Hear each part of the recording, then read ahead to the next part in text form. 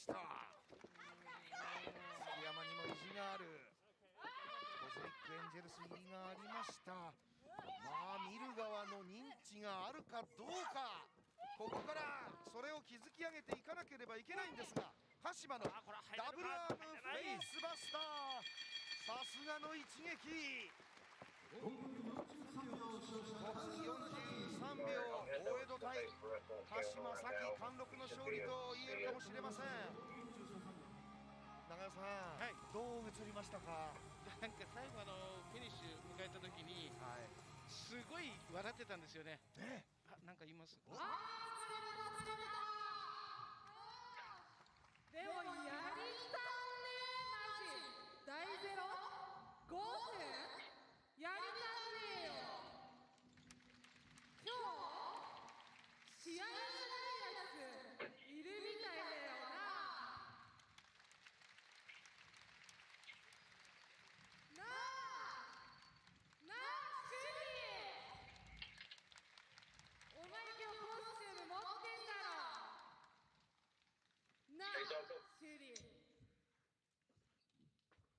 Saki should win his first match. Nothing against other people, but you know, Saki's the best. 大阪城ホール、そりゃやりたいですよね。だったら私とシングルマッチなんてどうかな。 I think we're working. Can you hear me on the headset? Cool. Yeah, I got you.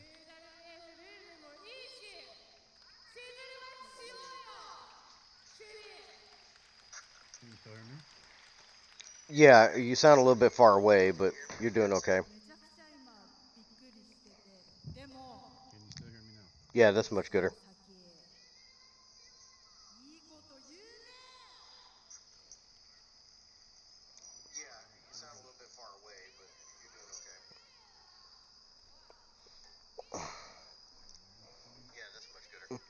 If you go on the YouTube and look at the Face4Wrestling channel, you'll see that it's live right now.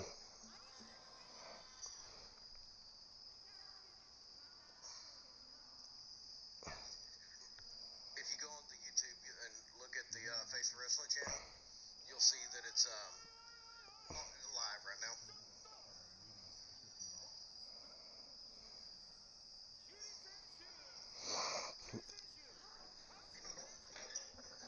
I can change that in a second.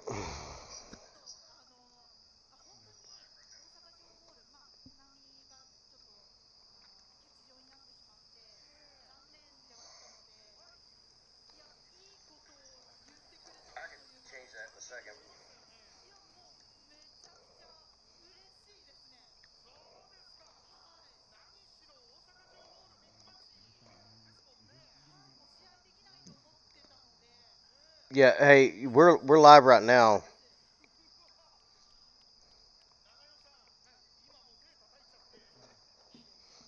I can barely hear you. Yeah, hey, we're live right now.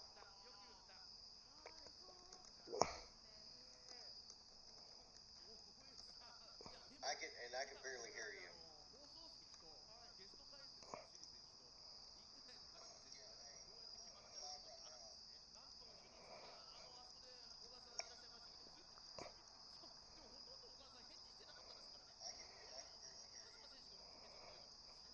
Okay.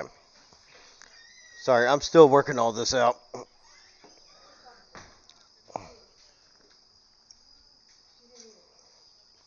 Oh my God, Robin Renegade just came into our live chat.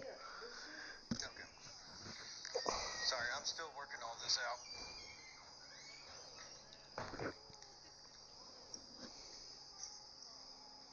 Oh my God, Robin Renegade just came into our live chat. She is going to end up kicking our ass because she knows that she's stronger than the both of us put together.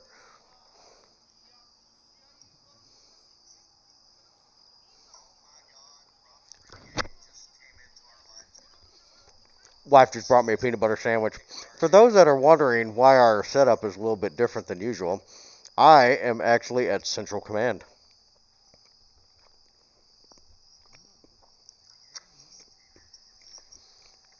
Oh, you look the best you've ever looked. As long as we can hear you, we're good.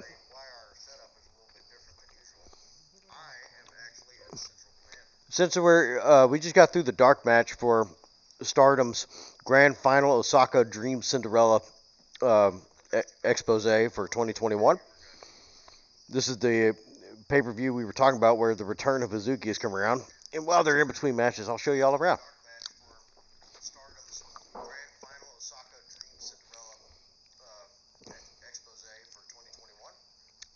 Coach! Oh, Coach, we love you. I'm leaving the camera here for a second. This is not mine, by the way. This is St. Billy, patron saint of mechanics, 57. I don't know. Is my camera going to it? Yeah. If it was, I'll post a picture of it later. And that's the slingshot thing that he's talking about. And this is the mower that I will be sitting on right now for this pay-per-view.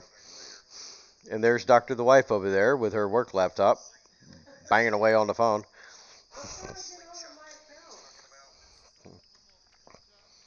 Let's see if I got the camera back where it needs to go.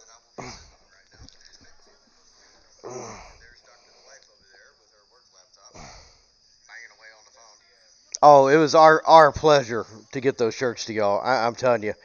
We appreciate the fact that there's an actual tag team in wrestling nowadays that makes sense.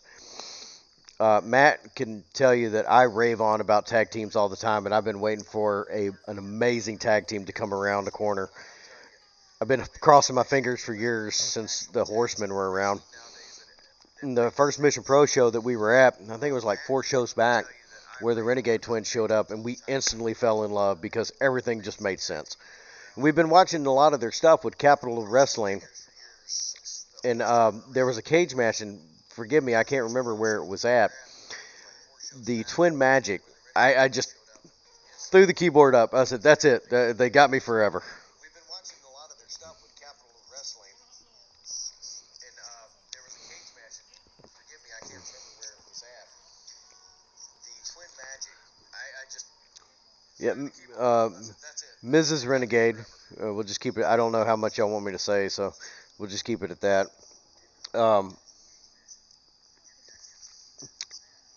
Philly, you said. Okay. Well, due to conditions of my release, conditional release and probation, I am not allowed to leave Texas for quite some time.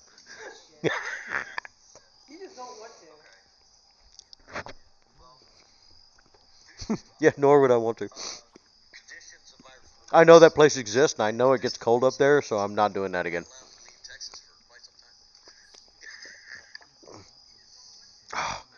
Are you serious? Y'all are from New Jersey originally? Really? Where? Look, Coach just came in and was like, New Jersey!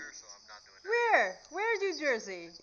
I'm from Yeah, South Jersey. Yeah, the wife is, Dr. The Wife is actually from South Jersey.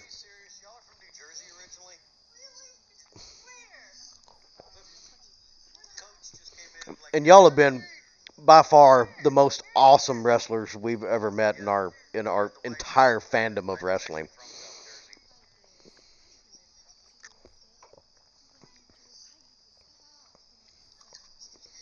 And y'all have been by far the most awesome wrestlers we've ever met in our entire fandom of wrestling. So we're going through the pre-show right now.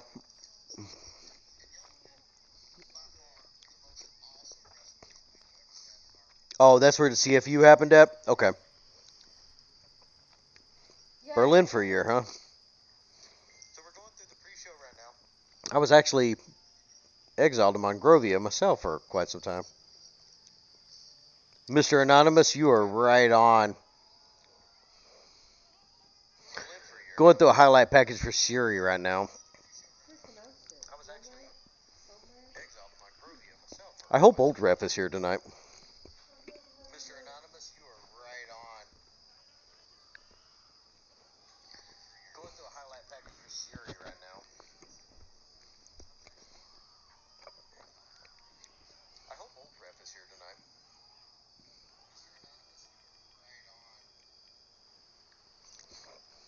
I'm slow reading. It's because I have a good enough degree.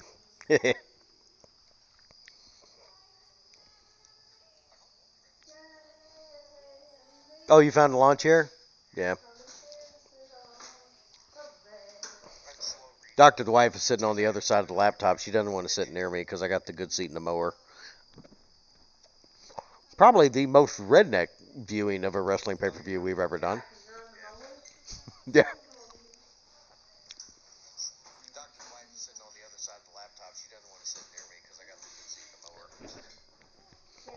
I think Matt just flat out disconnected because I can't hear anything you're saying.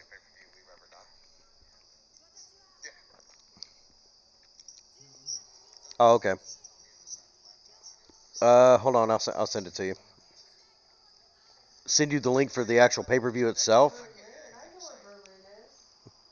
The Okay, so the link for the pay-per-view itself is actually in our email. I just sent it internally. And we are not sharing that out because Stardom will kick my ass all over the place. They already put up enough with the nonsense that we do over here.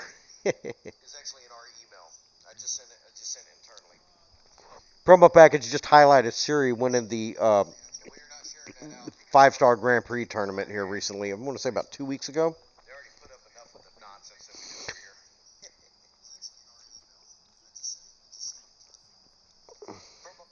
Yeah, I haven't been to Berlin extensively, but I'm very familiar with the Bavarian area. So much so that I had a Deutschbahn pass.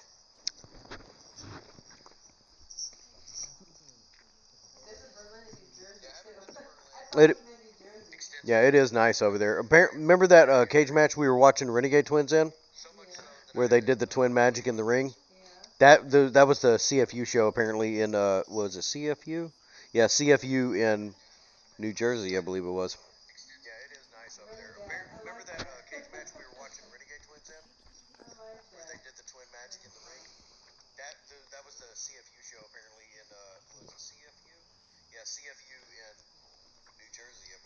I'll let you do that.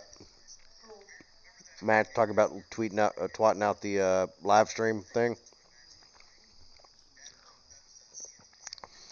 We're just honored that the Renegade Twins have joined us, along with Mrs. Renegade and Mr. Coach. More than happy to see y'all. Really appreciate. So happy that y'all like the shirts. We took a risk on that one. Kind of one of those ask for forgiveness rather than permission things.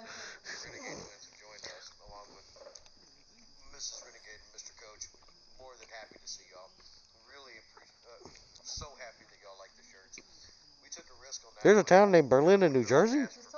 Oh.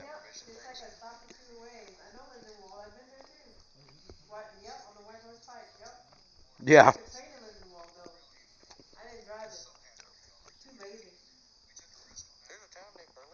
I used to live in the upper Virginia and lower Maryland area for a little while. And the only reason that I know how destitute that place is because I had to drive I-95 to go see Dr. the wife up there when we were still dating. And I'm telling you, I learned two things up there. Jersey Shore stinks worse than the boardwalk in Shreveport. And I-95 is terrible to drive on. But I did find out that if you have Texas plates and you're driving on the turnpike thing or whatever toll road that I-95 has, that they will send you tickets that you never have to pay.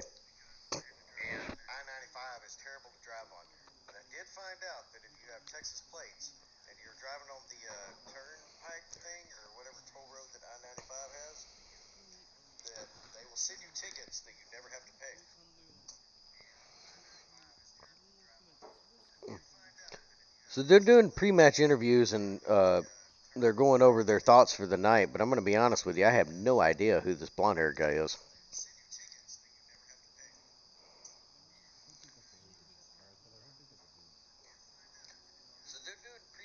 Oh, is that I know who you're talking about now, and I can't remember the name.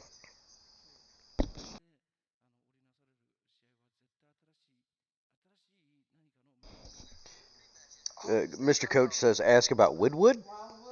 Yeah. All the magical places I'll never go back to. Not even at gunpoint. Yeah, he hated. Actually, I think when we dated, we went to AC, and he could smell a body somewhere washed up on Atlantic City shore. Yeah, it's one of the first dates. I don't know if y'all heard that, but one of the first dates that me and Dr. the Wife went on was on the Atlantic City, Jersey shore, and it smelled like absolute death, and I couldn't get over it. Come to find out the next day that a body had washed up on the shore not too far from where we had our date at. And it was one of those cases of like, I knew it. I know what dead bodies smell like. I used to work in a funeral home. That's why. Okay, I don't want to sound too weird here. And I couldn't get over it. Come to find out the next day that a body had washed up on the shore. Yeah. Where we had our date at. Add a little context to this before I start sounding like an absolute weirdo. I used to work in a funeral home. That's why. Okay, I don't want to sound too weird here.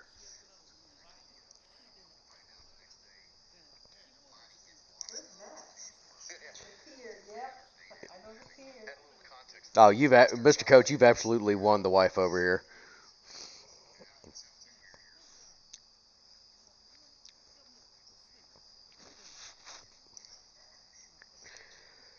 I'm actually going to be pretty honest, candid with y'all on this one. I'm actually surprised this is working based on, Matt knows where I'm at. And they've only had cable internet out here for maybe, what would you say, 3 years? I think so. Like prior to that, everything out here has been dial-up.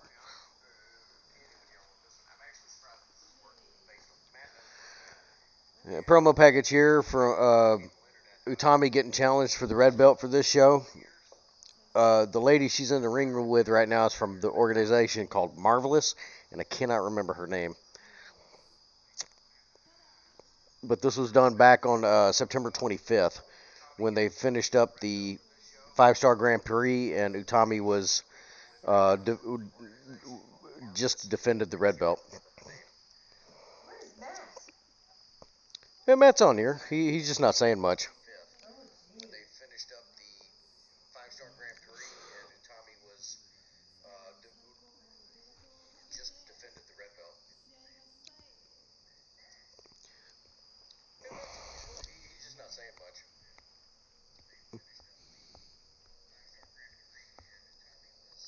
So we were talking to the little one, and they said that Mission Pro has stated that they're doing a Halloween celebration. So we're taking that as costume contest. So Matt and I will be in our costumes, and we'll have our Renegade Twin shirts with us for just to carry with us. But the little one has actually expressed that she wants to dress up as the third Renegade Twin. So we're going to oblige and kind of do a cross between the hairdos somehow. No, they're not. They're braids. Yeah, they're braids, but they braid them differently between. That's how I can tell them apart. Because I'm going to be honest with you. Like, if you look at them just at the faces, like, they are identical. Yeah, if Robin's still in here, please don't punch me when you see me.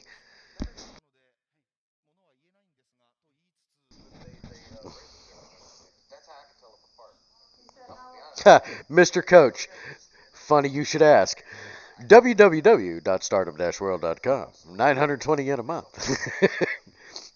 If you follow their Twatter feed, they actually put this out. They're using the Bushi Road backend servers and doing a what you call it?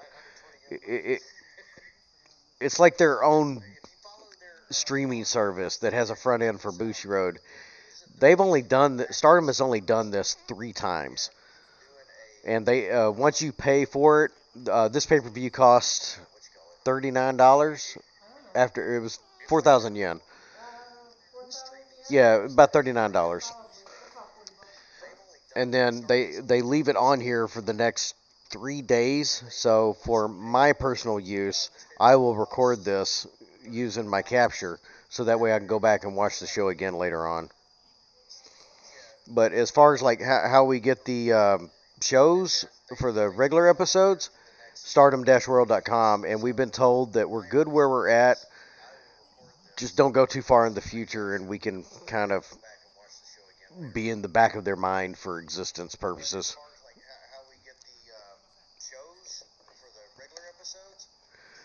I'm pretty sure that, as you could tell also, this is solely our channel, what we do, and that damn cat that just jumped up here. This is Matt and I are only doing this for our entertainment purposes only.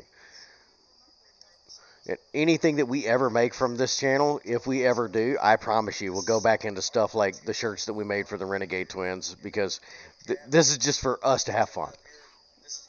Matt and I are only doing this for our entertainment purposes only.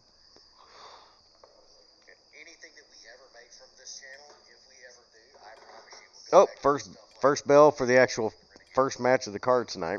This is just for us to have fun. Oh, look at the trophies they got for this show. Those are nice. Where in the world is Matt? Siri's coming out first. Kind of disappointed she...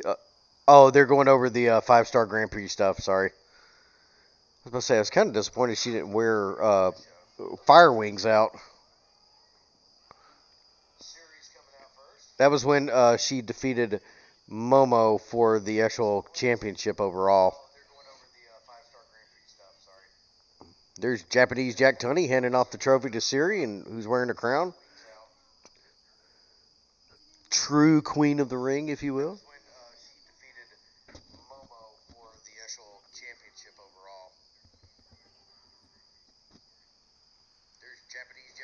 Oh, you got one of them Skynet TVs.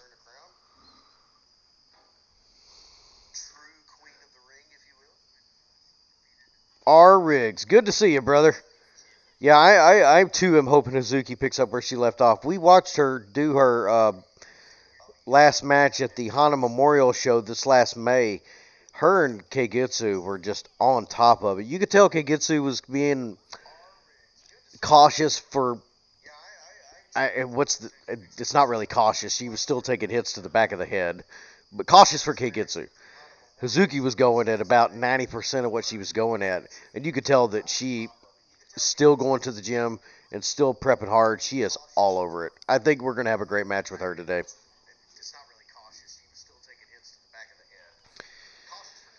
Also, R. Riggs, if you haven't noticed yet, we have some esteemed guests in our chat today. We are honored that they are here. Mr. Coach is father of the Renegade Twins, and we saw Robin in here earlier. They are... if Mission Pro comes out with tag team championships, they are the future Mission Pro Wrestling tag team champions, and will be wrestling again October 23rd, Conroe, Texas, Southern Star Brewery.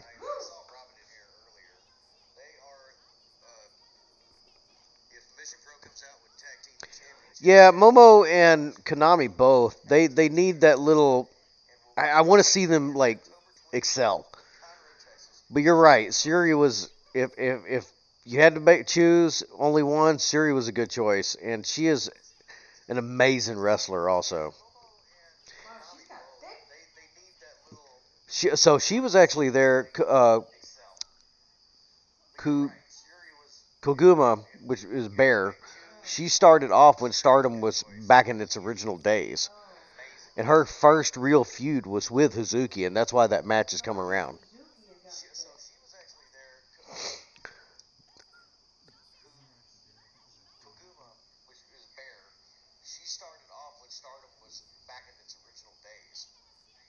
Oh, I completely understand that. I go to bed early just because I'm old. I'm actually surprised I'm still up right now. No doubt that the main event for the show with Utami is going to be amazing. But I'm telling you, the match that I'm here for tonight, there's two of them. The return of Hazuki and Mayu winning the white belt tonight. I'm actually surprised I'm still up right now. No doubt that the main event for the show with Utami is going to be amazing. But I'm telling you, the match that I'm here for tonight, there's two of them. The return of Hazuki and... Oh, you want to do that? $1 per match? We'll call them as they come out. Is that you typing? Is that you typing? No, that's Matt typing. I'm on my Waldo account. Oh, you want to do that? $1 per match?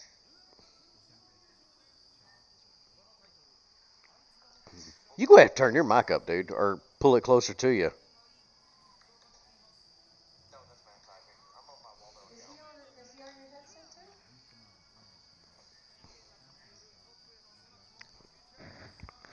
All right, so Rocco's coming out first.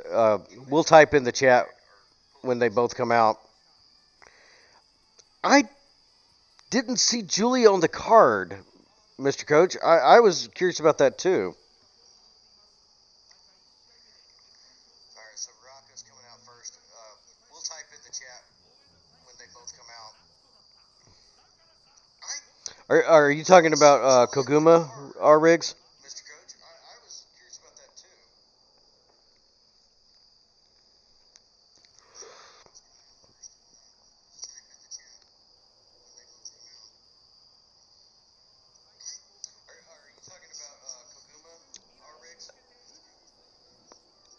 Yeah, I remember them saying something about Julia, but I know there was somebody else that was pulled from the show because an acute something or another.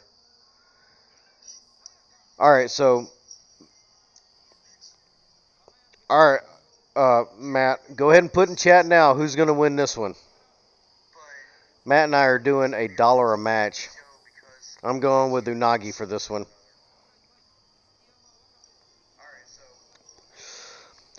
Yeah, even so, we went on Stardom World and kind of looked up some of her earlier matches, and she was still thick back then too. She's more of a brawler than she was a high flyer than anything like that. Her matches with Hazuki, I'm sorry. Hazuki can wrestle a broomstick and make it look good.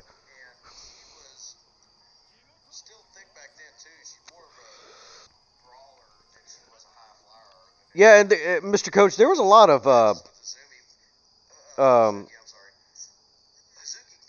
to do when Julia came over to Stardom. I can't remember the organization that she had left. I think it was Ice Ribbon, and there was a big stink over, but there was a lot of behind the scenes stuff that cannot be confirmed, so I'm not going to go into it. She's doing better in Stardom, so if you know the backstory, you kind of know she's where she needs to be because they're taking better care of her. I can see it going that way, Matt. But and it's for the future of Stardom.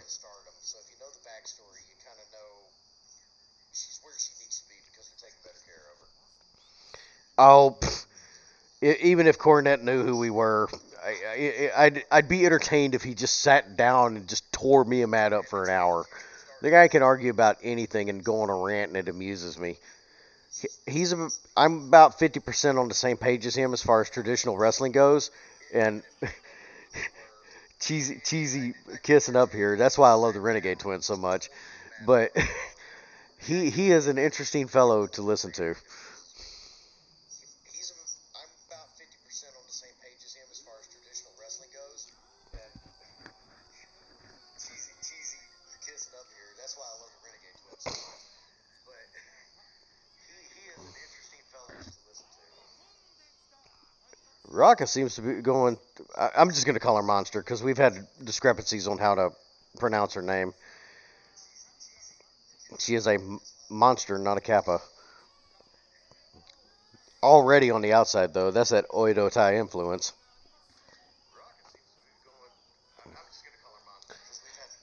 Suffice to say, Mr. Coach, she, put it this way. If I didn't get paid for a while, I'd probably be aggravated, too.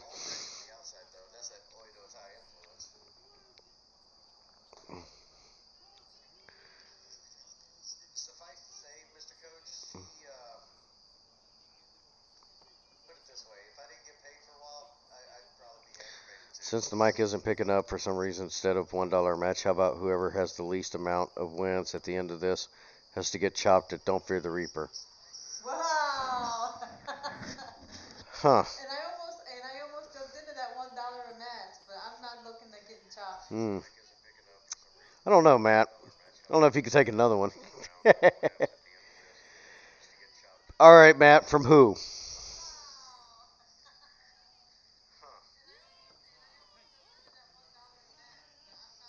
Man, that's right. I appreciate that, R. Riggs. What's YouTube.com/Face4Wrestling? Is that your YouTube? Is it this? Yeah, that's fine. What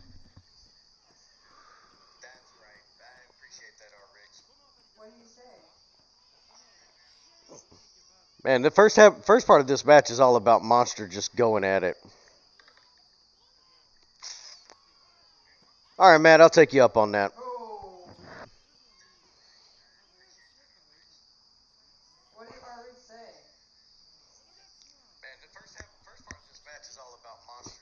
And by the way, that is old ref in the ring, and he is having none of this outside stuff. Boy, 2 and 99 100s out of the pin right there. Wait, I don't think that's old ref. I think that's middle-aged ref.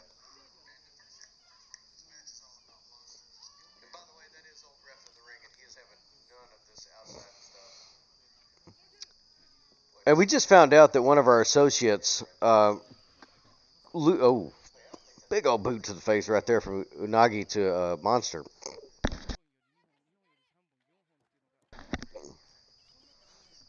And I do not have the disease from unknown origins. I have a cold that I'm just getting over, by the way. Holiday? She's not going to spare your head.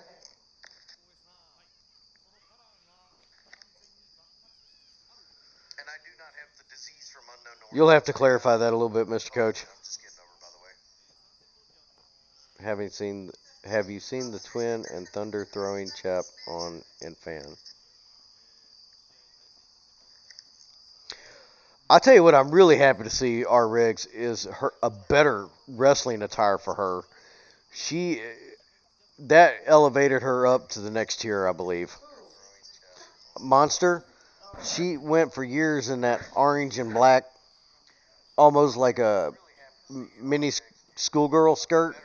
I'm not saying she looked bad in it. I'm just saying, like, she started off in Jungle Assault Nation, and it just kind of stuck out from the rest of them.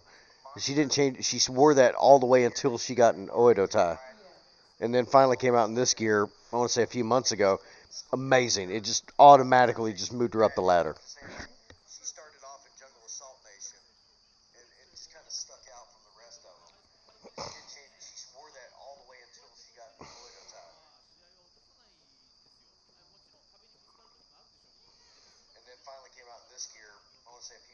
They're trading elbows in the middle of the ring while they're trying to work their way up right now.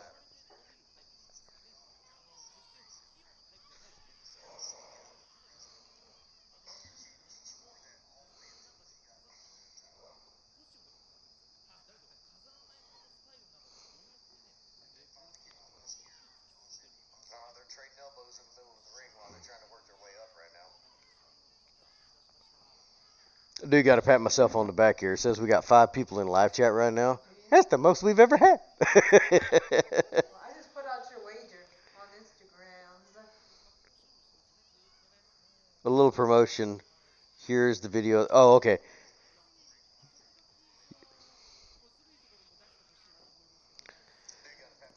Yeah, Unagi's getting in them shoulder tackles pretty good.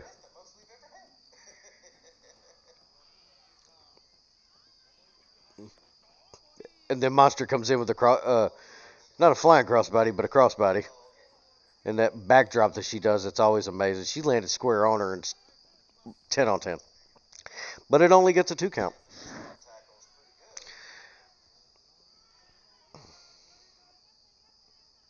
Yeah, that's middle-aged ref.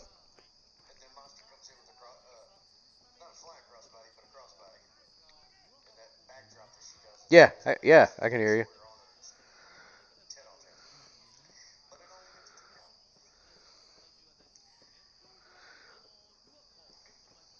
Big old headlock, and Unagi's trying to make the ropes.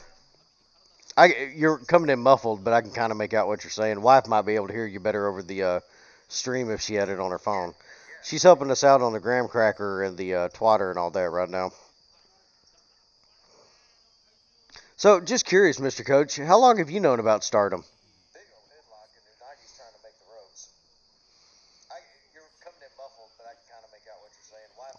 Codebreaker from Unagi off the rope says Monster was running into her. Interesting leg drop right there. She jumps and just kind of flips her legs up and just goes straight down and somehow does it faster.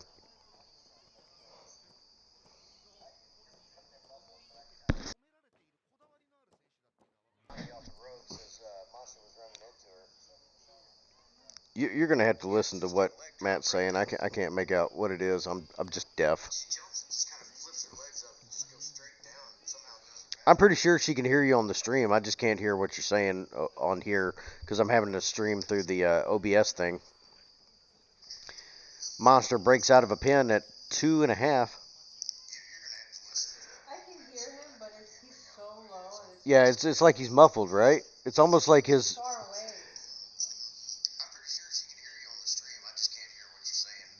Go into your Skype settings and make sure on your audio that it's connected to the codec and not to like the webcam mic. Yeah, he's way back there. Unagi off the top with the modified frog splash in the middle of the ring. Almost gets the 3 right there. And, oh! God dang it, betrayer number 2. Monster with the briefcase. Hina's in the ring trying to... Ooh. Reverse Russian leg sweep. Monster's in the ring. She's going for perfect plex. And doesn't hold it. Do what? Yeah, that's Monster. Remember she was the one in the skirt and everything? Yeah, she's gotten a whole lot better.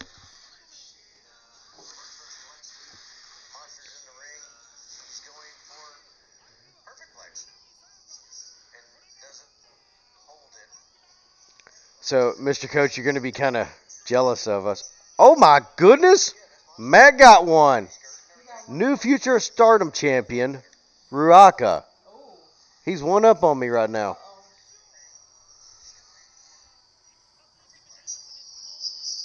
Andy, I'm right there with you. I was not expecting that. So, Mr. Coach, you're going to be kind of jealous of us. Oh, my goodness.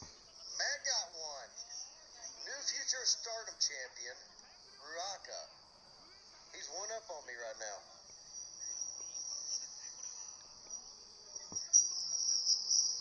Andy, I'm right there. Japanese Jack Tunney in the ring, presenting the future Stardom championship belt to Ruaka.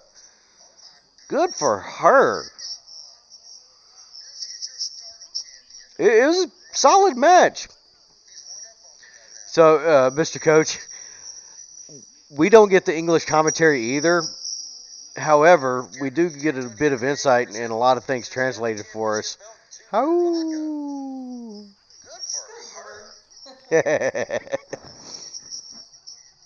was a solid match.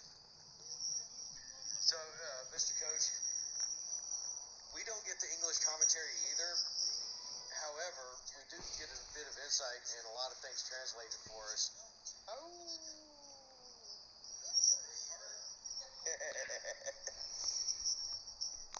This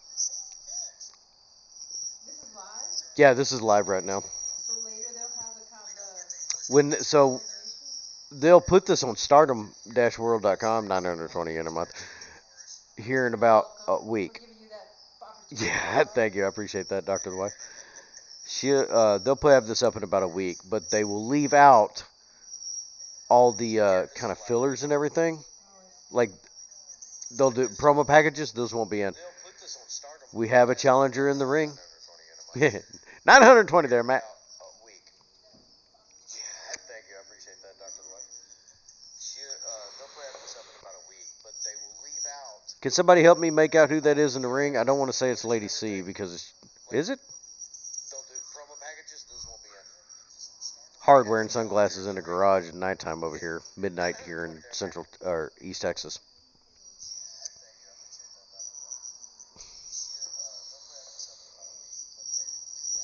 Can somebody help me make out who that is in the ring? I don't want to say it's... I think that is Lady C because, you know, she's tall as the building. Hard wearing sunglasses in a garage at nighttime over here. Midnight here in Central or East Texas.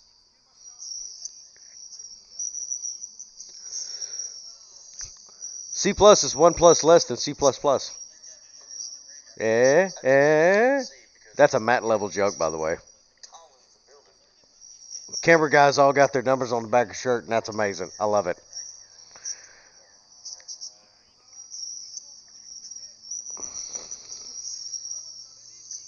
C plus is 1 plus less than C plus plus. That's a Matt level joke, by the way.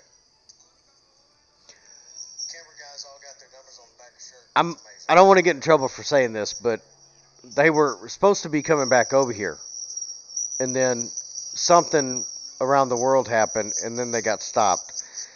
We have an associate of ours that is actually taking a job over in Osaka region, and we might be able to start using him instead of White Rabbit.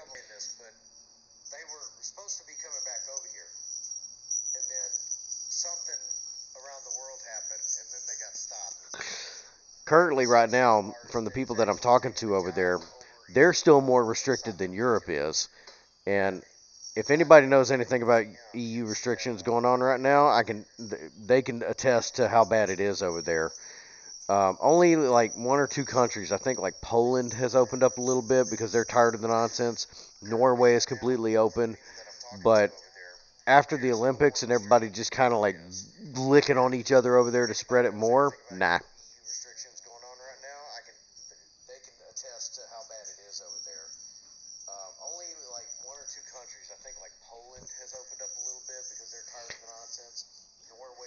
Well, we're trying.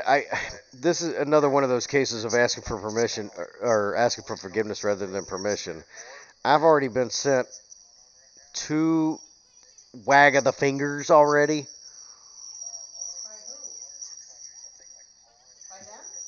Maybe by them, who knows?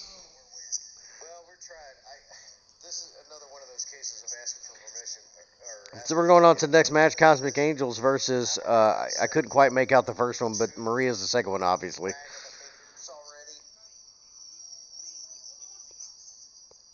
Din? Oh, okay, got you. Oh, okay, they're from Marvelous. Thanks, Matt. So we're going on to the next match, Cosmic Angels versus, I couldn't quite make out the first one, but Maria's the second one, obviously.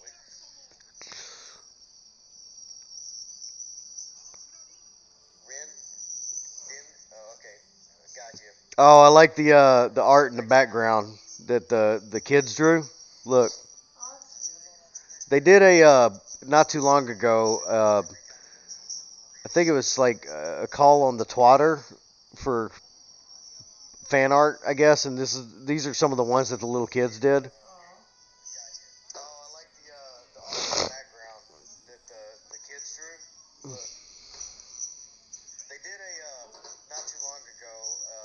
And I'm getting better at catching what some of the announcers are saying on here too. Due to recent job changes and life events, I've been kind of slacking off on the Japanese lessons. What's up? Oh, no. I said life, not wife events.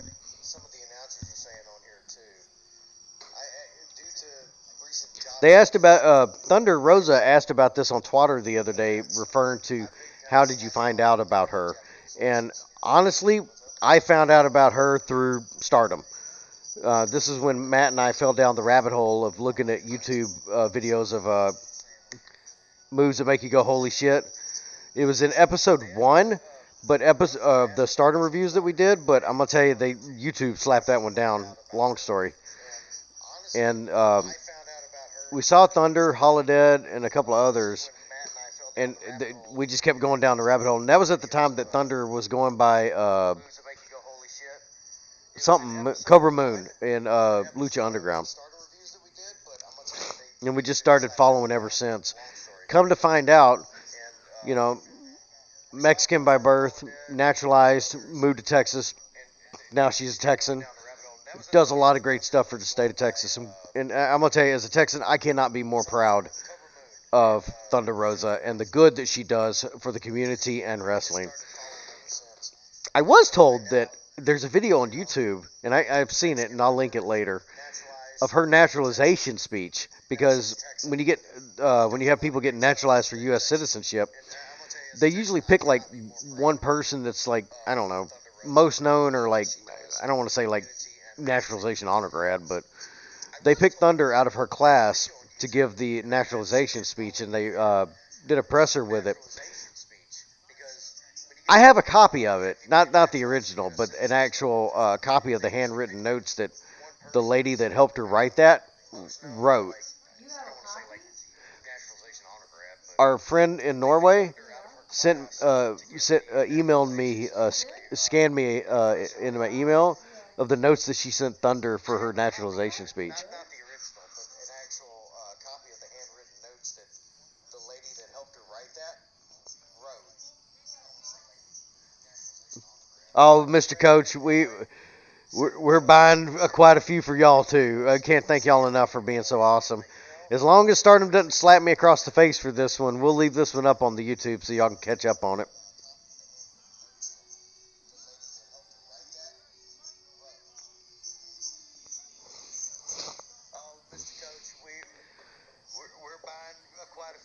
Well, Dr. Wife's in the same boat as I am. We'll call you Brandon. Until we get told to do that, we just usually refer to everybody like, you know, Mr. and Mrs. It's tradition, I'm sorry.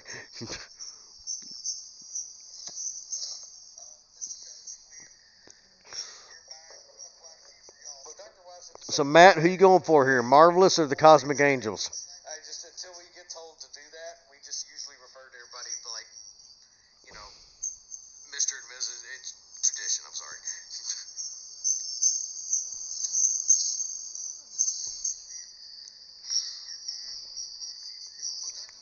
So, Matt, who you going for here? Marvelous or the Cosmic Angels? Until we get told to do that, we just usually refer to everybody like, you know, Mr. and Mrs. It's tradition, I'm sorry.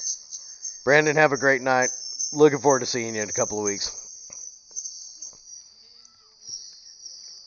All right, Matt's going for the Marvelous ladies, and I'm going for the Cosmic Angels. Got to break the streak already. I don't want 2 in a row for Cosmic Angels. That's just going to hurt. Brandon, have a great night. See, if the Cosmic Angels win here, that means it's okay when Tam loses because she's in Cosmic Angels too. And that way we can have another reign of Mayu with the white belt. Got to break the streak already. I don't want 2 in a row for Cosmic Angels. I like how they're starting to put the stats on the bottom of the screen too, like with the name cards and everything. That's good. Production value under Bushiroad's tenure has really increased, but it was really starting to increase before Bushiroad flat out bottom. Flying drop kick into the thin air. That's a strange way to taunt, just sliding over to the corner. But the lady from Marvelous that's outside the ring, she is not amused.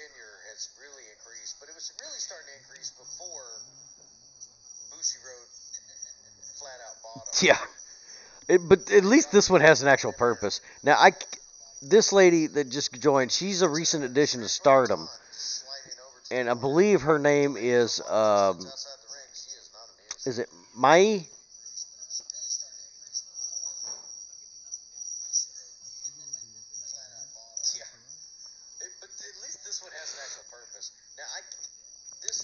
Whatever it is, it's foot to the face right now. And I believe her name is it Mai? And they still got middle-aged ref in there. Got her tied up in the ropes. So right now we'll just go with May, and I'm pretty sure that we'll get called out on this. I thought it was going to be a 8-1-6-6, but it was a double stomp to the back. Makes more sense. But it's not enough to put her away. Got her tied up in the ropes. So right now we'll just go with May, and I'm pretty sure that we'll get called out on this. Man, she's not holding back on them stomps either. 8-1-6-6, but it was a double stomp to the back. Makes more sense. But it's not enough to put her away.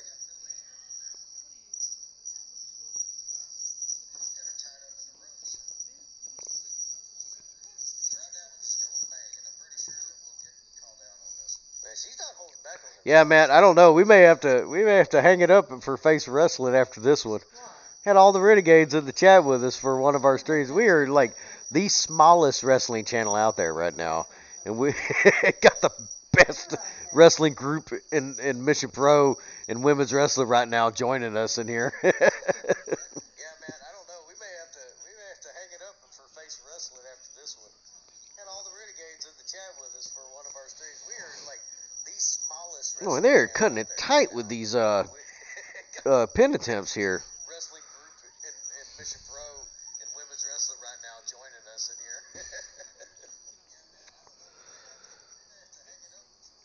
here. May keeping the ring clear so Mina can come in and just cause some trouble.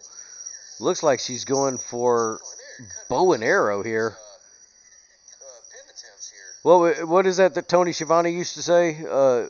Shades of so-and-so. This is shades of Mighty Apache here. May keeping the ring clear so Mina can come But the other lady from Marvelous, she's just not having it. She comes in and breaks up the bow and arrow. bow and arrow here. Double team cross into the ropes, gets turned around into arm pulled headbutts. Shades of so-and-so. This is shades of Mighty Apache here. Wait, what? But the other lady from Marvelous, she's just not having it. She comes in and breaks up the bow That and arrow. looks painful. That looks terrible. Double team cross into the ropes. Good gets turned God. around into arm pulled headbutts.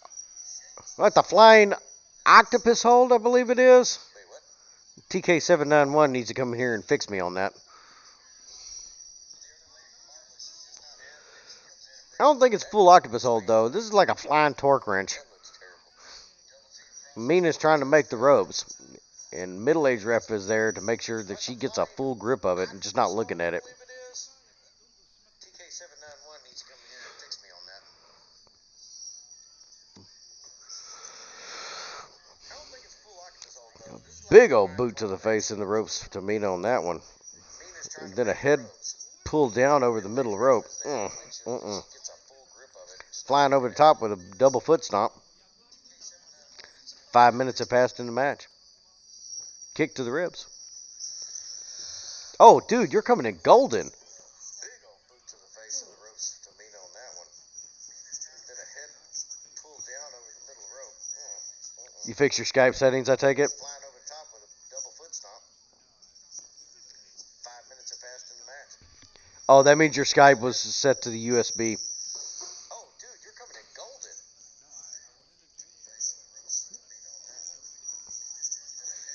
Do you have the pay-per-view open on your side? You fix your Skype settings, I take it? Okay. I hate to say this, but I gotta go get a cup of coffee and take some of my meds. Oh, that means your Skype is... It's because I'm old.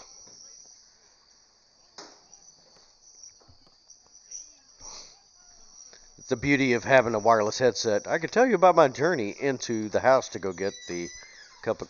Why is there a cat sitting on the dryer?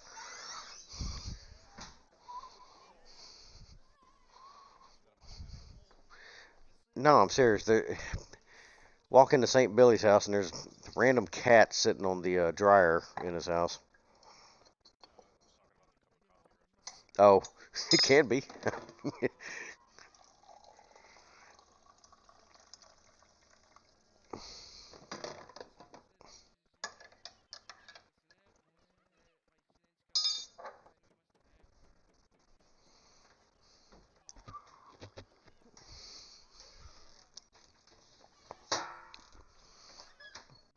So far, it's been a really good first half of the card.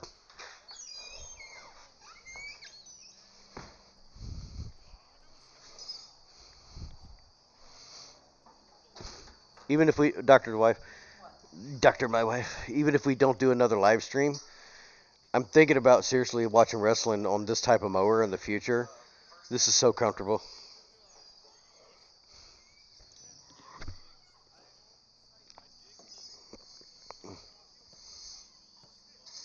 Even if we, Dr. My wife, even if we don't do another live stream, I'm thinking about seriously watching wrestling on this type of mower in the future. This is so comfortable.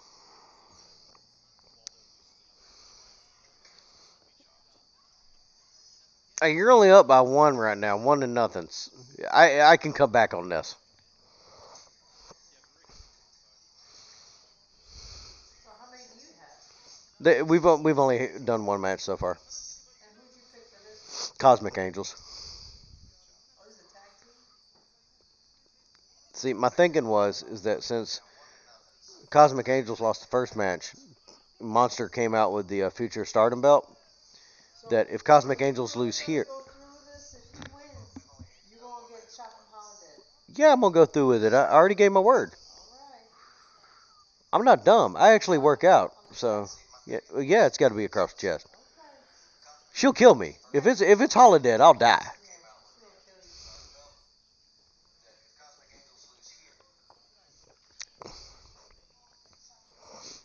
kill you. May trying to go up to the top. Marvelous comes over and interrupts that with a hair pull.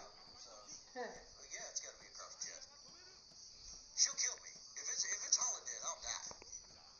Telling you, Cosmic Angel's gonna win here, so that way it's okay when Tam loses the white belt to Mayu tonight.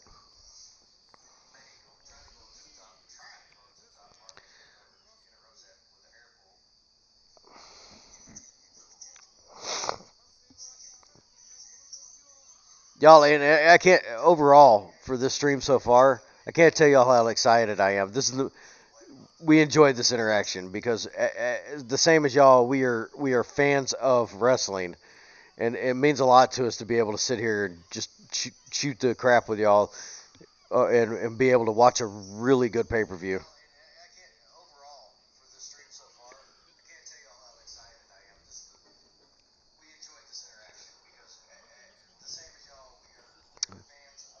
Yeah, nice body slam. Oh, you're a little behind, I think.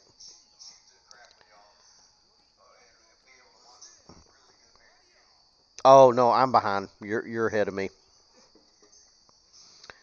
Your connection's better over there where you're at because you have better broadband. You know for a fact, me being where I'm at doesn't exactly do any favors for any internet connection I have. Well, she was stiff with that elbow to the side of the head.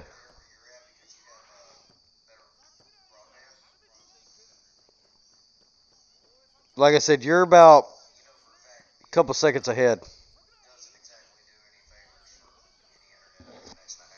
Because you don't have OBS going either, and you're not uploading to the stream or relying on. Ooh, Jesus Christ, that boot to the chin.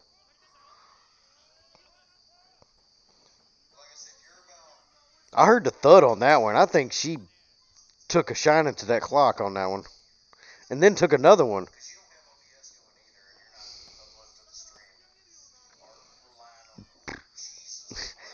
Mina comes in for a flying drop kick to break up the pin.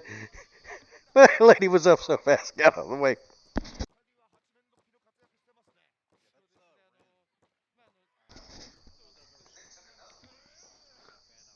Yeah. Slight delay vertical suplex in the middle of the ring. Got both of the legs. It looks like we're going into the Osaka Crab.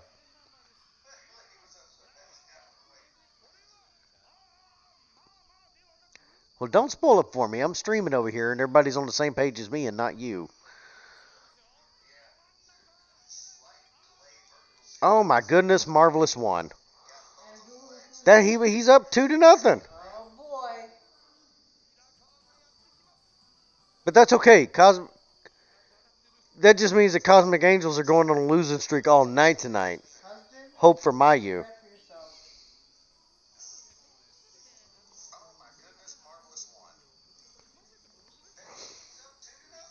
rep for yourself. Great match, though.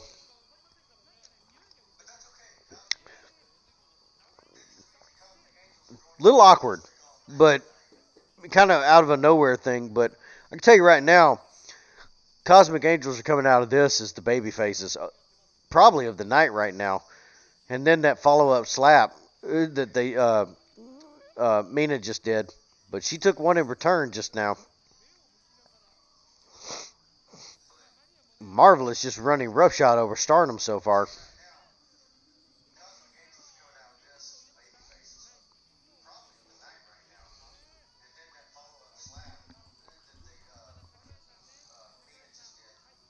I kind of want to go in and turn my volume down on this. I think that's what it is, but I'm afraid to mess with the OBS settings to goof up the stream.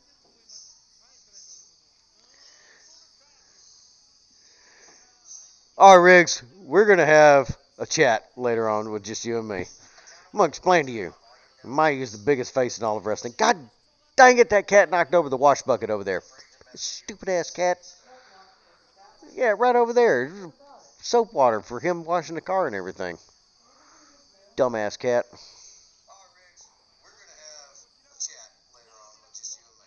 I'm going to explain to you. Nah, Matt, I'm going to have to educate him a little bit. Put that good enough degree I got to use. Yeah, right over there. Soap water for him washing the car and everything. Now, I'll say this, though. For the 10-year run right now that Stardom has had with Bushiroad taking over and current events, this has been excellent year for Stardom considering all that. Next match, we got Not Death Yama versus Starlight Kid, which is for the High Speed Championship, but it's weird because they're both in Oedo Tai.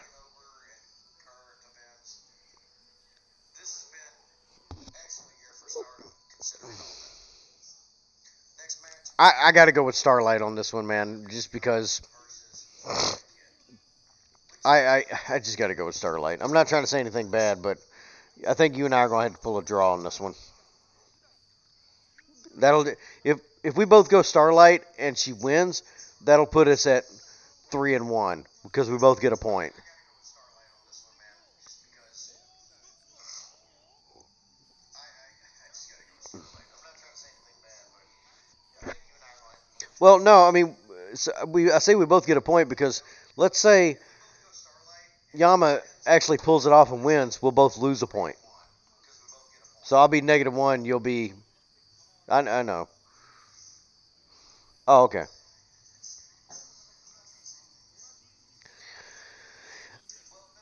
Riggs, I'm with you. It just doesn't seem like it's in the cards. I don't want to call this a filler match, but it just kind of feels that way a little bit. Almost too much so. Like, it could happen in a way. Riggs, I'm with you. It just doesn't seem like it's in the cards. I don't want to call this a filler match, but it just kind of feels that way a little bit. And it's not like they didn't have anybody else to put in this match.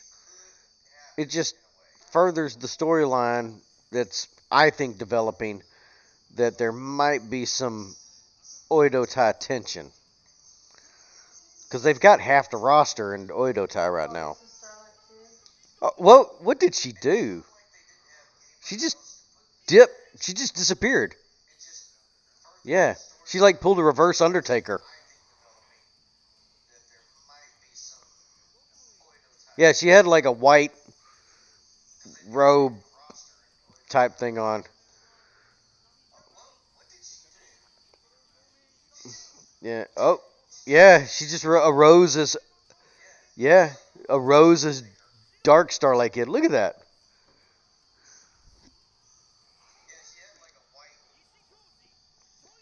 That, tip of the hat. That's cool.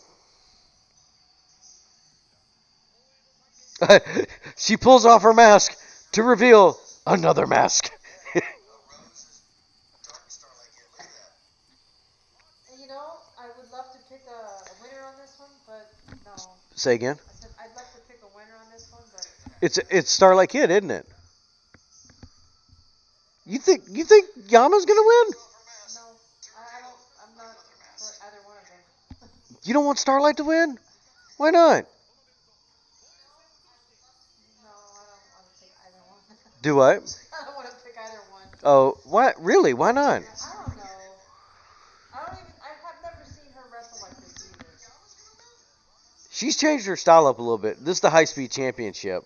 Dr. The Wife is over here saying that she doesn't want to pick either one of them.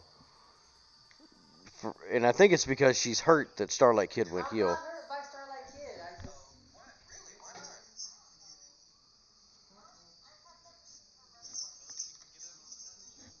She's changed her style up a little bit. This is the High Speed Championship. Dr. The Wife is over here saying that she doesn't want to pick either. Riggs, I agree with you. That's the best way to put it right now. And they've already added a lot of Marvelous to the show in the first two, or this previous match. And also coming up for the Red Belt defense as well. I'm with you.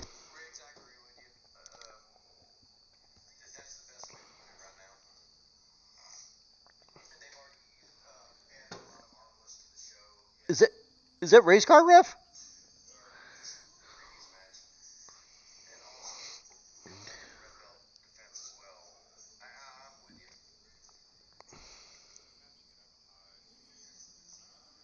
Yeah, I got to agree with you there.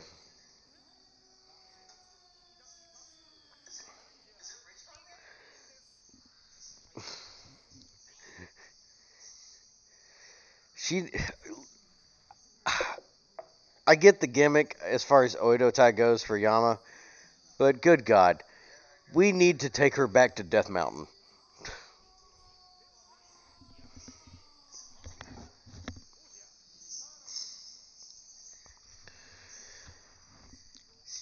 And I think behind the scenes, when Starlight finished up her school and reached that certain age, this is now her full time gig.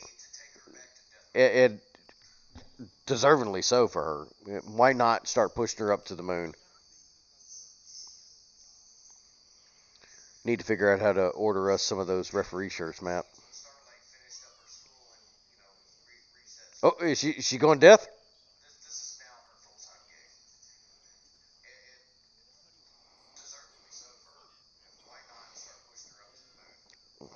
Starlight. Oh yeah, Starlight immediately going for kicks, flips, and everything else I can't keep up with. I don't know how she just did that jumping out of the corner, but it was nice. I call arm drag. I can call an arm drag. A crucifix pin there.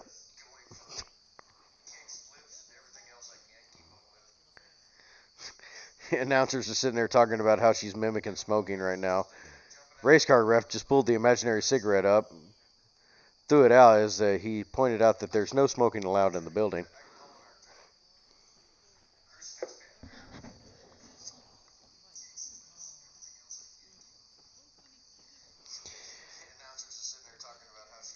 Riggs, I'm with you, and I thought they should have done that when they got rid of the whole Death Yama thing. Unfortunately, the Death Yama gimmick ended. Well, if you go back and see when it ended, you'll see why it did. But they should have gone back to her original stuff. Do what, Dr. Y? Death Yama here, or is that Clown Yama's death?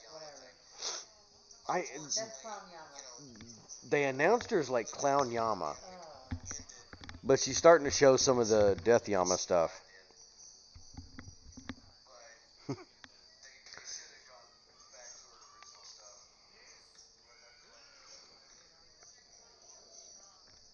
I like how the announcers are sitting there saying, what is she doing? Where is she going? It's an Oedo Tai match. We are outside the ring, and Starlight Kid misses everything and eats nothing but ring apron on that.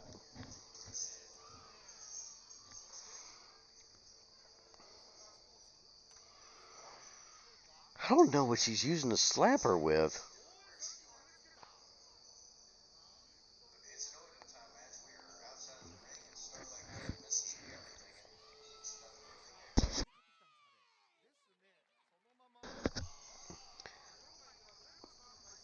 And when she was in her original Kaori gimmick, when she was back in Jan, Matt and I talked about it in the last episode as they're trading suplex attempts.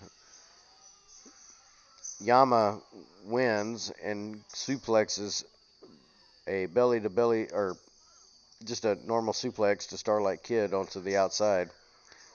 Padding was down, so if that means anything. But Kaori was able to draw heel heat immediately, and she was on a face team. I'm with you. I don't understand why they didn't go back to her just being Kaori and just having her being Oedo Tai as a heel, being herself.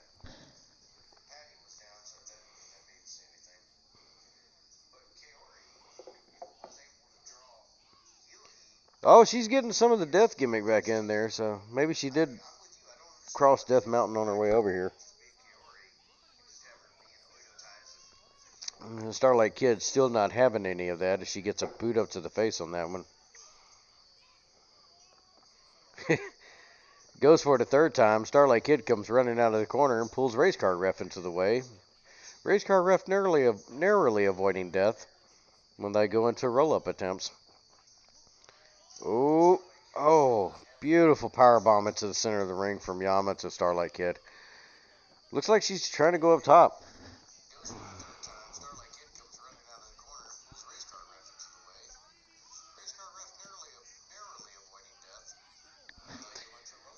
Yeah, and I think Riggs. I think she still has it in her. Like if you watch if you're able to watch the pay-per-view fully, you could see that she's got it in her. She can definitely pull off a great match, and still has plenty of agility. I think she's being limited by this gimmick. Excuse me for a second. I'm still getting over my cold.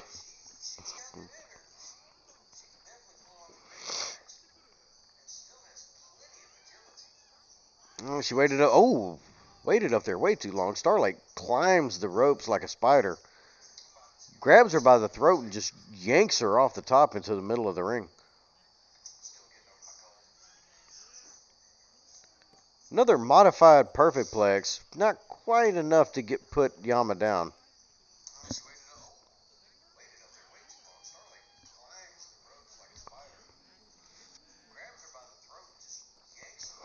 Fun fact, this is the first match of the night where the title cards come up, and neither wrestler in this match have a birth date reported on the title card. Yeah, because they're from parts unknown type thing.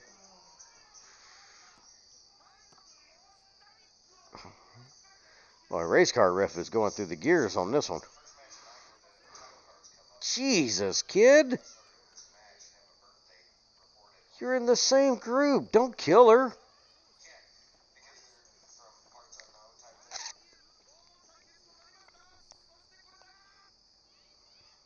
Stalin body slam in the middle of the ring.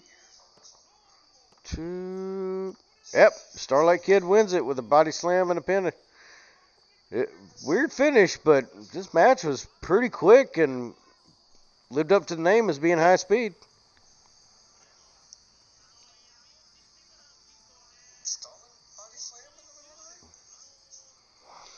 Yeah, Matt.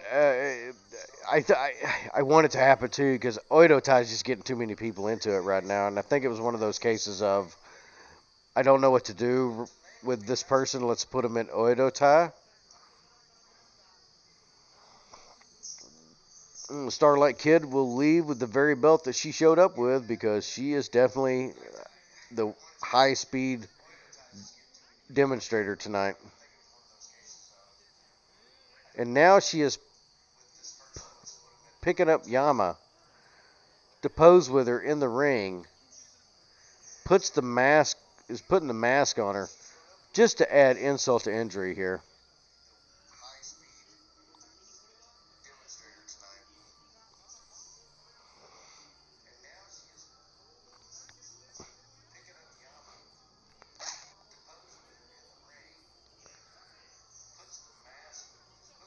And then gives like a hand salute to tell her great job for the match, but just kind of rubbed her face in it right before that.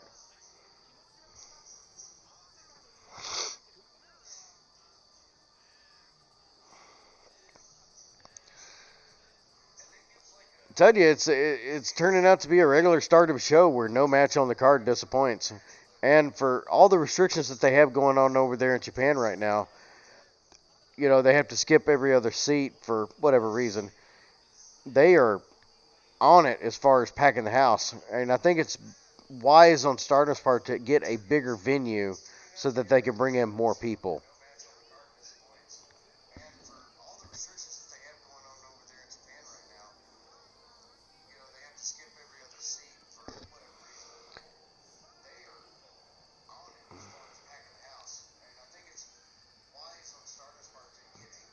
Yeah, and I think they're going to do that for a little bit, Riggs. I could definitely foresee them doing that. I don't know really where you go after her match tonight, depending on how the match goes. She needs a proper title run. Or at least I want that to happen for her. Because she deserves it. going into a promo package here back from 3 October. And this is the kind of stuff right now that if you're watching pay-per-view, you get these packages. But if you wait for the actual show to make it to stardom-world.com for $920 a month, this will be cut out. You'll only get the matches basically from entrance to the end of the match itself when the final bell rings.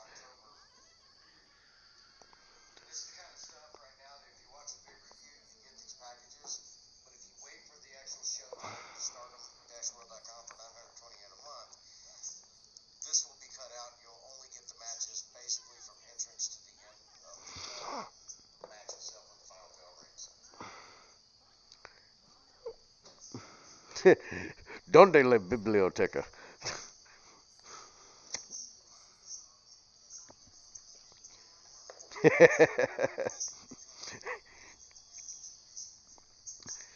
So DDM going up against QQ. Who you got, Matt?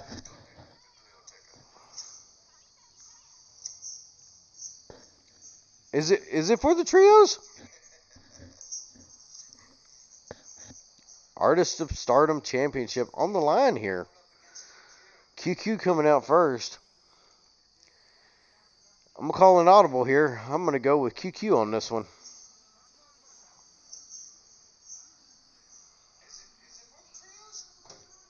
I think we need to get a belt back on Azumi.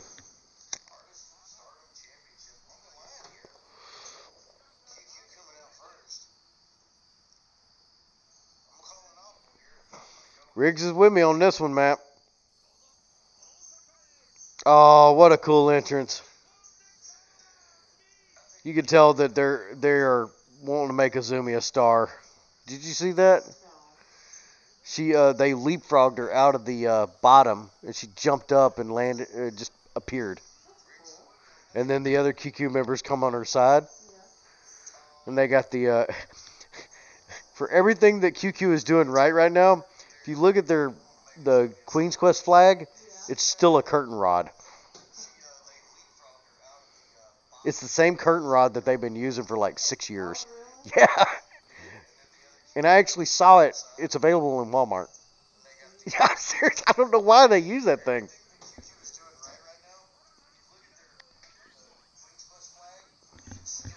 Do what?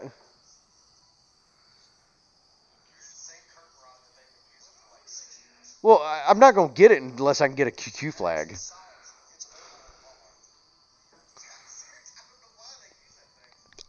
Yes, I know how to make a flag, Matt, but I don't exactly know how to put that design on it.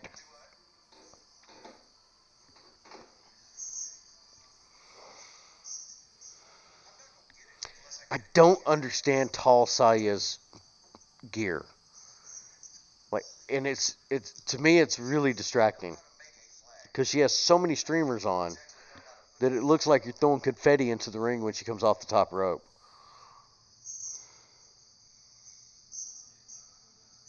Wait, is this the first time we've heard a DDM theme, Matt?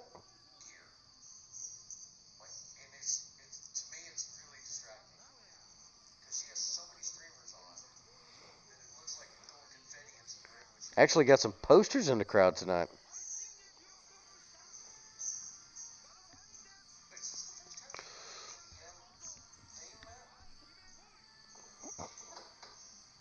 See, they all got matching pants. And they are... Oh, they're doing a selfie on the ramp? Interesting. You just tell that every show and every match, Natsupoi is so happy to be there. Funny enough, she doesn't have her little twirling baton with her tonight.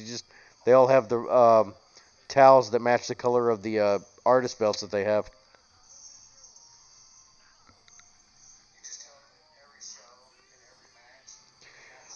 DDM has a dance, and they have taken it over from Oedo Tai.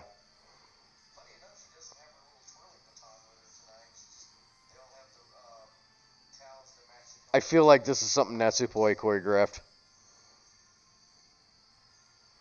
And I like how their outfits are also matched to the color of the artist belt that they have. Do you see that, Dr. The Wife? So they are the trios tag team champions, and each belt has a different color. And so they made their tops with the sequence match the color of the belt that they have. That's a better picture of it right there.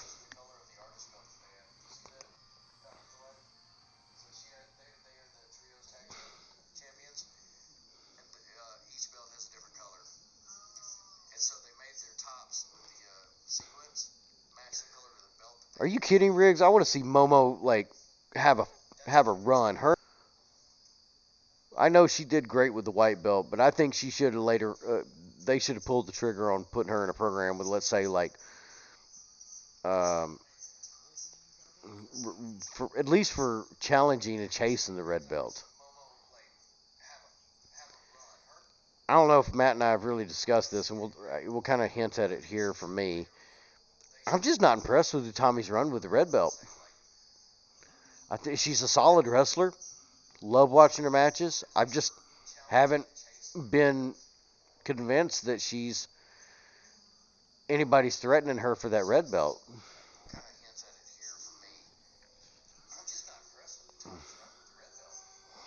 Yeah, see all the streamers that she's wearing right now? They'll zoom back out in a second. She looks like a Mardi Gras parade walked into the ring.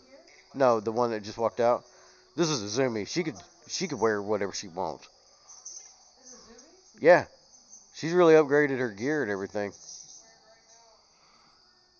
This is Momo. Momo's made her gear a little bit more shiny.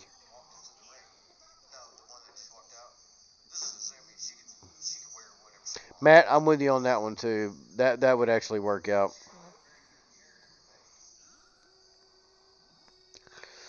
Natsupoi doing cartwheels in thin air with nothing below her, defying gravity and physics alike.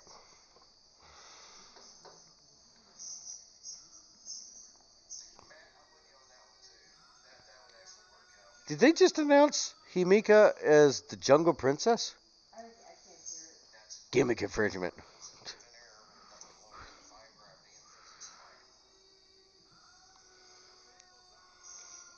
Himika and Maika both they stand out due to their height. I don't want to say that they're huge like it's an insult, but they stick out because they're built.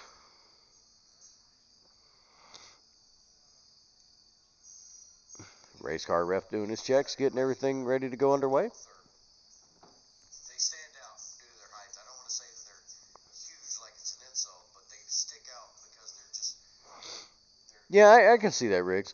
And the best thing is right now is that the roster for Stardom offers so many possibilities for fans to place. These are my top 3. These are my top 5. And for people, that's for people just getting into it. And for longtime Stardom fans, for some of the old guard that's still there, like Momo, Konami, Tam, Mayu, they still rank in that top tier because they could put up a great match and a great defense of any championship that they have. But I'm with you. Momo needs a belt, and she needs it like now. Who are you going with? I'm going with QQ on this one. Who? Queen's Quest. What's her name? Huh? What did you say? Kikyo? Queen's Quest. Oh, QQ. Yeah, I'm sorry. I'm talking to Dr. The Wife over here. This is a group versus group for the Trios Championship, Artists of Stardom Championship.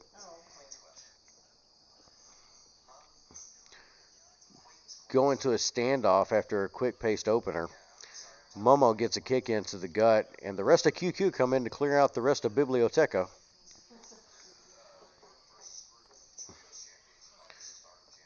Himika in the corner gets dropkick train started up. And then Tall Saya gets for some reason, a lift that she doesn't need because she's already 7 feet tall. Jesus, Momo.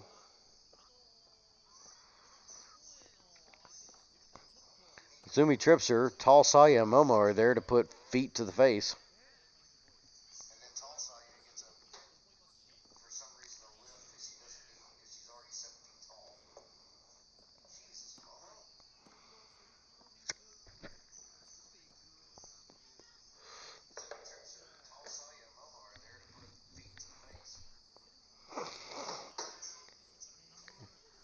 Momo looked like she was trying to kick a soccer ball on that one. Tried to pin with a knee to the throat. That's just insulting. Takes her back over to the QQ corner. Talsaya gets tagged in while Momo runs over and clears out the other corner real quick.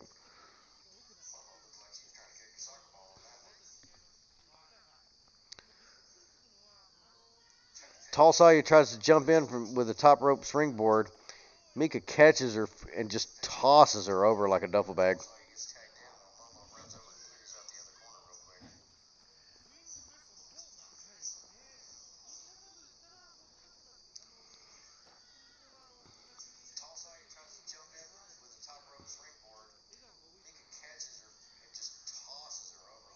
Oh, Osaka grabbed a Talsaya in the middle of the ring. Natsupoi runs over to clear out the rest of the QQ so they can stop interfering. But Talsaya makes the ropes and race car ref starts giving us the count.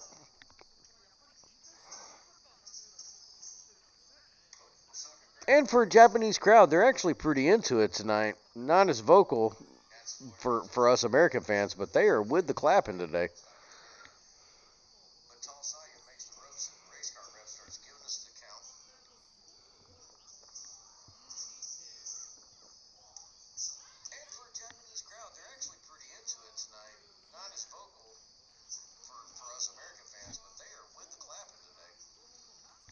See, Riggs, you're hitting a sore spot with me because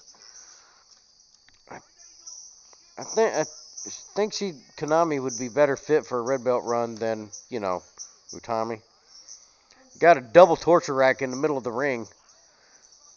Talsaya and Azumi both get torture rack. What are you doing, Dr. The Wife? Do what? Oh, Dr. The Wife's out for the night.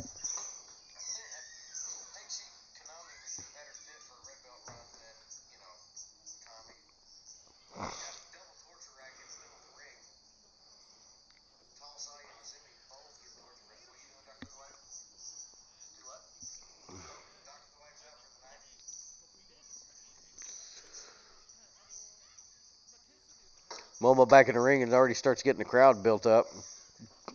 Big old drop kick into the corner.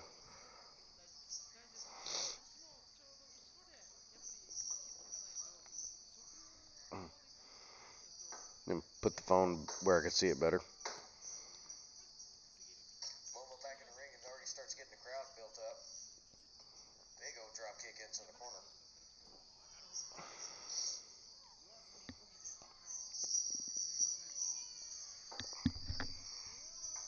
Put the phone where I can see it better.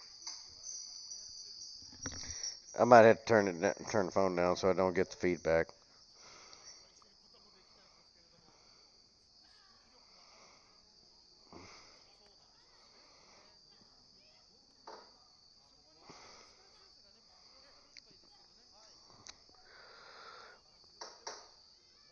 Jesus.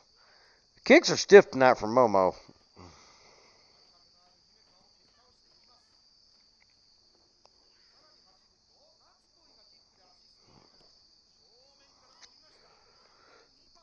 What do you mean they're not supposed to make any noise right now?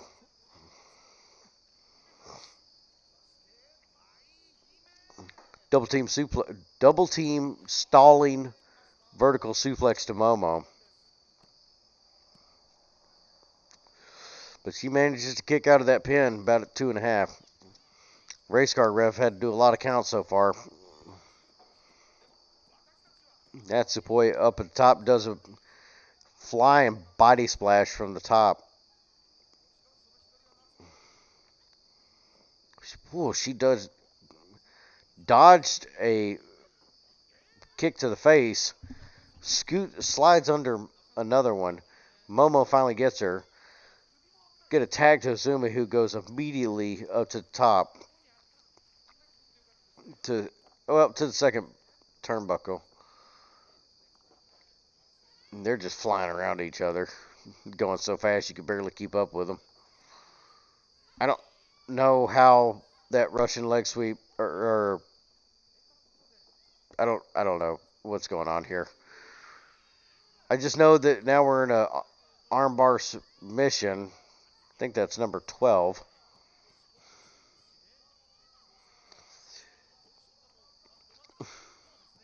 Yeah, there's like two different matches going on here. There's everybody else, and then when Azumi gets in the ring.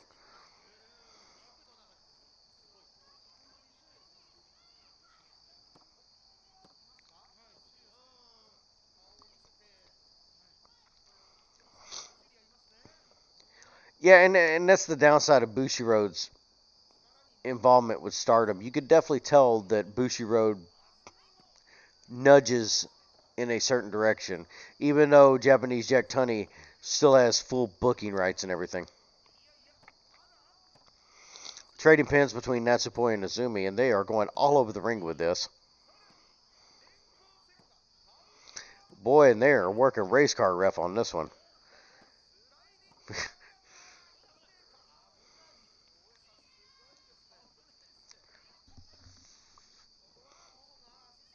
Oh, see, I saw that you censored a word a while ago. You're going to have to censor that word from here on out because I've already been issued a warning that we can't mention anything of unknown origins on here.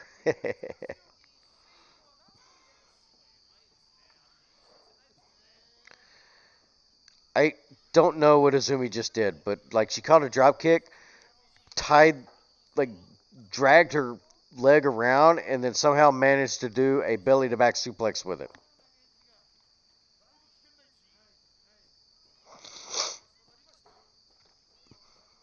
Yeah, I'll shoot a note out here in a little bit after the pay per view, Riggs, and ask about that.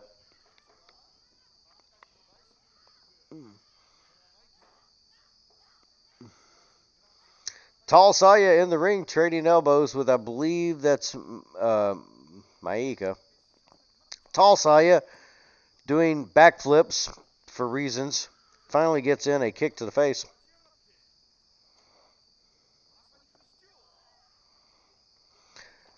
That's a good comparison. I'm glad you made that.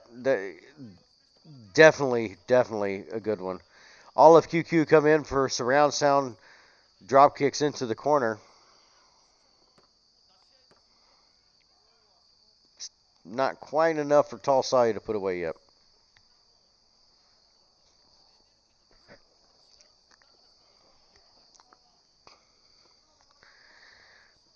Maika and Himika are in the ring just tearing Tall Saya apart right now. Natsupoi comes in. The other two lift her up and body splash her on top of Tall Saya in the middle of the ring. Not really sure who's legal here. Vertical suplex to Tall Saya. Not enough yet. I do like how they're on the outside of the ring right now, holding them into the ropes and keeping everybody from coming in.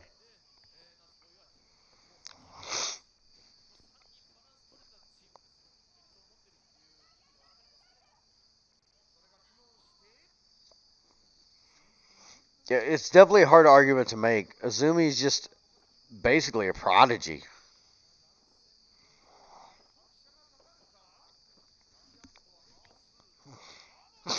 Kicks to the head by everybody.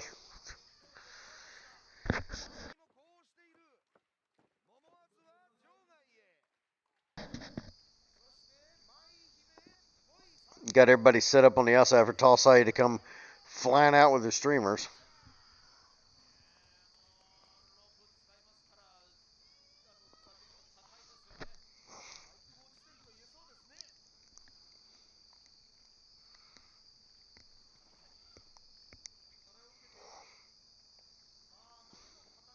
Riggs, let me ask you something on the side here real quick. I'm just curious. When we do the episodes, we just do like a recording all the way through and just video edit, and then after the episodes are done, we'll cut out like one or two bits that we think are hilarious for us, because we have a weird sense of humor, and we'll post them up as like previews or shorts. Do you go for the shorts or the previews, or do you have a preference, or what do you think? Am I wasting my time with the previews?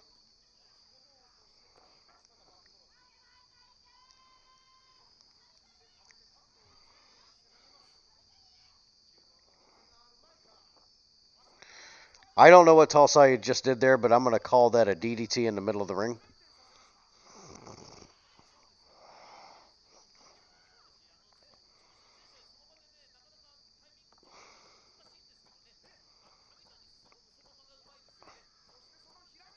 I thought it was going to be another Northern Light suplex, but it turned into a kind of a modified pile driver. But all of Biblioteca is in to stop Tall Sawyer from getting that pin.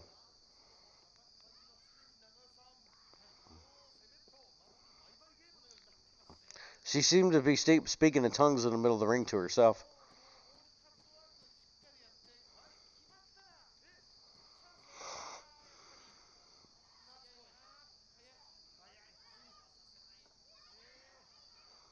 Boy, they're just going after Tall Sawyer on this one. She's been getting a lot of ring time. They gave Azumi the greatest entrance for the show, and then they're just all taking their time with Tall Sawyer in the middle of the ring. Wild suplex out of the corner to Tall Sawyer. 2 and 99 100s.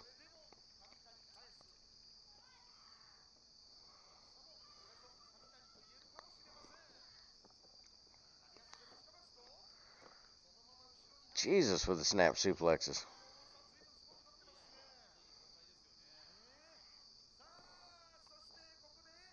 Reverse leg sweep. Azumi was up top, but she does a flying double stomp to Himika.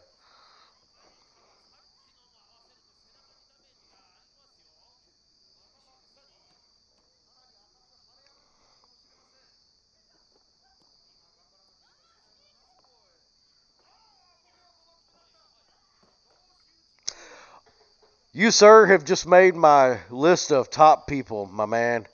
See, Matt didn't believe in me when I was wanting to do those math videos. But I'm telling you, for the sake of STEM, science, and math overall, they are needed.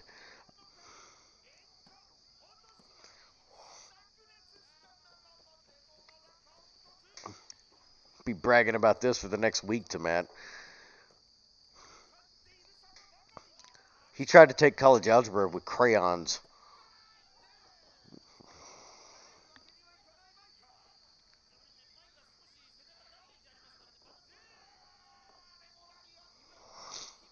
Just out of curiosity, what math did you teach? Did you anything specific? Was it high school or college?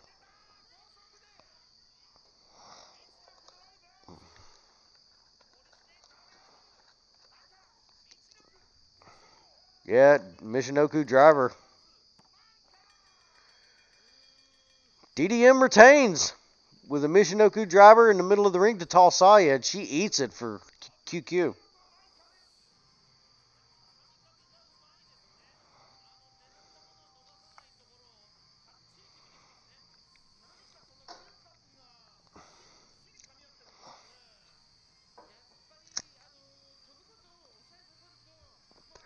I know, man, I'm having a rough time tonight.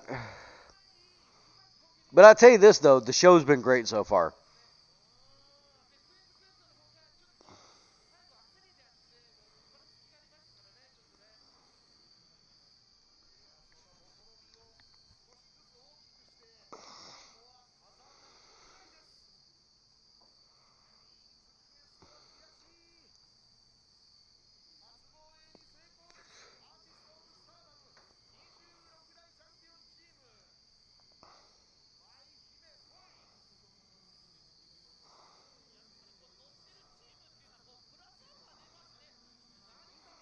Yeah, I was kind of curious if they all get in the ring to celebrate. Japanese Jack Tunney brings in the trophy, and they hand them the wrong color belts based on their outfit tonight.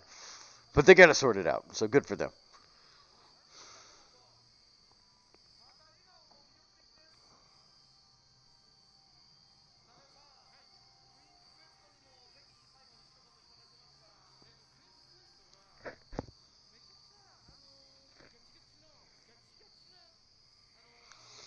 So I'm kind of wondering who's going to challenge next for this.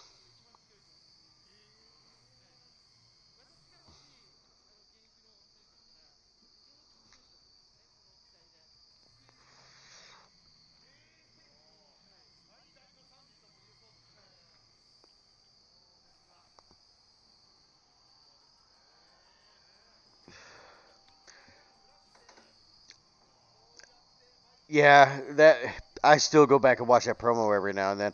And the wild thing is that if you actually write everything down and kind of follow through, he's right. at the end. I mean, it doesn't make any sense, but the numbers do add up.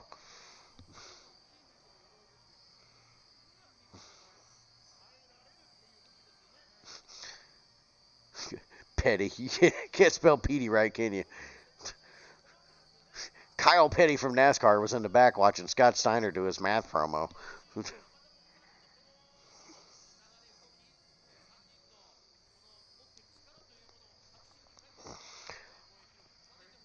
I know I'm down 4-1, but I'm glad Azumi did not eat the pin on this.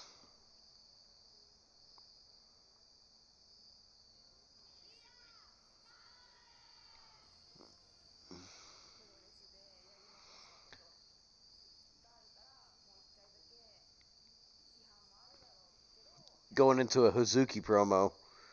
Something else you won't, yeah, I can hear you, Matt.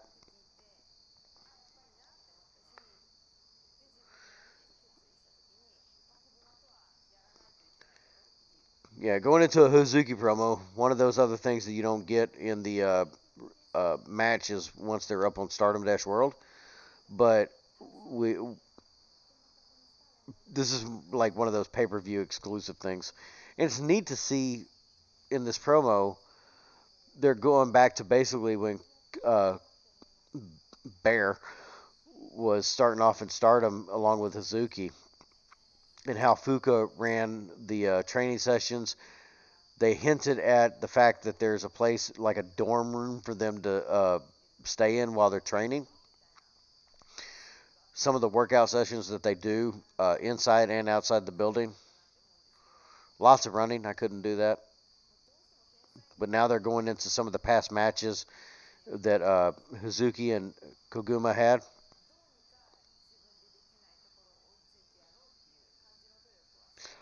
Oh, I know, Riggs, and that's what made it great. If you actually listen to him in his promos where he's like calm and collected and not on whatever he's on, he makes a lot of sense. And it can be hilarious. Is this? No, not this one.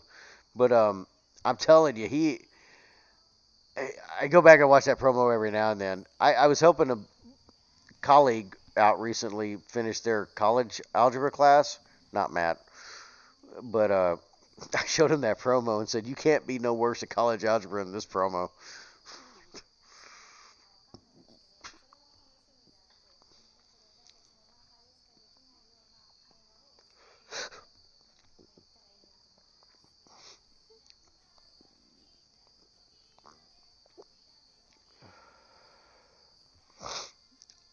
This promo package shows that yes, they trained together. Yes, they were friends together, but there's still a slight bit of animosity for them actually being in the ring against each other.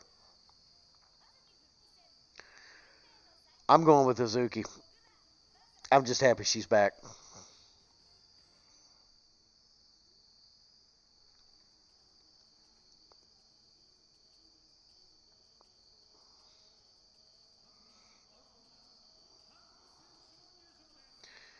Sorry, I missed it, Riggs. You mostly talk 6th grade.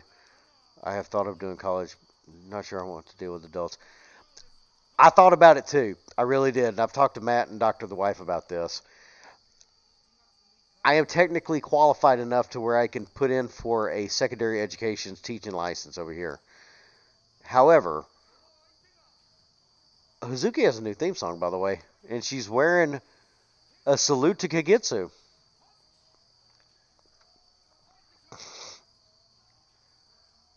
She's got like a rap song as her music now. Not sure if it really fits her, but she's going back to her kind of original style of wrestling gear.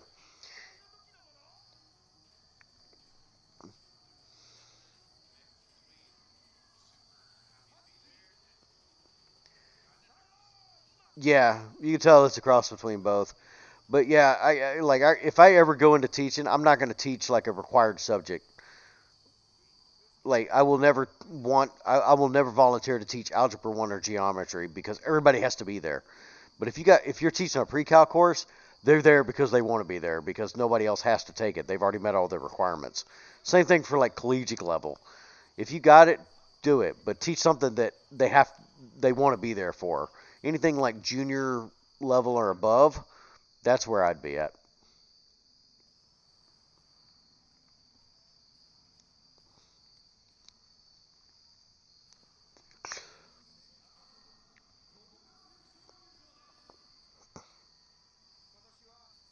High speed genius. And Koguma's last few matches have not been bad. I just have this feeling Hazuki's just going to fly all around her in this match.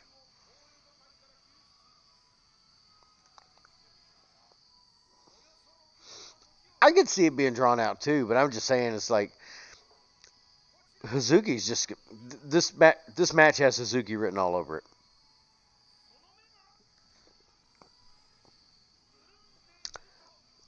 Count 2 was my favorite. I'm not gonna lie. When we started getting into wave sign propagation, I was all over it.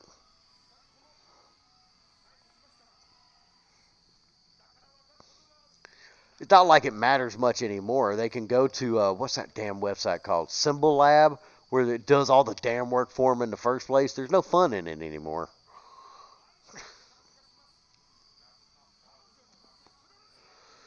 Hey, you shut your mouth. I can't make out what you're saying, but I think you're insulting math, and I'm not going to have that.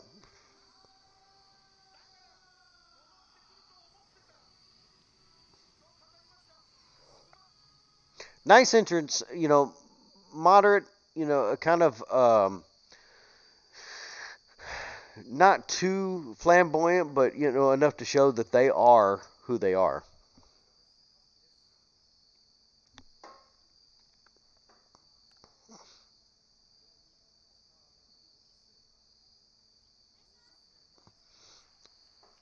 Appreciation handshake by both. Kind of weird not to see Hazuki in a full-on heel roll. Bell has rung, and we are off. Kind of a standoff in the middle of the ring while they kind of scope each other out on this one. You can definitely see that Hazuki's gotten a little bit more mature and older. Granted, it's been, 2 years since she's wrestled active in Stardom? They're about to go into a test of strength, and they both realize that was probably not the right choice. Oh, they're going to try it again. Nope. Straight into a collared elbow lockup. We still have race car ref in there.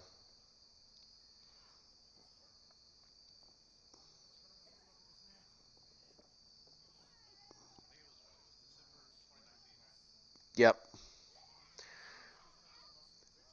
Riggs, you and Dr. The Wife are going to get along just great. She's EC through 6 as well. I won't give away what she's doing her doctorate for, but she is educational related.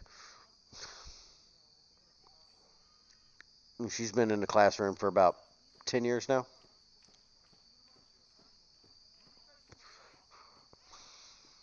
Hazuki getting him them taunting head kicks in the ropes. Koguma gets up and just stops her dead in her tracks by grabbing her leg. Both of them are running the ropes. Codebreaker from Hazuki. Great to see it back. She hits it better than Chris Jericho ever could in his lifetime.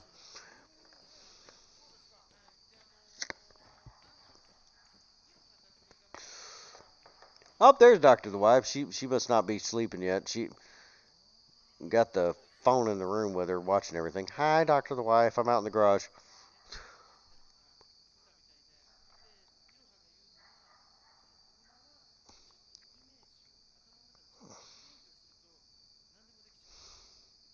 So are you retired now, Riggs? Or still in the classroom? Hazuki going for the early pin there. Look on her face says she knew it wasn't going to work.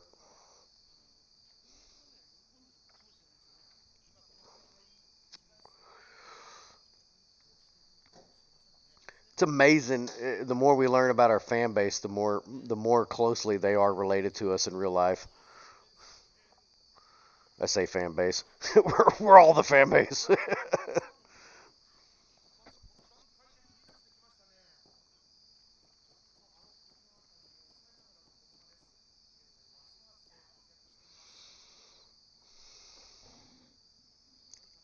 Okay, Dr. The Wife.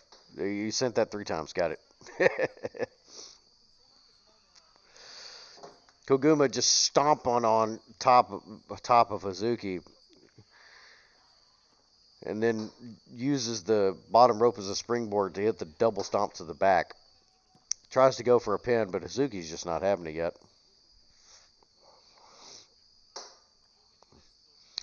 Camera guy number 16 seems to be always leaning into the ring to try to get some good pictures. He's probably committed and trying to get the bonus tonight. That was slick.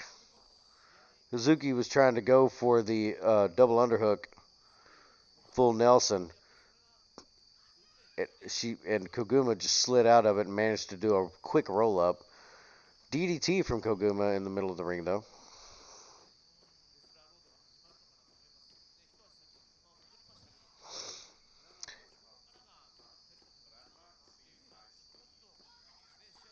Well, to be fair, she took a long break from wrestling, and from the matches I saw when she was there before, was definitely a lot faster than she is now. And I'm not trying to say that takes away anything from her. I'm just saying that as she gets older, you change your wrestling style. Yeah.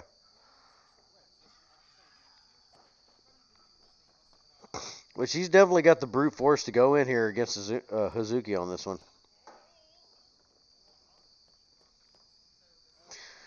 Oh, Riggs, now you done it. You're going to have Dr. The Wife talk to me about this for the rest of the night. You and her are in the same boat on this.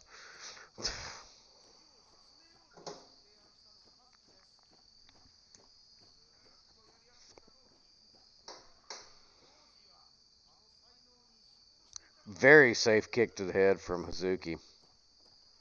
I wonder if the second one's going to be... Nope, that one wasn't safe. That one was just stiff.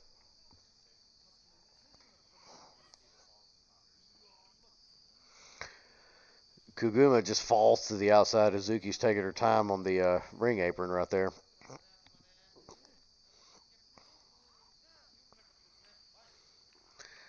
And I like how Hazuki, just all she has to do is just snap her fingers and the crowd's with her.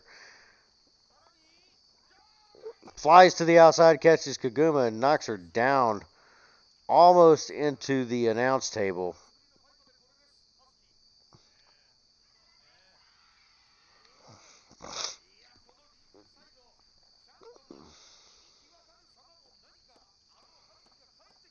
And Hazuki is just keeping that crowd worked up.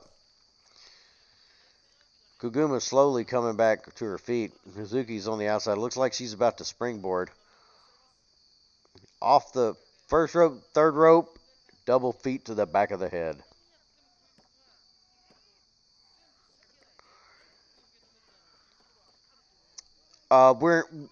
We are in Texas, so we are an hour ahead of you.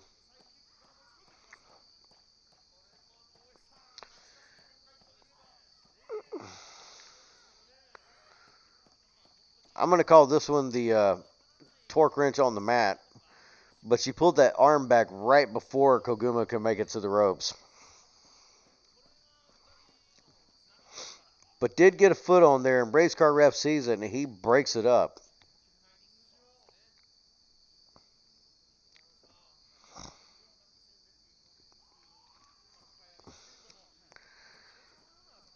Koguma laying on her back, beaten right below the turnbuckle, but she gets up while Hazuki's up there and stops her from flying. Starts giving elbows to the chest. She goes up there. Looked like she's about to go for a snapmare, but it was kind of a modified bulldog. Oh, okay, you're 2 hours behind us. Koguma from the top for a body splash. And Hazuki gets out of it at 2 99 100ths.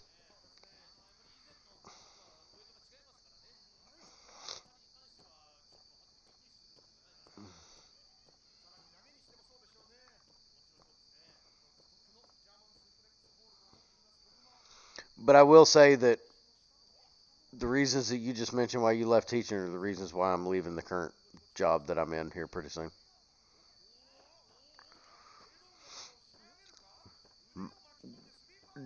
a very different chokehold coming from Koguma to Hazuki in the middle of the ring. Oh, Matt's way ahead. I'm gonna die at the next paper Mission Pro show.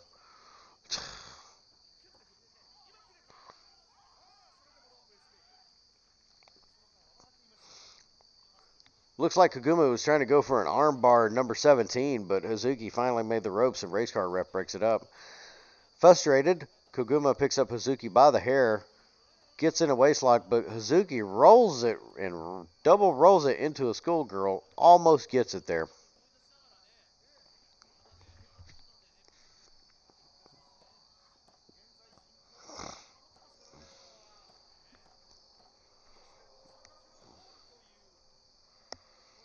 Not really sure what Hazuki was doing there, but she finally ends up with a kick to the chest. Looks like Hazuki was trying to get away, but nope.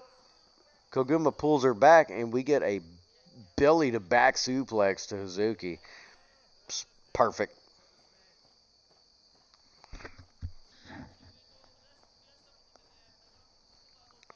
And the crowd is ready for both of them to get up. But race car ref is slowly doing a count, trying to figure out if they're going to stay down or not.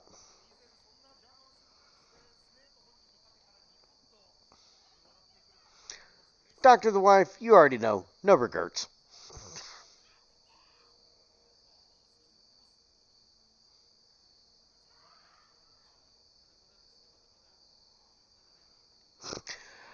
I don't know if we mentioned this. This is more of a spoof on when Chris Jericho was in WCW and was doing a promo where he was mocking Dean Malenko.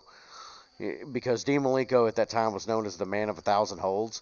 So Chris Jericho comes to the ring with like this big pad of paper and says, I'm going to read off all the moves that Dean Malenko knows. He's like, armbar number 2, armbar. And it was just so hilarious that we've just kind of stuck with it because the ladies in Stardom find so many different ways to put on this armbar. And apparently we're going to have to start numbering the code breakers here too, because Suzuki just put in an amazing code breaker out of the corner, follows it up with the body slam, and laying her down, ready for Hazuki to go up top. What is she going to do? Looked like frog splash there for a second, but she landed on her back. Jesus, that was close. See, I've actually thought about going back through the episodes and finding out where we mention all the arm bars at and doing like a video dedicated to arm bars every time we mention it. Weird pin from Koguma, and Hazuki manages to skirt out.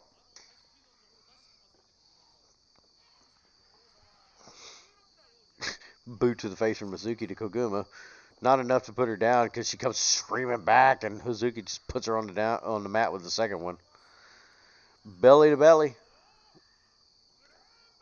Into a basically pile driver on the mat. And that's enough for Hazuki to win it. In her return match, she defeats Koguma. Beautiful match. Not really sure how I feel about her new theme song, though.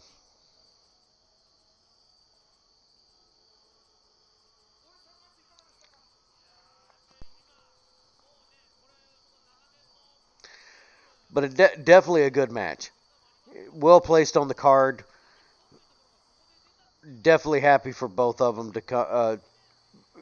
Koguma is about 4 or 5 matches into her return. And Hazuki's first match back. I'm happy to see her.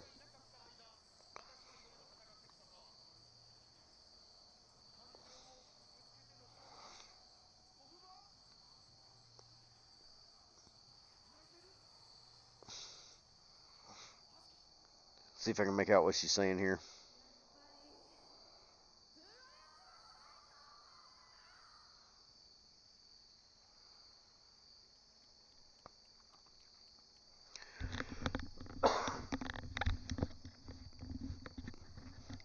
Oh, we're always going to be fans of Dean Malenko over here. My favorite run was when he was with the Horsemen. I love Dean Malenko to death, but he has the personality of a plank and needed to be with the Horsemen. It's kind of that future enforcer role before they screwed everything up with breaking him up. Jericho and Goldberg feud, that was... I don't want to say I was tuned out by then with WCW, but I was already starting to get frustrated. Thank you for the match.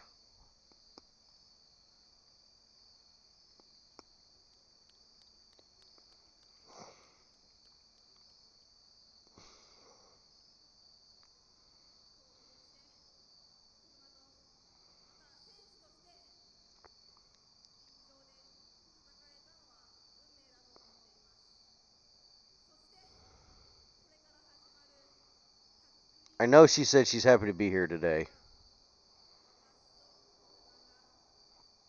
I am here with Kokuma.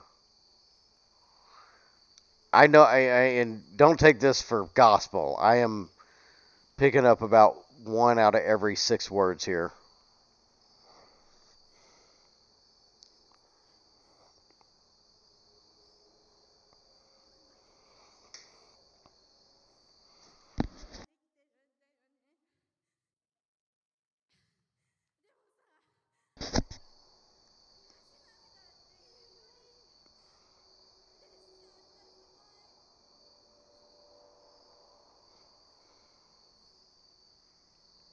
Can't quite make out what Koguma's saying. She's a little bit too trembly in her voice for me to pick it up.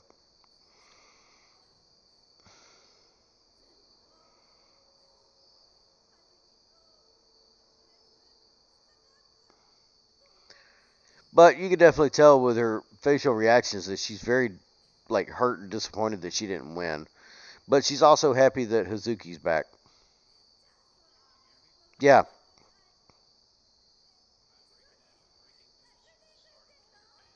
Okay.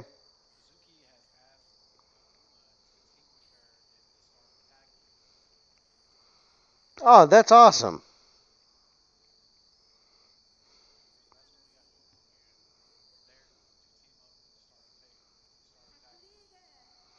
Excellent, excellent. I'm happy. I'm actually excellent. That must, in my feed, that must be what she's talking about right now.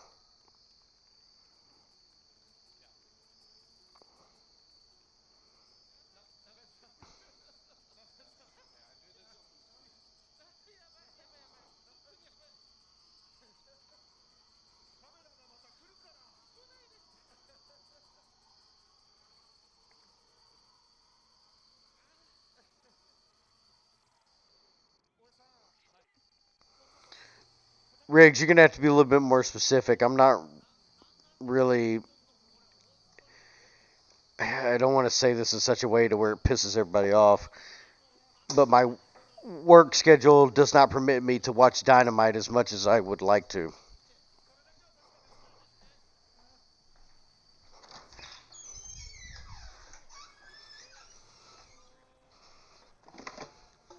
Hold on, I had to run back inside, grab another cup of coffee, and hit the head real quick.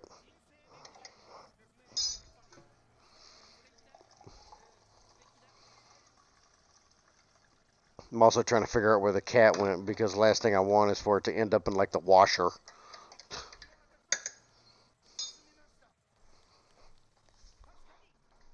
Wait a minute, what am I doing? I don't have to go inside for this. There's nobody out here where I'm at. I can just kind of scoot off to the side, y'all would never see it.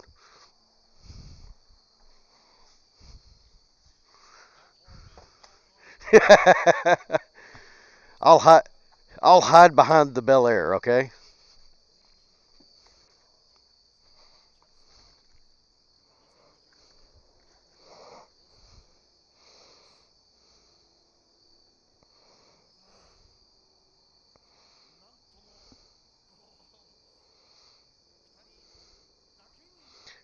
Well, I can't make out what exactly the announcers are saying, but I can tell you based off of how they're talking about, they're talking it kind of going along the lines of what a great match and we just had, and what a great show we're going with tonight, and that's what I'm sticking with because that's how I felt so far.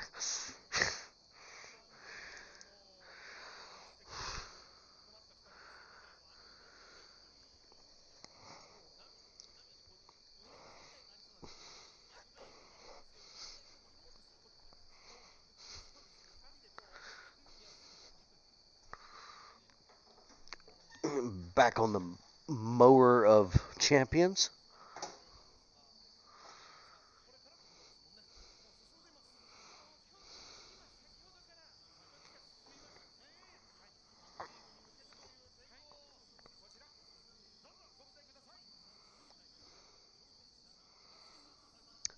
Yeah, Matt, I remember that, and that was just absolutely bonkers.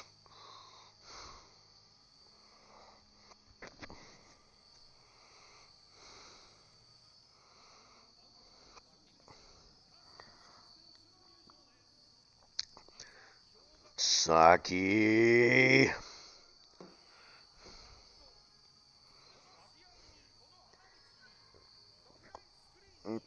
Isn't she on the card?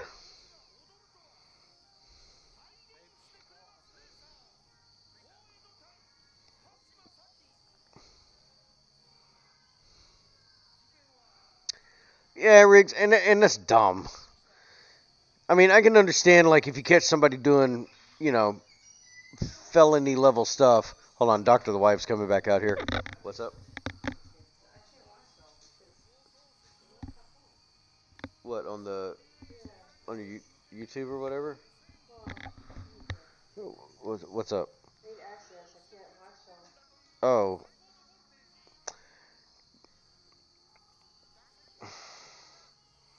I thought we had added your phone to this already.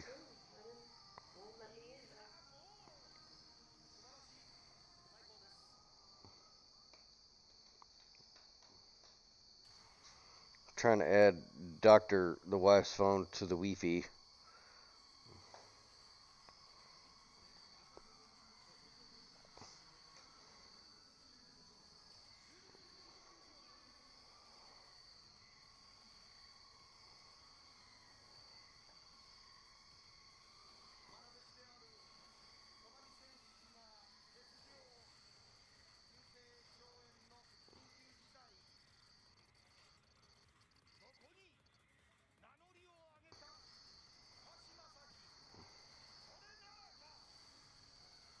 So, okay, there you go. So it looks like, if I'm not mistaken, we have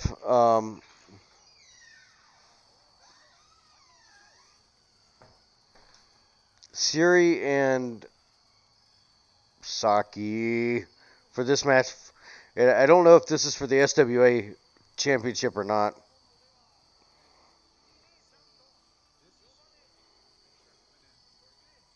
I can, but it's faint.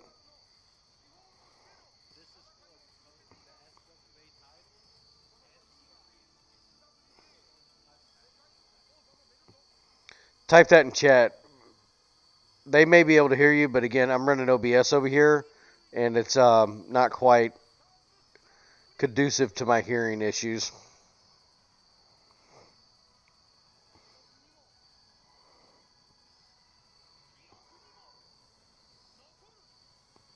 Oh, okay, I got you, because she was the 5-star Grand Prix winner. I got you now. I might have to go with Siri.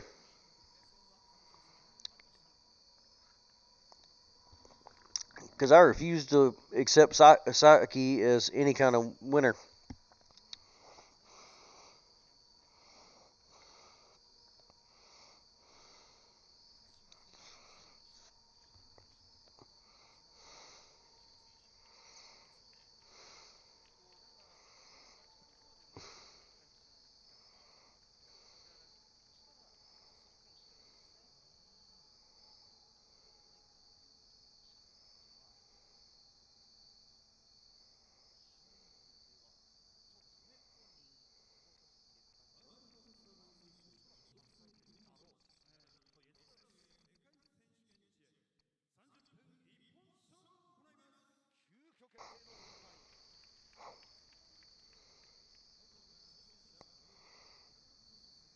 Yes, we know she's with Oedo Tai.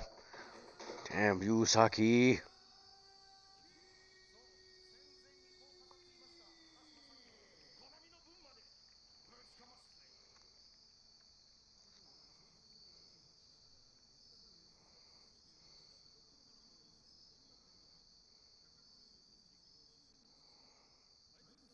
Yeah, again, I wish Siri had come out with her Fire Wings of Freedom.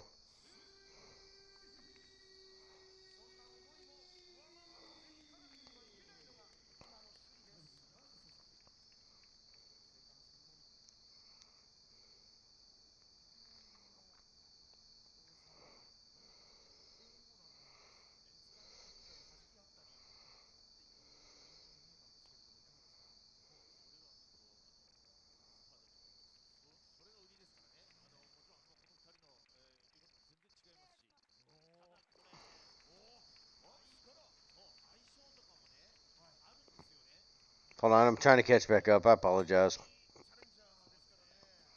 In the chat, I mean, not with the stream. Yes, they're letting Siri defend her SWA because she is mixed, I believe it is. I'm not exactly sure, but they did clarify that. What was it? Her last offense? Going into a bit of ground wrestling, starting off grappling. Siri's got a different hairstyle, and also wearing pants. One of the other podcasts that we listen to would refer to these as main event pants.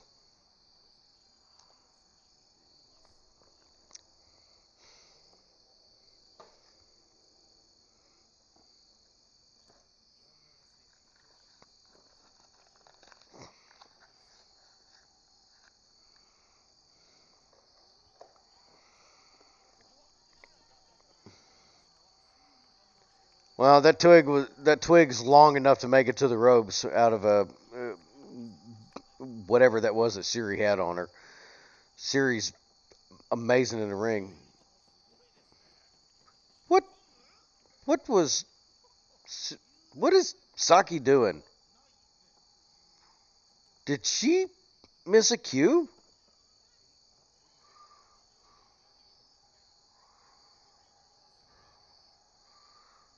That was awkward.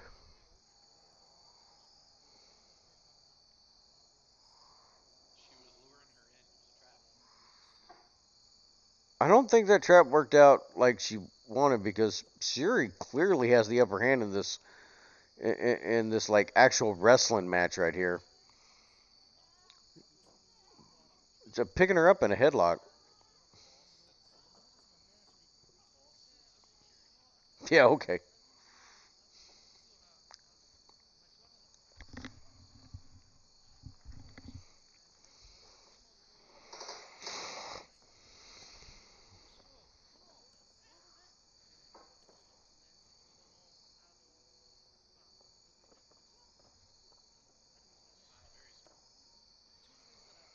Oh yeah, yes. Siri definitely is the ring general here.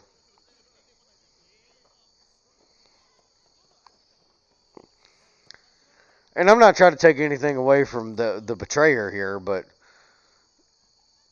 Siri's just got talent, just talent to spare.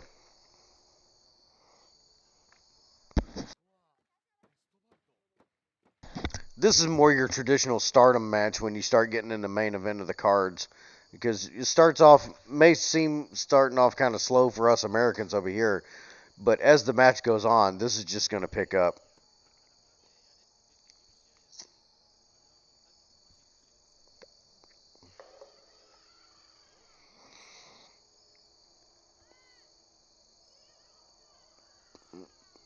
Saki is getting in some solid kicks, though.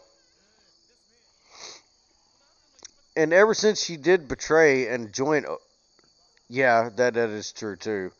But ever since she betrayed and joined Oedotai, she's actually gotten a little bit more of a personality too. Unfortunately, Siri's just going to beat it out of her tonight.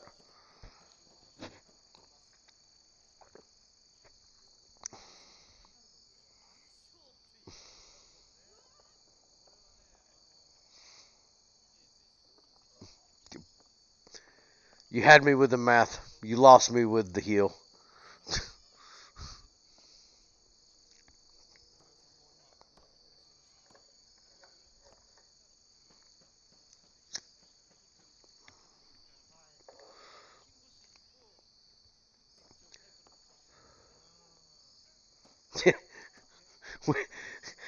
Hard to lurk in the shadows when you have a Technicolor Dreamcoat as part of your ring entrance.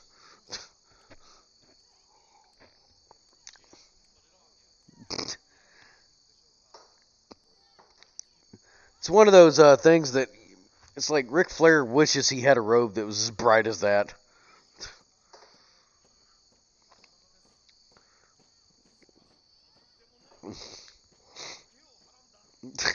Saki's just dead in the middle of the ring.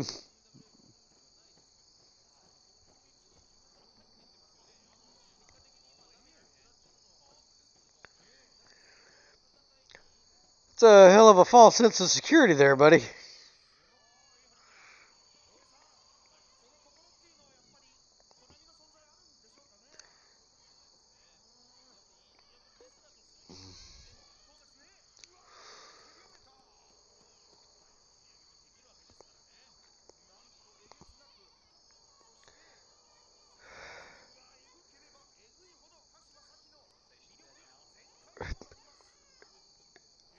The hair just makes her look ragged. She's getting in some stiff slaps to the face on Siri.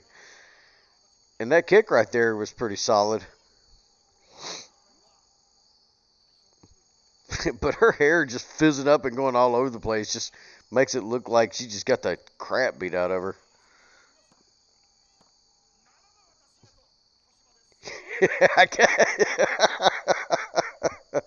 You see that, Matt?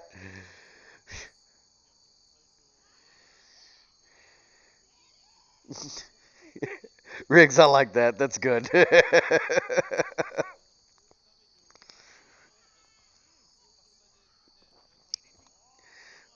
Stiff DDT.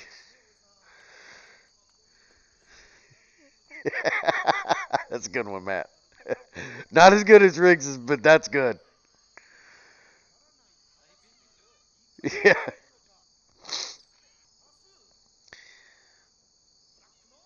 Ooh, double underhook.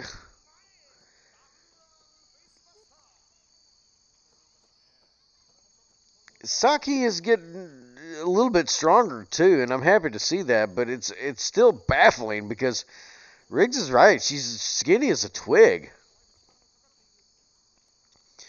It's also amazing that as much as Mayu lands on her neck and you cringe every time it happens, her only two injuries in Stardom have been elbow and knee related.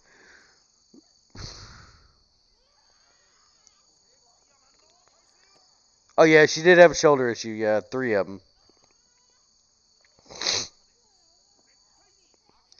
Suri just rolls out of it, gets up, and just starts laying in kicks, showing Saki how it's done. That's right. You kick her straight in her betraying ass.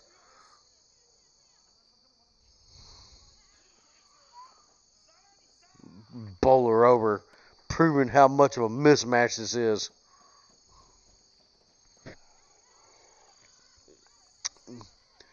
Siri going for that calf crusher in the middle of the ring. A little bit away from the rope, but Saki's trying to pull her way over.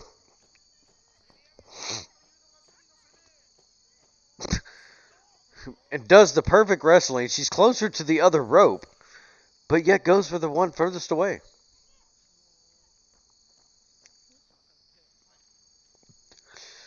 I guess that's what that means when in American wrestling, when the announcers say, you got to be ring awareness, know where the ropes are.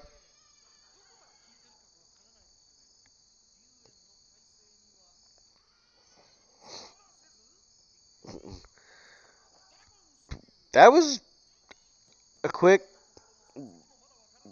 leg grab and snap. Is this figure yon? Figure yon.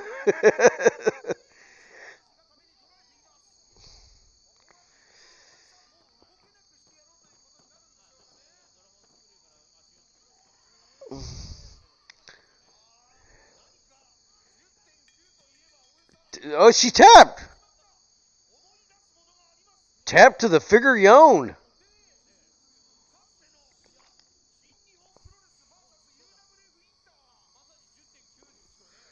Hell yeah.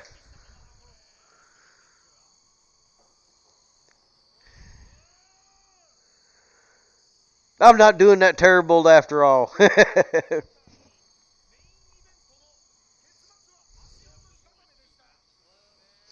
Best I can hope for is a tie.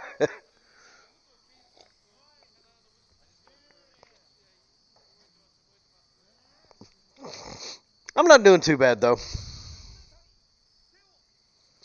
Siri extending the hand, trying to be the better person here. Watch out. She's going to betray you. Maybe not now, but like as you walk into the back, she'll just run up and just try to beat the crap out of you.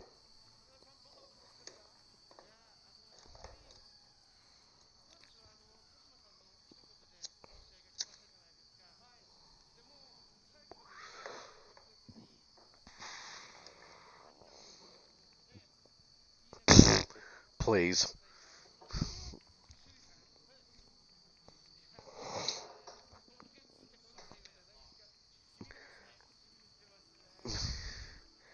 I think Siri is kind of like she she's obviously going to move on to the main event later on down the road, but I think right now she's placed very well on the card.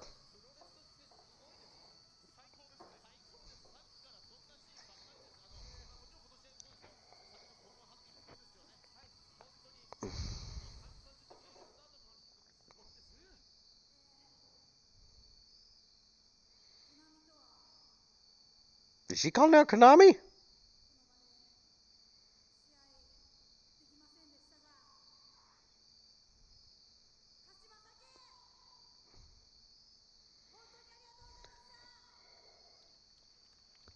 Oh, she must just be thanking Saki for the match.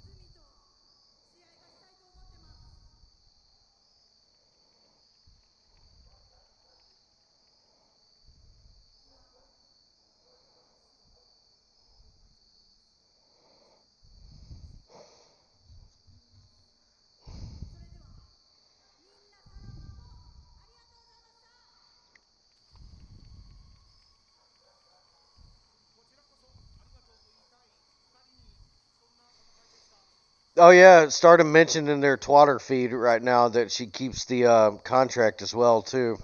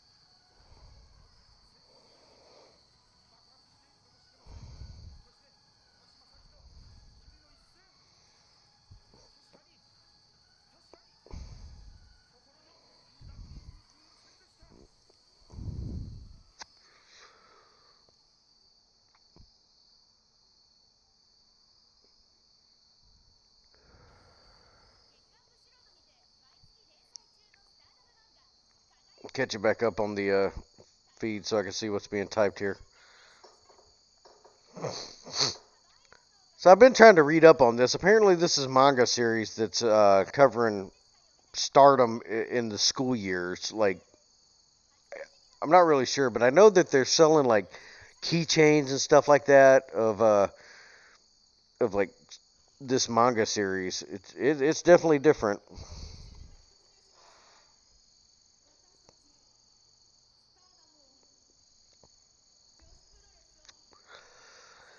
I'm happy for Tam. She's had the white belt. She needed to be elevated, but it's time for Mayu to come back. She can do it. I believe in her.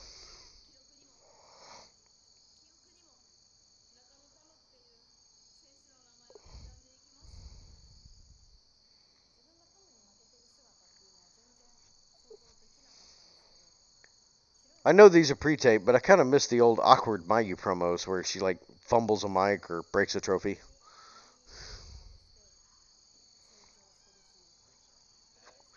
Yeah.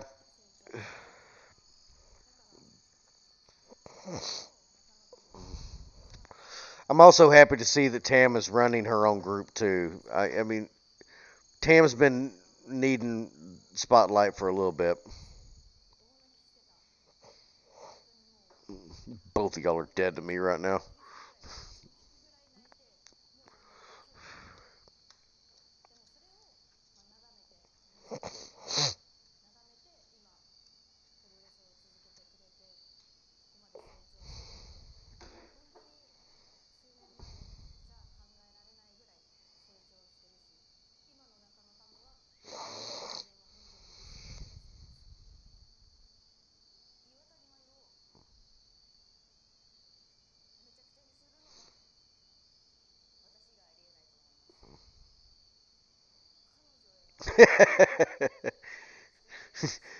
Matt, the one man riot for Face4Wrestling. Yes, I can see this being a thing.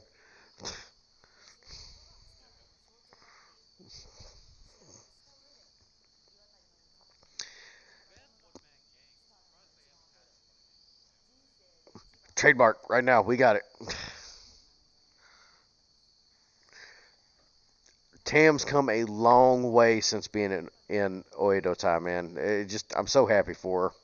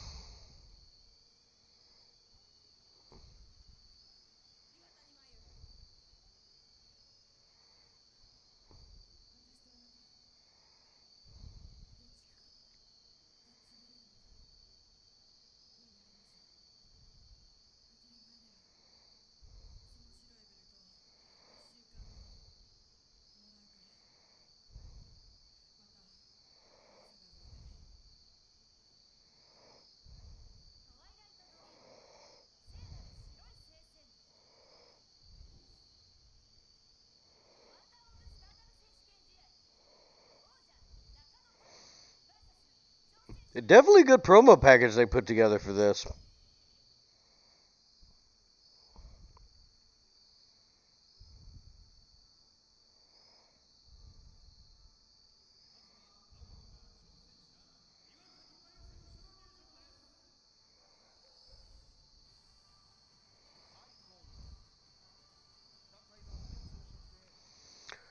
I don't know. Mayu's coming out to the serious music, so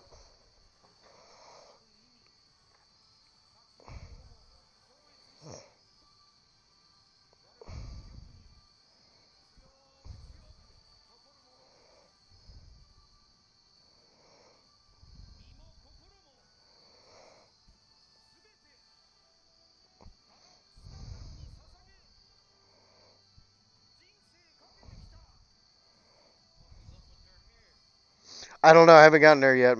Remember, the stream is the YouTube stream that we're doing is a few seconds behind. Is she? Oh, it's weird. Yeah.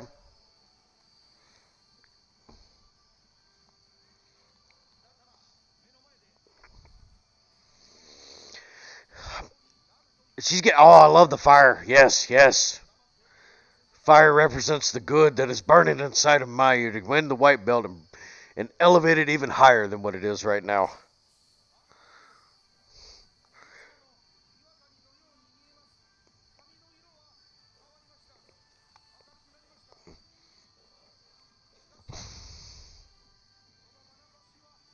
And I swear her coat just keeps getting more things on it as time goes on. Yeah, not a lot of people know that Tam was actually in death matches except for like you, me, and Matt.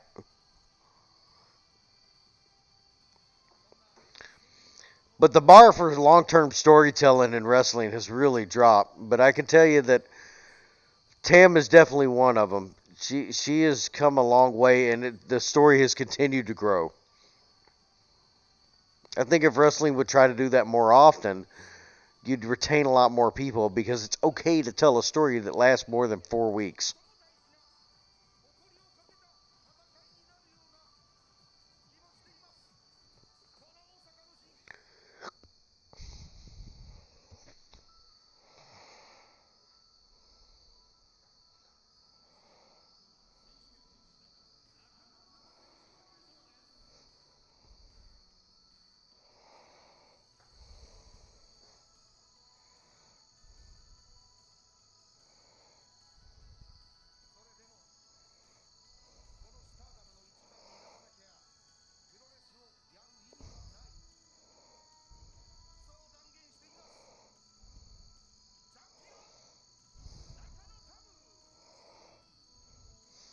Is she coming out with a pole arm?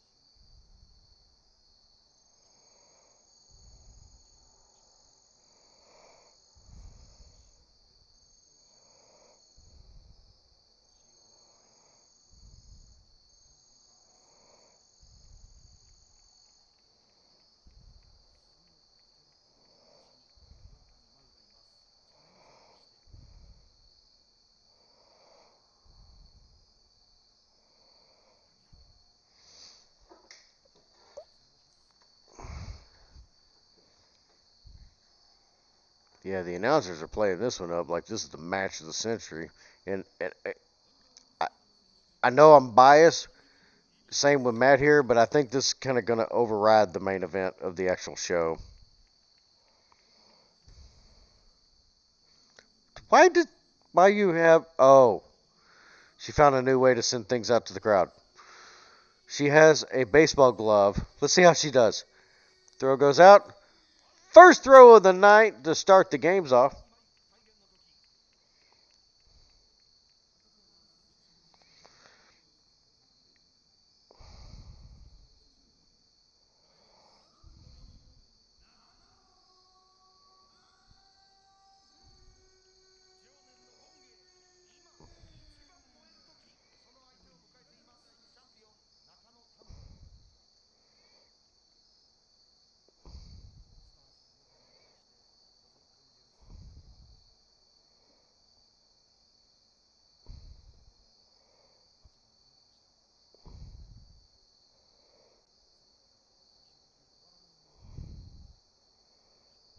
What is my phone? And this rightfully gets old ref as the referee for the match.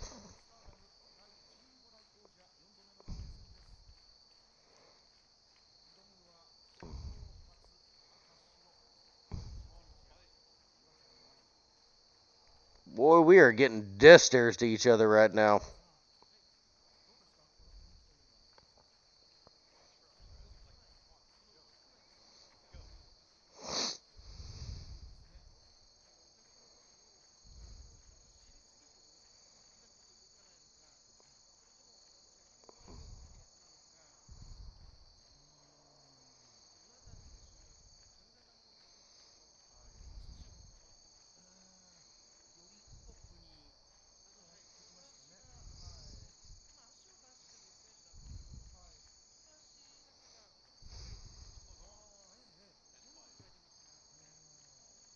Mayu's gears also seems to be picking up things along the way too. Oh, old rep is getting tired of this.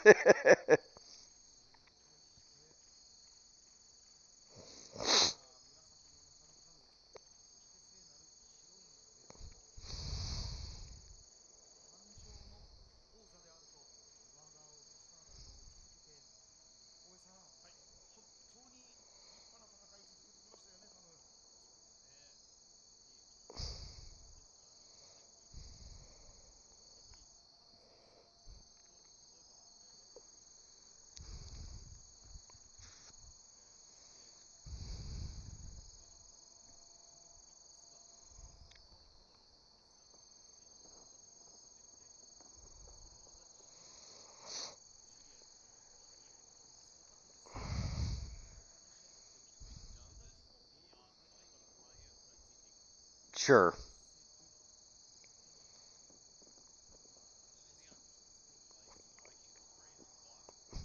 Yeah. Maybe if she dies in the ring, she can go to Valhalla. Oh, call back to whatever episode that was.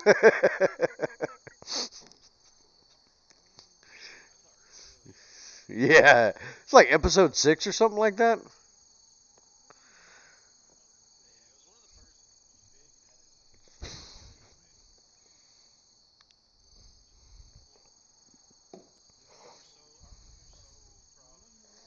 I'm still proud of it. A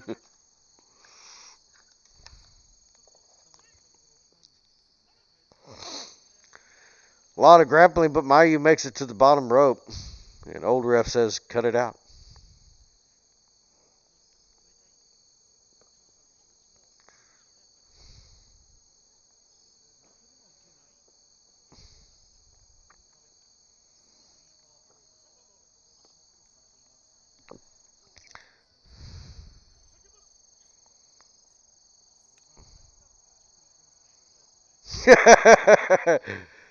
Oh, I don't know if I can take that bet because you know there's going to be at least 5 of them.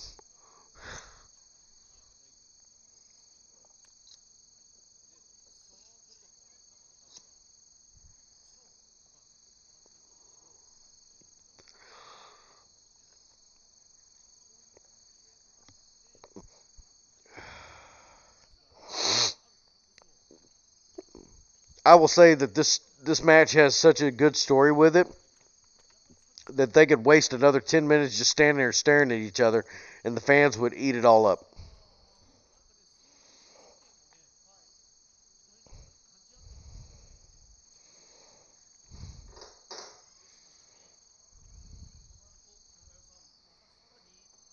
As soon as Tam rolls back in, Mayu's ready to go. She's not waiting for Tam to come in and try to attack her with that pole arm.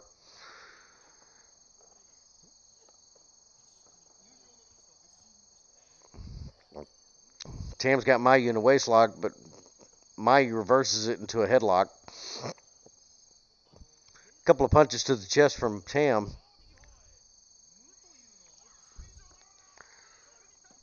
Beautiful belly to back suplex.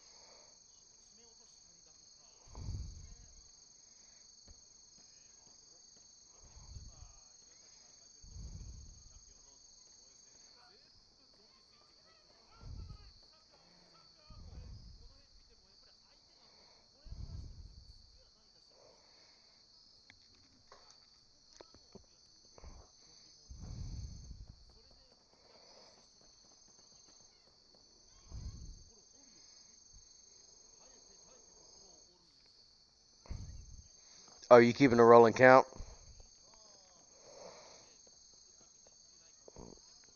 Yeah, I'd be kind of curious to know.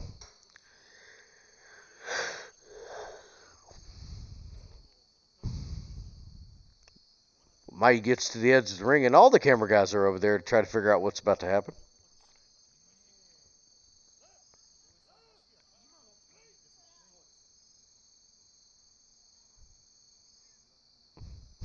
Mayu just flops to the outside.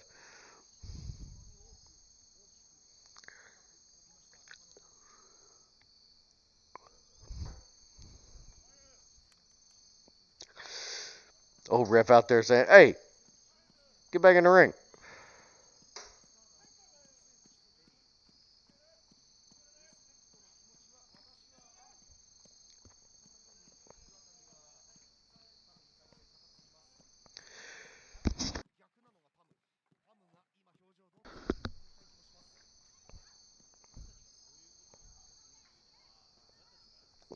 See the evil coming out, and Tam right there just drags Mayu back in the ring. There wasn't a count started. Obviously, trying to bend the rules as much as possible.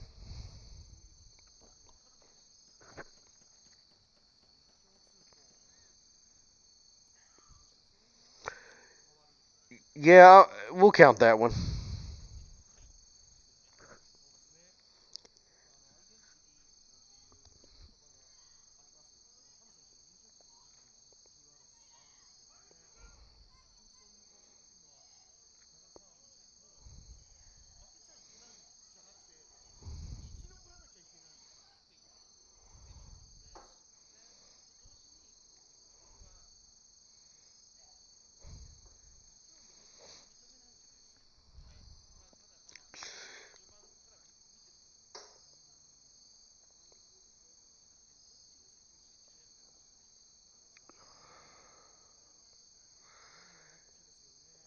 Whip from Tam out of the corner, reversed by Mayu, who throws Tam to the opposite corner.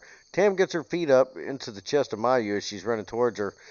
Tam sitting up top, gets a kick to the back of the head of Mayu, puts her in a reverse headlock, stretching her up to the top turnbuckle. Old ref not able to get up there to show Tam the count. Gets up on the first rope to elevate himself. And then Tam does it again.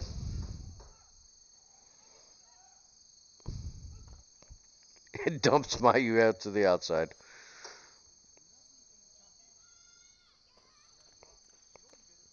Tam looks like she's going to take advantage of this one. She finally stands up on the top turnbuckle, waiting for Mayu to get up, and flies to the outside and lands square on top of Mayu.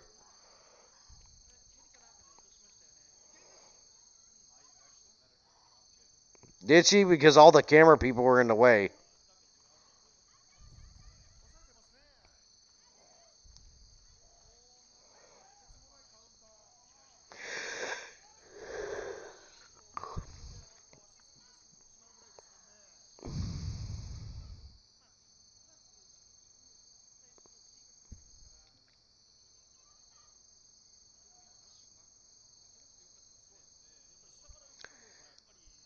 Mayu, being the better person, puts Tam back in the ring, because that's where the match is supposed to be at.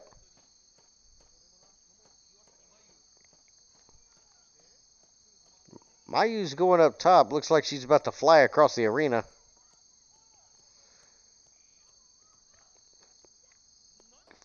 Jesus, flying dropkick off the top. Double feet to the chest, and Tam.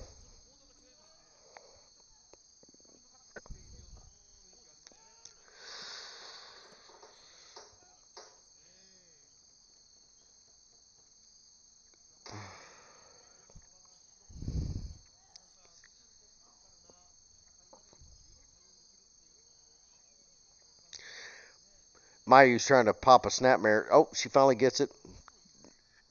Running kick to the back.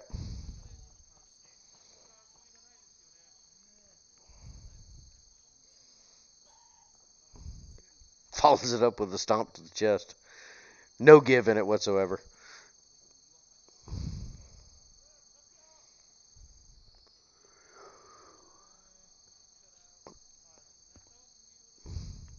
Not really sure what Mayu's doing here.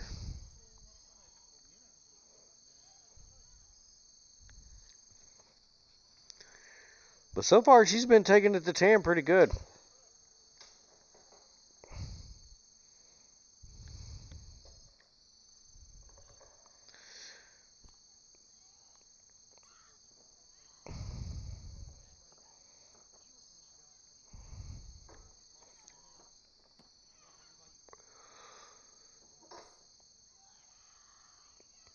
Modified armbar with a head twist.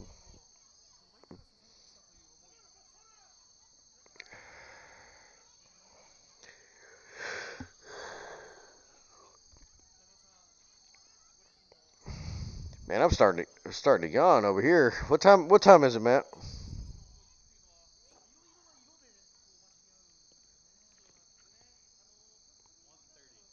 Jesus.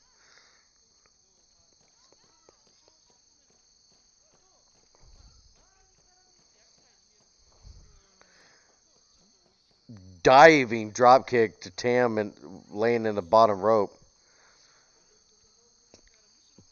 Puts Tam on the outside.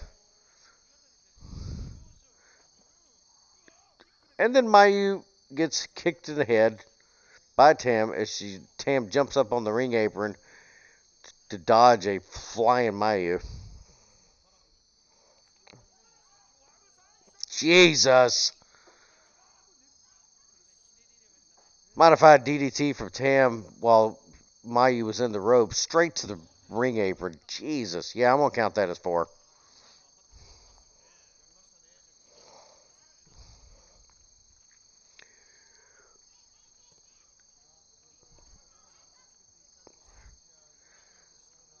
I know this is a little bit slower pace right now, but Jesus, they are being rough with each other.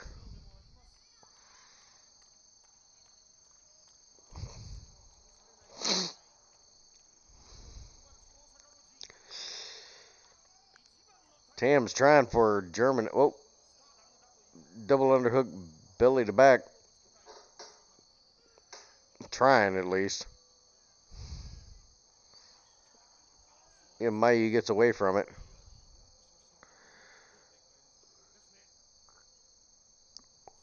And now they're just trading them stiff elbows back and forth.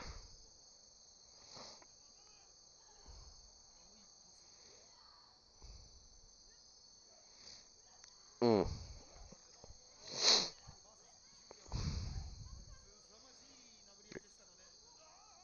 Why was old ref getting involved in that?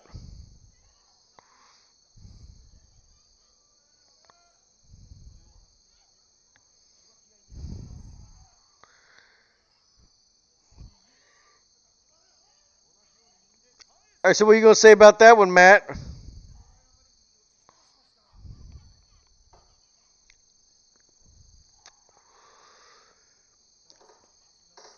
I'm not one to question old ref, but he should be starting this count.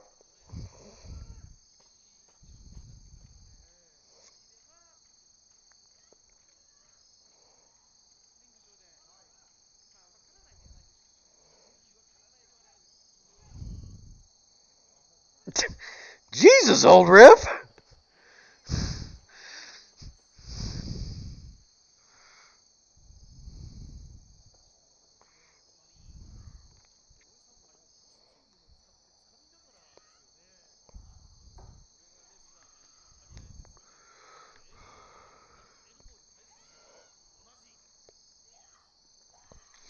I guess old ref just didn't want to count tonight, and he just pushed them both back in the ring because he wasn't having none of that.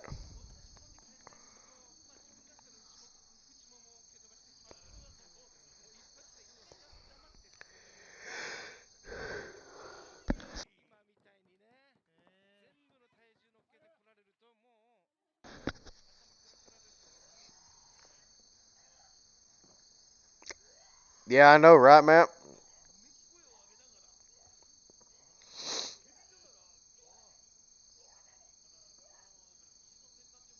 I mean, to be fair, she is, like, yelling it to Mayu as she's punching her.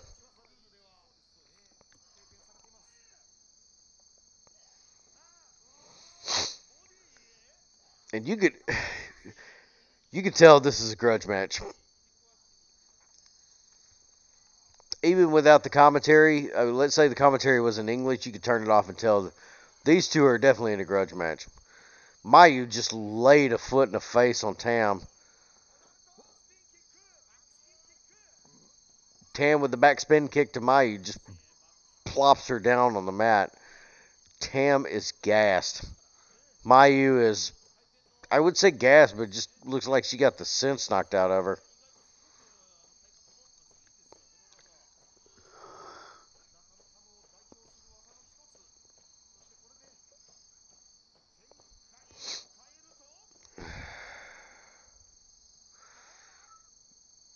Oh, she's going for it. Double underhook, belly to back. Mayu again slips out of it. Ducks under a spin kick.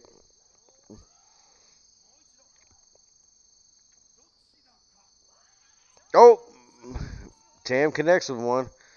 Looks like she's going into the rolling German suplex. That's 2 so far. Let's see if she can get a third one or more. 3.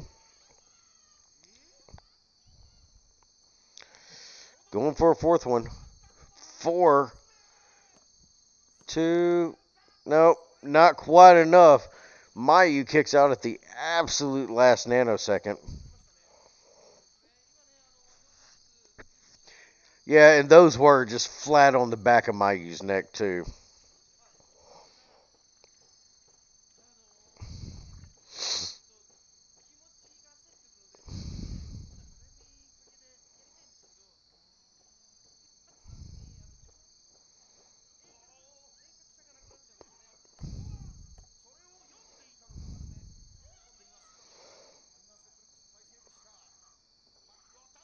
Oh, Mayu got in the suplex on that one.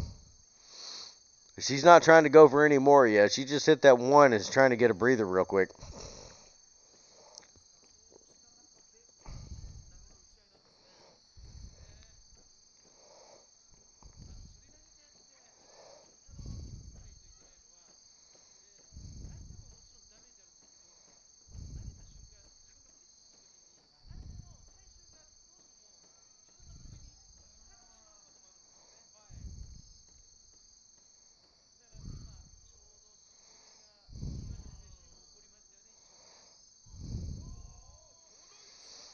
Mm-mm.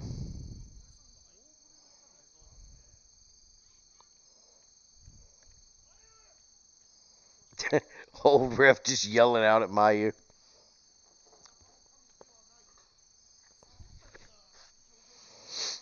Goodness. Mayu looked like she was about to get up and just lays in a spinning foot to the side of Mayu's or Tam's head.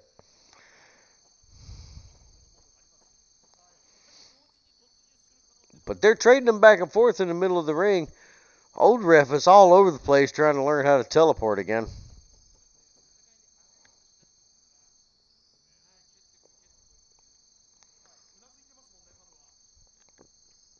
Tam looks like ragged.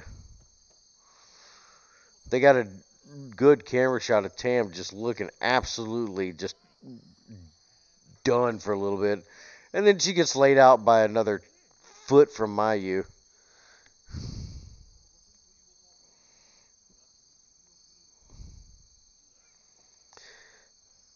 Now they're trading headbutts.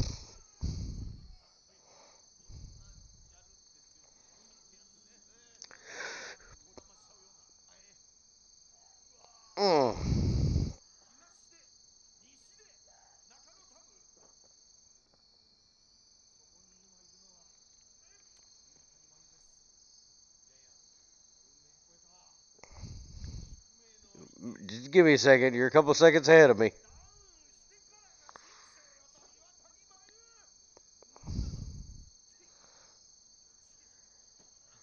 They are pulling out all the stops on each other.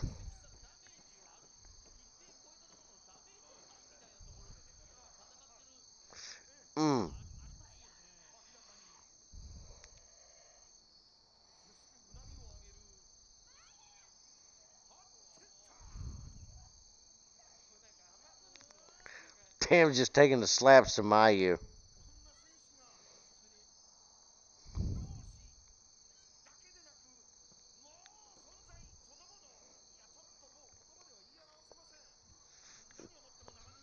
Seems like Mayu's just taking him so she can gas Tam out.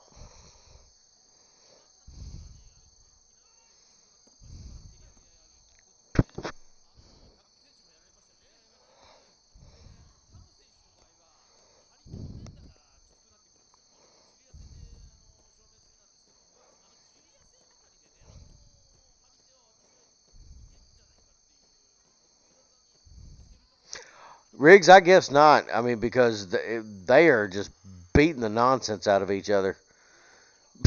Mayu does a back body flip off the top, or for the moonsault, just lands square on the mat because Tam got out of the way.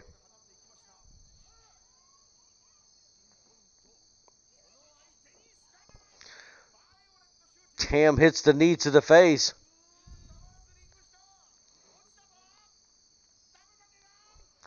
Tam's going up top.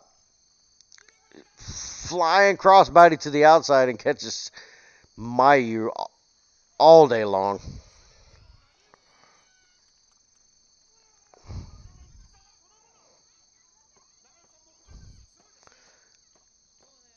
Rolls Mayu back in the ring.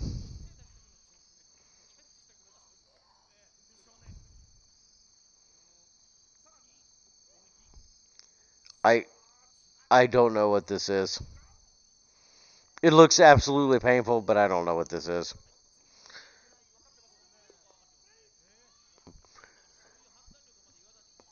But it wasn't enough to keep Mayu away from the ropes because she makes it quick there. But while she's there trying to catch a breath, Tam is across the ring and already back with a knee to the head. Gets her in the middle of the ring and just hits another running knee to the face. And it looks like she's going to try again for the double underhook. She hits it. Tiger suplex, thank you, Matt. And somehow Mayu manages to punch out of that one.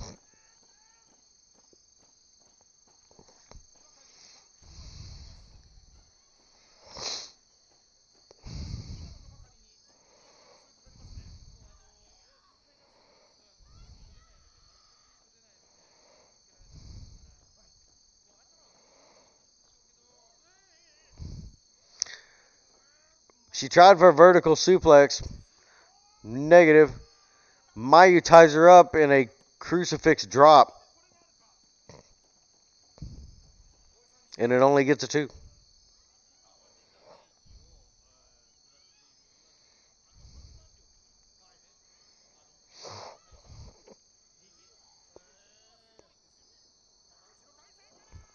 What?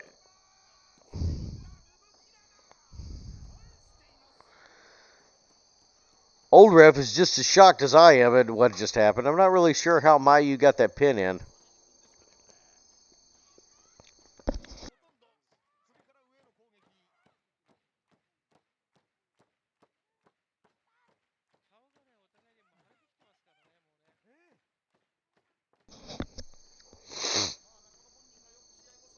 God dang, Mayu. Mule kick straight to the face. Drags her in the middle of the ring for what is she? And she's going up top. She's trying to get some height and distance.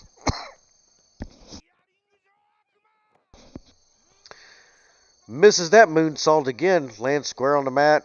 Gets out of the way of Tam as she's trying to do a running back body drop.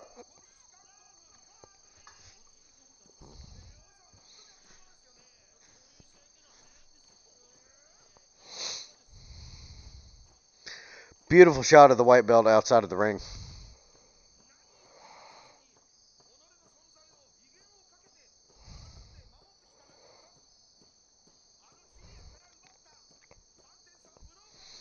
Mayu's first one up. Tries to go for a kick to the head.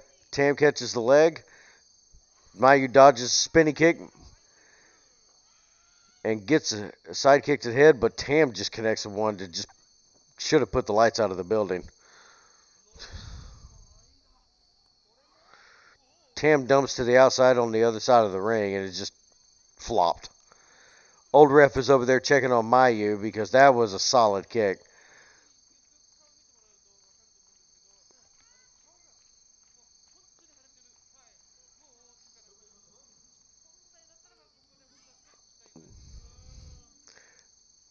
I think old ref is tired of this nonsense because he has finally started his count.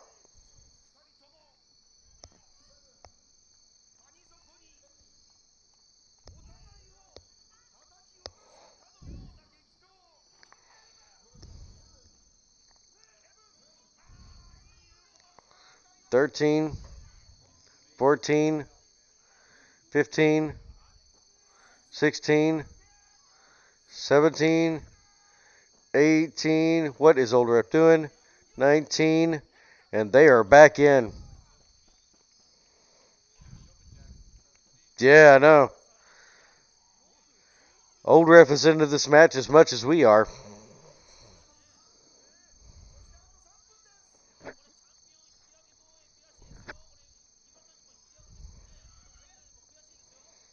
Ooh. Both met each other with elbows twice in a row so far. Mayu ducks. Connects with Tam, drops her down to the mat. Mayu's going up again to supposedly miss another moonsault. Frog splash. She connects with the frog splash.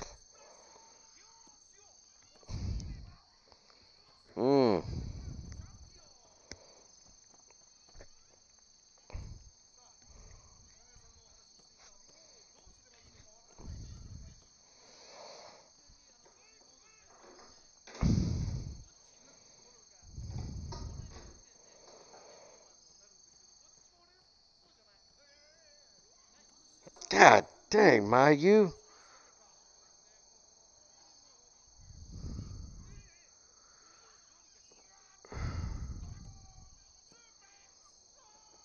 Whew. That was close.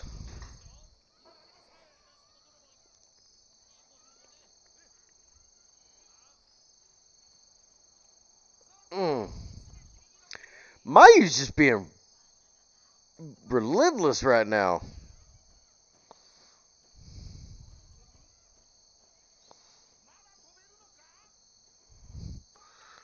Oh, she connected with that moonsault.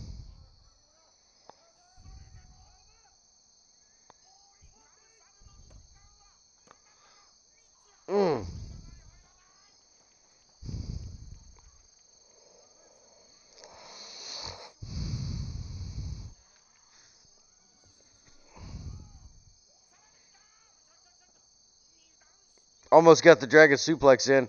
Tam does some gymnastics, rolls it into a pin. Now they're trading pins back and forth.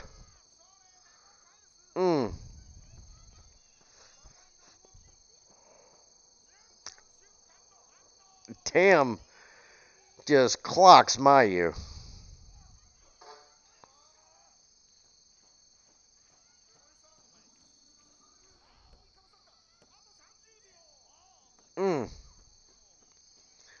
A nail biter of a match right here.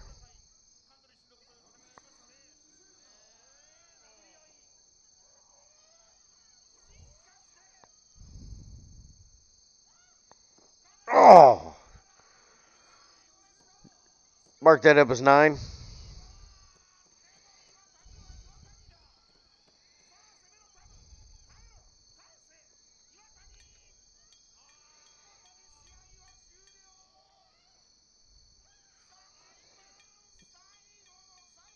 Is this time limit?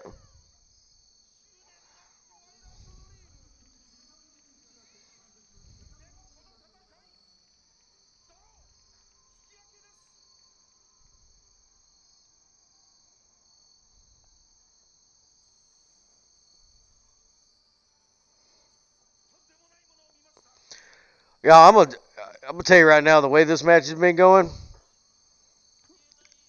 and the way it ended, this ain't over.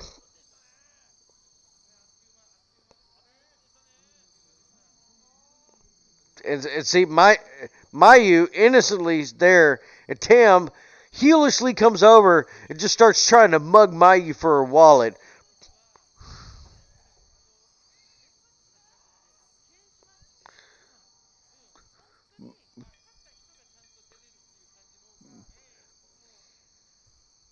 Mayu magnanimously puts Tam down to try to stop all this nonsense going over.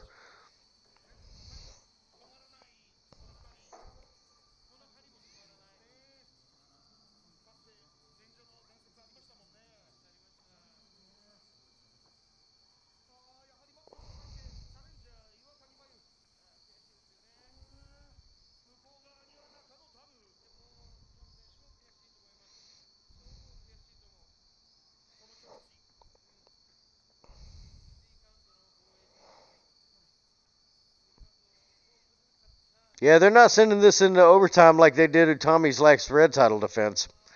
This is just a time limit draw, and winner retains.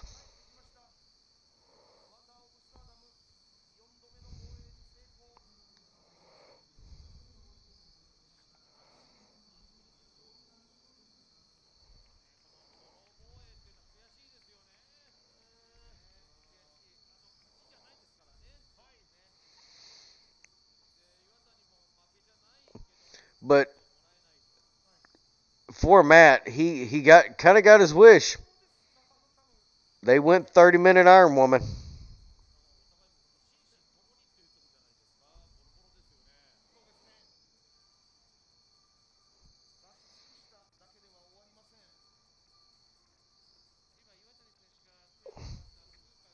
Yeah, I'm with you, Riggs. This is not over.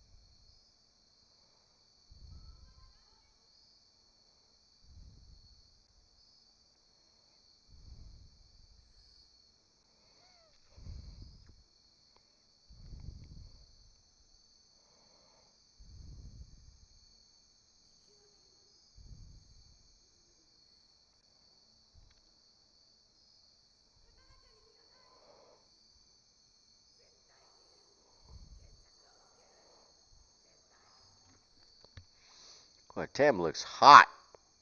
Not in that way. I just mean like she looks aggravated.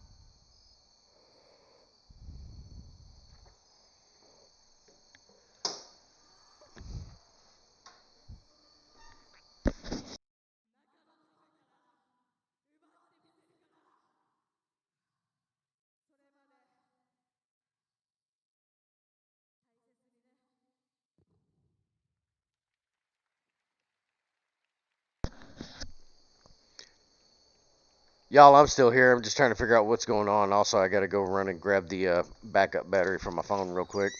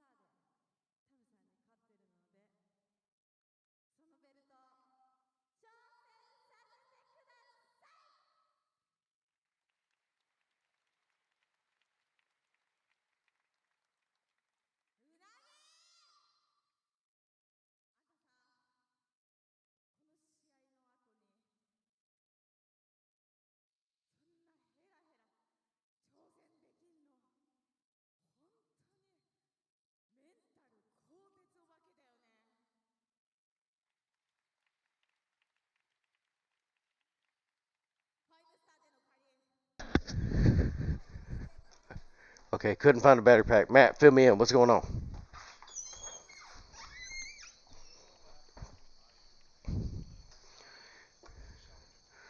Ooh. The destruction of the cosmic ink.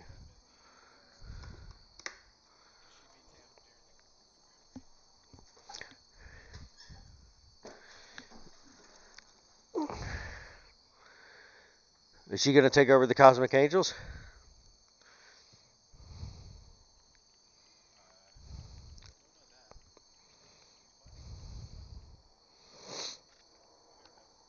Yep, I got you.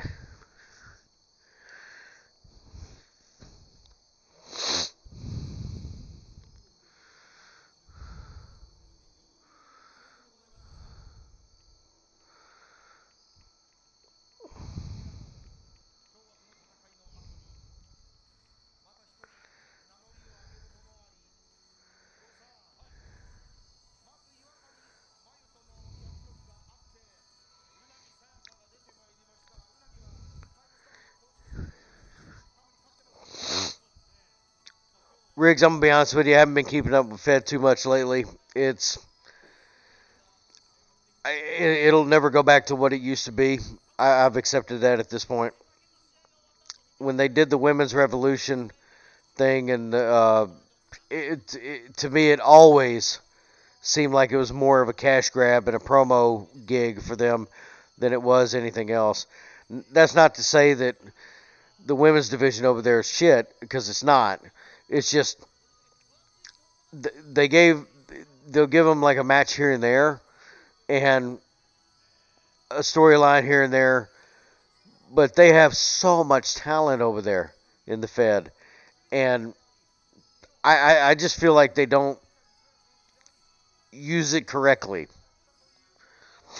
and they'll put some nonsense on instead for their regular matches.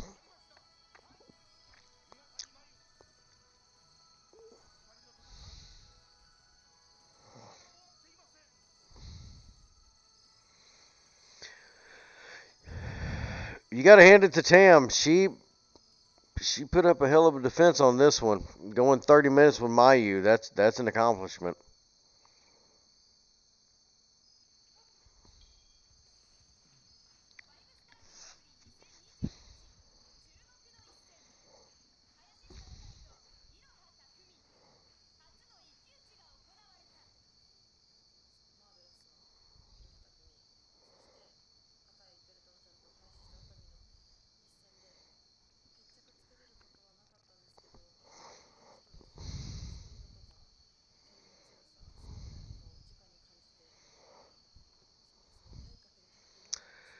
So Stardom just put out on the Twatter, in this match coming up for the red belt, no time limit.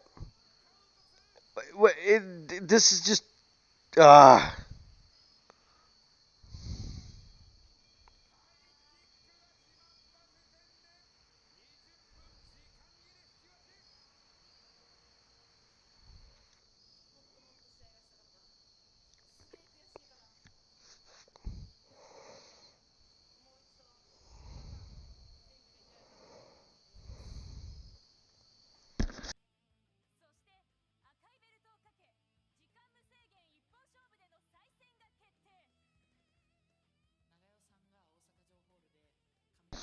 I gotta admit, I love her hair.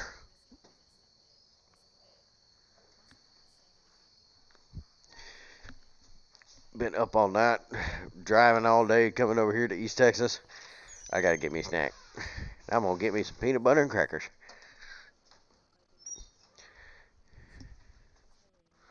I forgot where he put them. The cat's staring at me like I owe it money.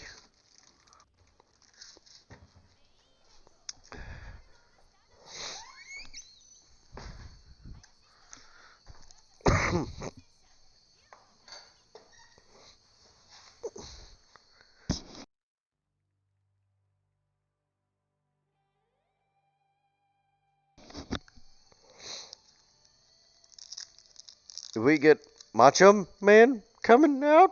What's going on here?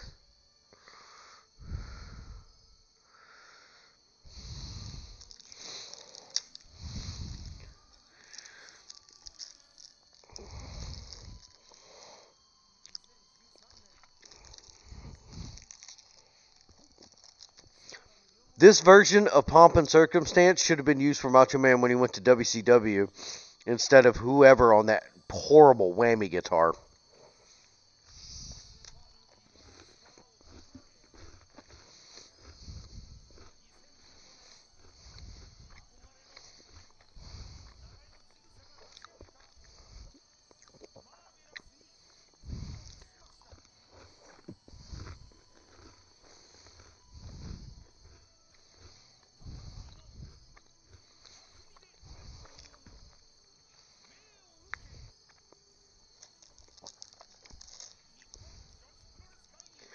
Whoa, whoa, whoa, whoa, whoa.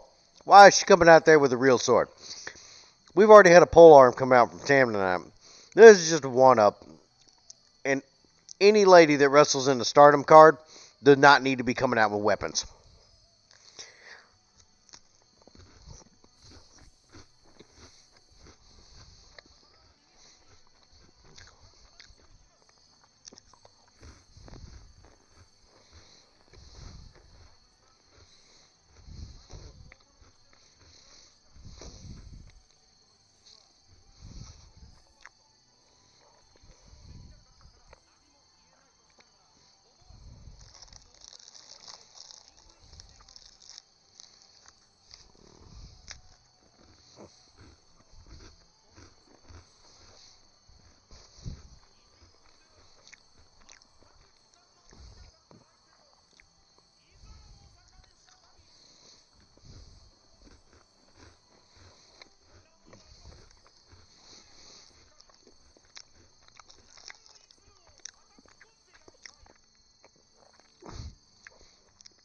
The sword makes me want to go for Takumi.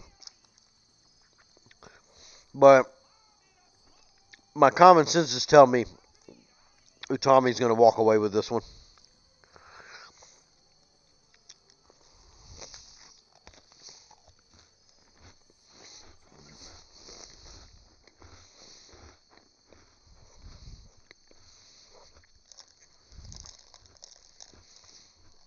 Ooh, Utami's got new music.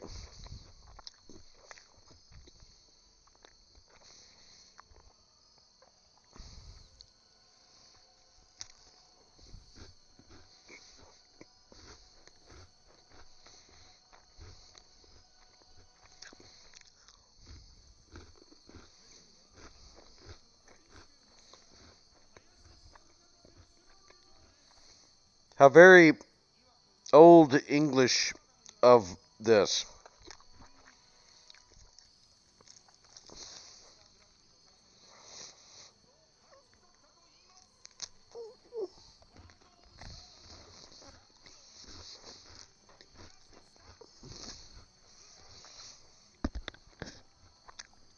I would not be opposed to that.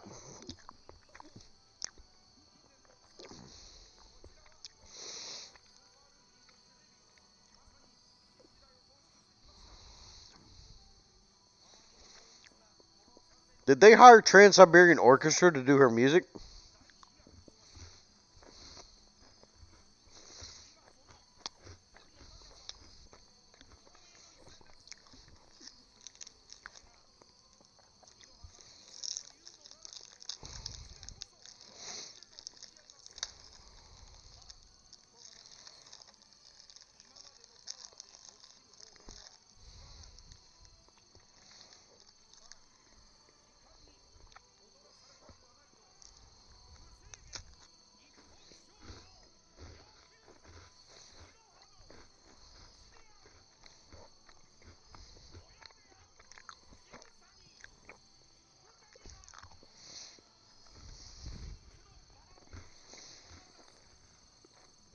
Gotta hand it to that one announcer. He getting really excited about Utami and that Rose.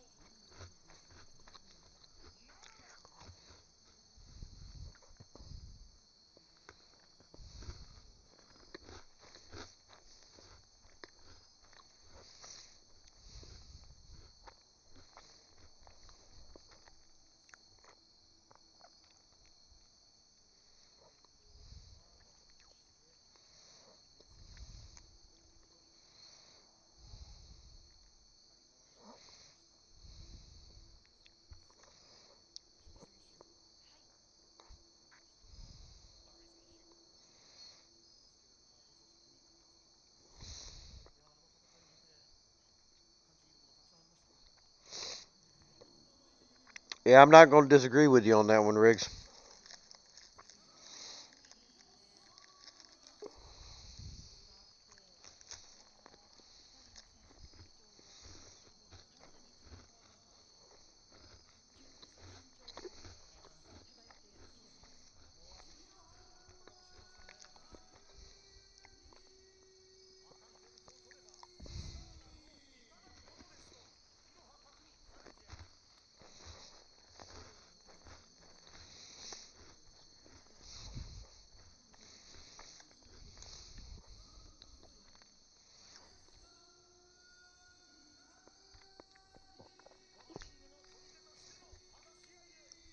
I'm actually surprised at one of these major shows that they haven't had Big Daddy come out with Tommy yet.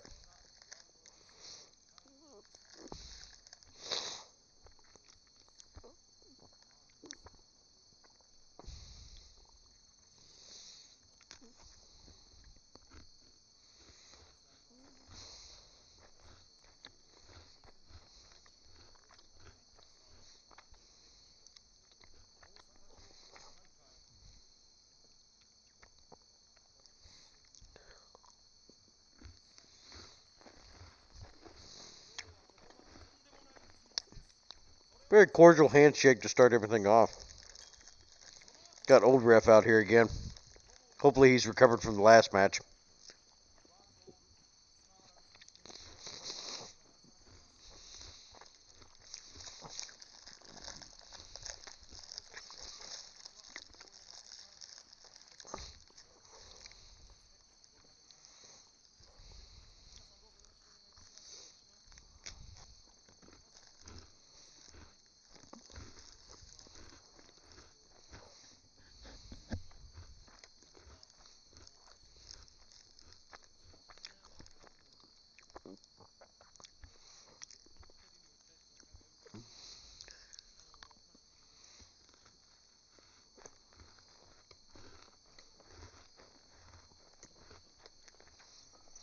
They're definitely going into the grappling sequence a lot faster on this one.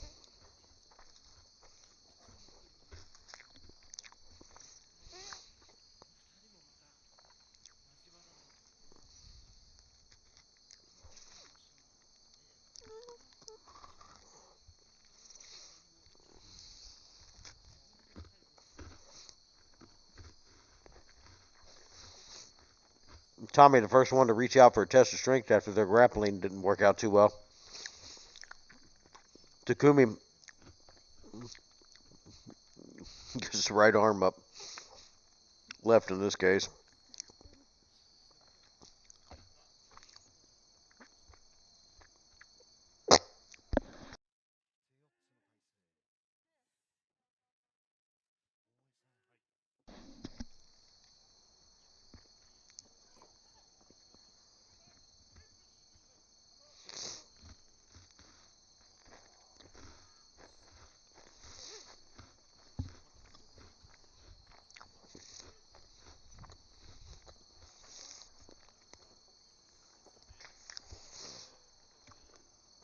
Bust out of the head, test of strength. Utami goes around for a waist lock.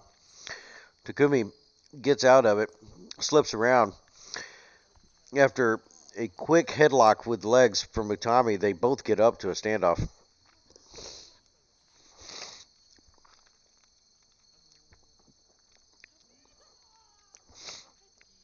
I don't really know what Utami was going for there, but Takumi just ran straight into her. I guess they're taking turns running off the ropes, going for shoulder tackle. And so far, it's even. Both ladies giving and receiving both the same.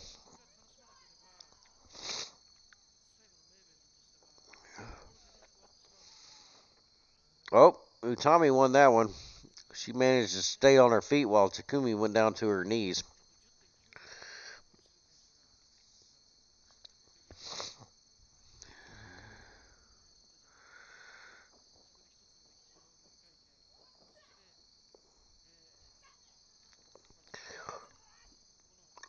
But they're going back into the shoulder tackle, hitting each other so hard it's pushing them back to the ropes and bouncing them off into the ring.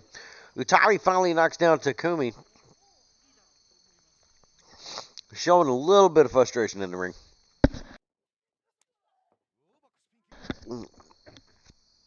But she gets back up and is able to give a knee to the jaw of Tommy. Looking at the title cards for this match, you could definitely see that these two ladies are tallest and heavier in a good way than most of the rest of the card. They said Takumi is 74 kilograms.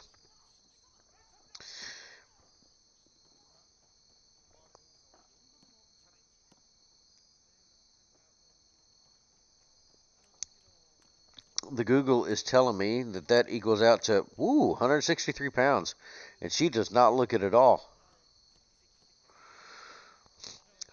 Real quick snap suplex to Tommy.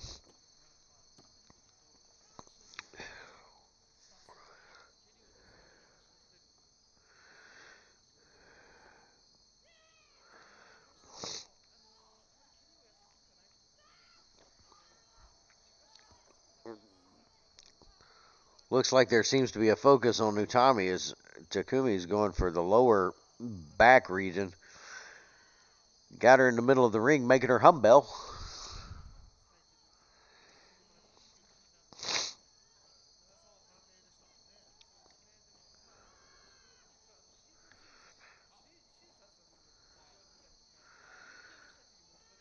Utami must be aware of the ring awareness, as she's able to try to find the ropes and is making her way to them slowly.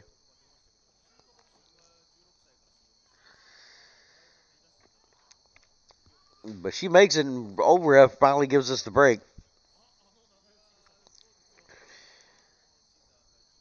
Straight stiff kick to the back for her troubles.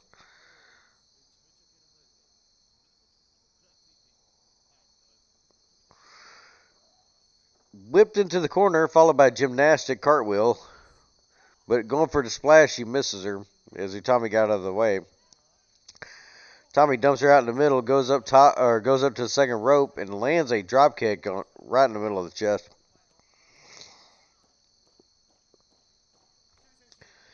And you have to give it to the crowd for this show. For a Stardom show, it's running pretty long, but they're still all into it.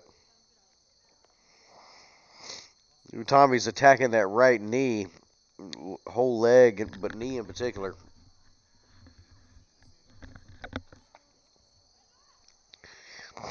Got her in kind of a modified ankle lock. Weird though, she's got her back to Takumi. Easily take advantage of that. Instead, she goes for the ropes to break it.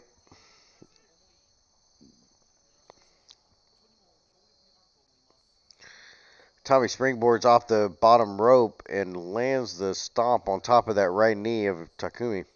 Seems to be that's the target now.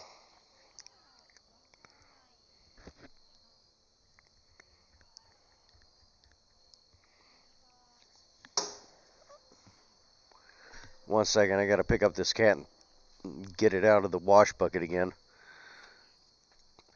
Can't quite realize that drinking soap water is bad for it.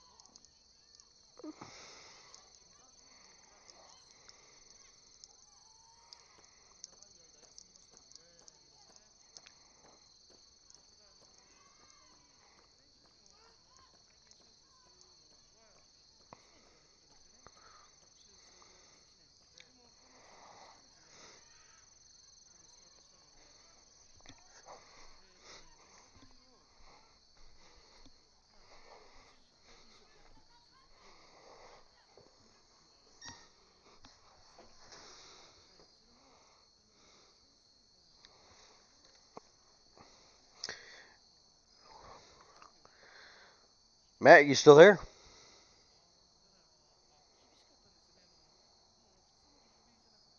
Well, you heard it here. Matt's dead.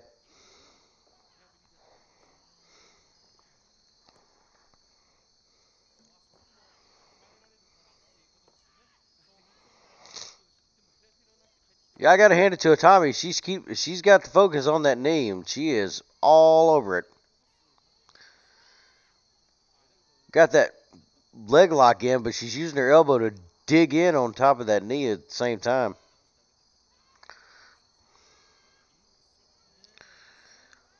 We're going to assume that a meteor just landed on top of Matt's place. Took him out. Fiery death. Horrible shame. He will be slightly missed.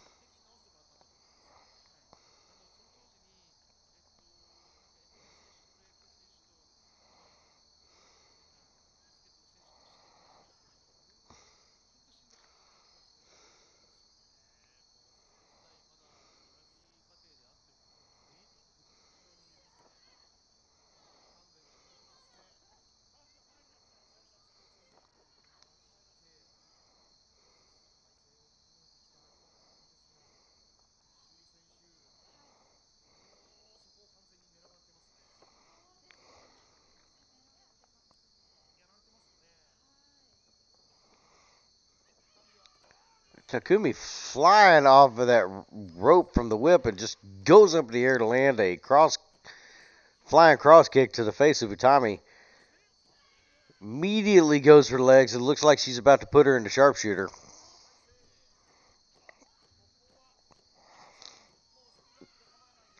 Yep, she's got her into sharpshooter. And she is laying down on it too. There's no way that I would get in there and take that. My legs would be broken in half by now.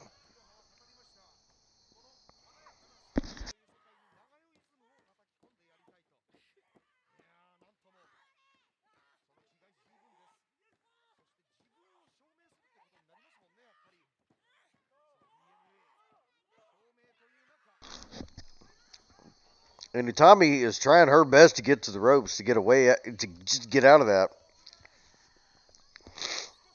Old ref telling her she's actually got to grab it. Does she give up? Does she? Nope. She made the ropes. Side note here, I get a chuckle out of old ref asking questions in English and Japanese at the same time. Yeah, give up, Kai? Give up, Kai?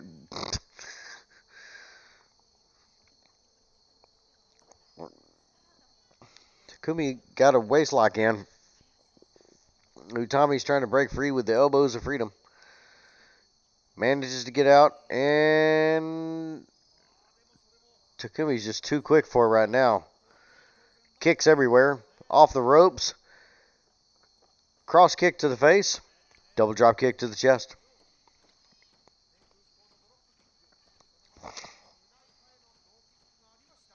The crowd actually seems to be behind Takumi in a way. Now, I know they've been clapping all night, and they can't really say anything, apparently.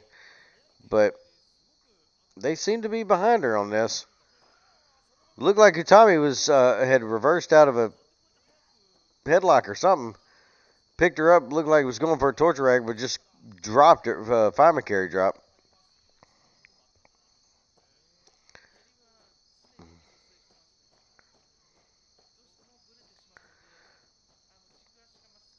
And now Utami's trying to go for the sharpshooter? Yeah, I don't think that's going to work. Takumi is way too strong. Scooted herself along the bottom of the mat and made it to the ropes way before Utami had that in.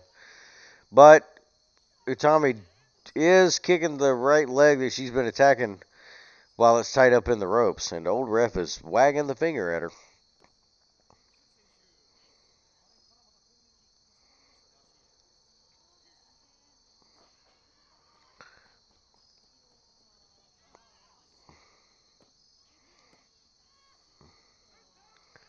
Her attacks on the leg so far are just not enough to put it there.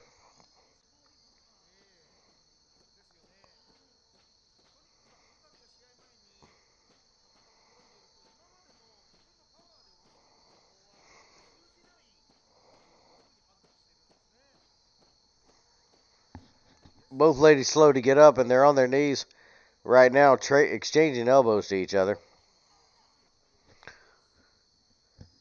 And it was at this point I just realized that I need to do some touch up on my Metallica Ride the Lightning t-shirt because it's nearly as old as I am and starting to develop some holes and stuff like that in the shirt.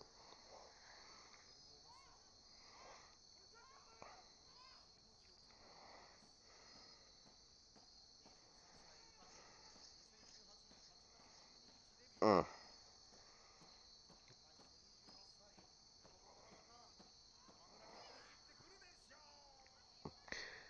Just slamming that elbow into that knee. Takumi's face is clearly showing the frustration behind it too.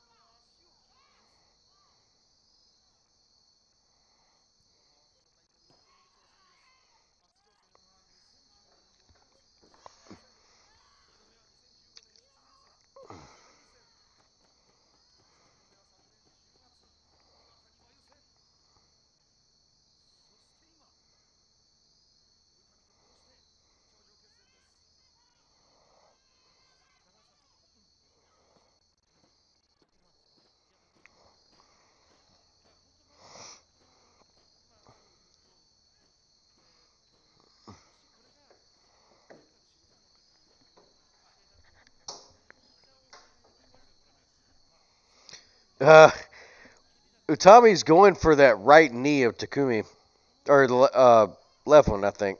Sorry, I'm a little tired over here. But it's just been right now. It's just been a match of attrition.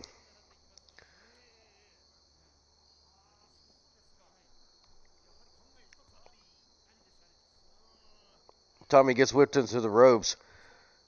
Takumi gets just flipped over by Utami. Counters, kick to the face. Shoulder block from Utami to Takumi. Knocks her down again. Goes for a pin. Not quite enough. I think I'll start busting out the 1, 2, 3 that Vince does back in the early 90s. 1, 2. Oh my goodness.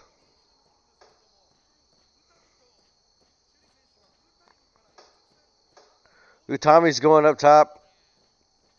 Looks like she's trying to get some air. Yep, she gets the double missile drop kick onto Takumi. What a maneuver.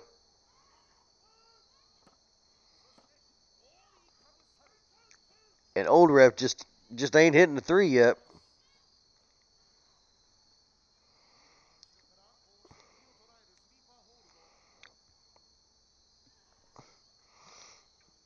Utami's got a headlock in, and she looks like she's laying it in pretty thick too.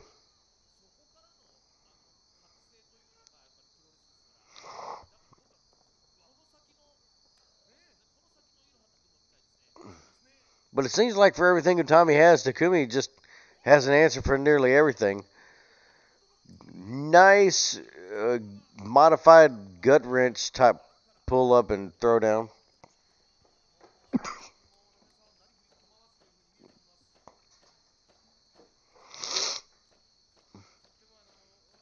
I tell you, and the fans just seem to be more into Takumi than they are Utami in this match. Whip into the ropes, off the ropes, and into a standing headlock. And Takumi's moving Utami around like kind of a rag doll.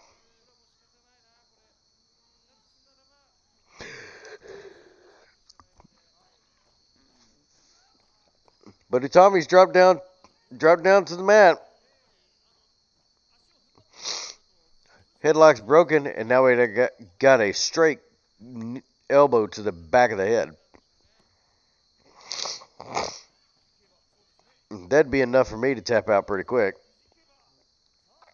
I don't care if submission hold or not. I get hit like that, I am slapping the mat until that match is over.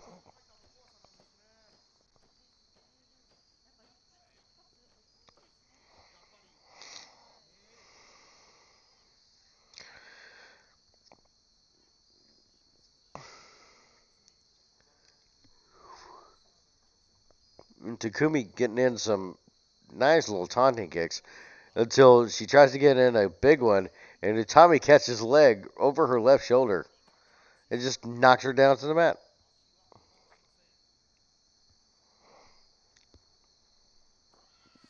And she is still going after that right knee.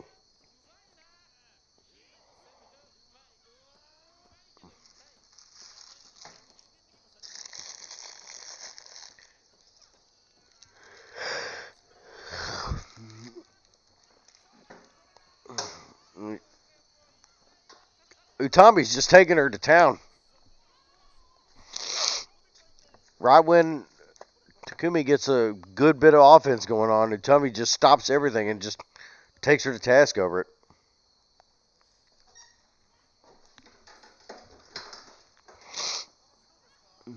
But it looks like Utami's trying to fit in the figure-yon. Yep. And that makes a lot of sense since she's been attacking that knee all night. But Takumi's trying to make the ropes.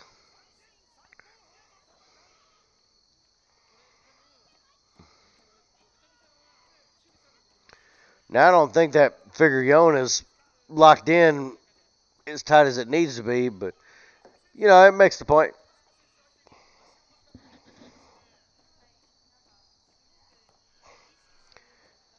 Oh, that's a beautiful counter. Takumi tried to get out of the... You type that? Yeah. But this is going pretty long, too, and with that bad knee that she's already got, that figure four ain't doing any favors.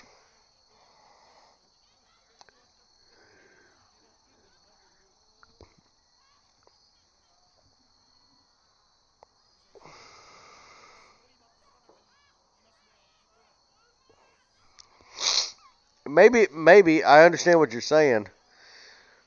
Takumi finally makes it to the ropes. But she's not on them solid enough.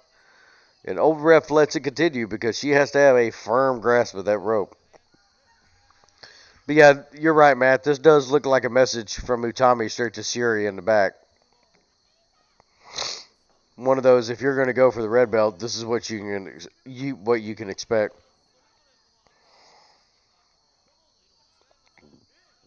I do think this is the longest I ever seen a figure four happen, and they didn't try to reverse it. But she makes it to the ropes clearly this time, and Utami has to break the hold.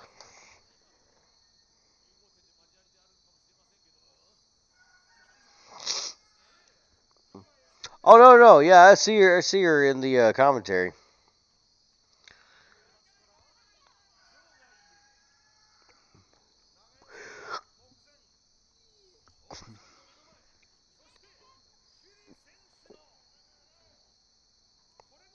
Rolling Takumi back in the ring, or trying to, I guess.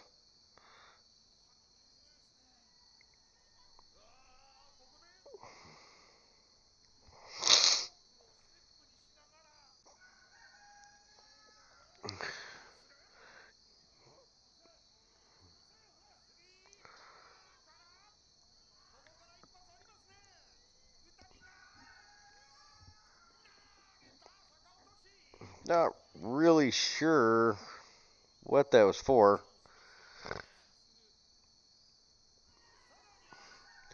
Uh-oh, she's trying to get her up with a torch rack. Screw it, try again.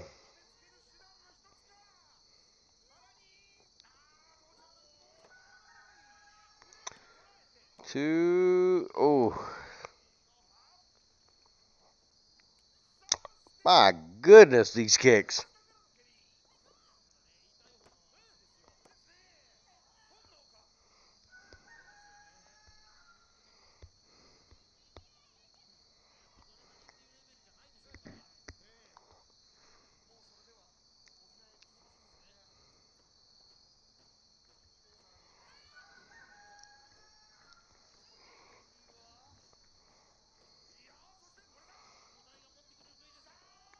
Oh, that almost went bad. Looked like a razor. Takumi was going for a razor's edge. Tommy wiggled out of it and got a kick in. But receipt was given with a quick snap suplex. And then a mule kick to the head.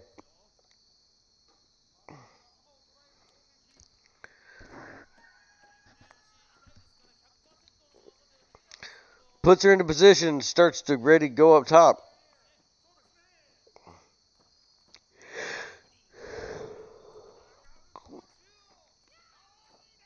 And I thought she was about to land straight on her head and do something bad to her neck.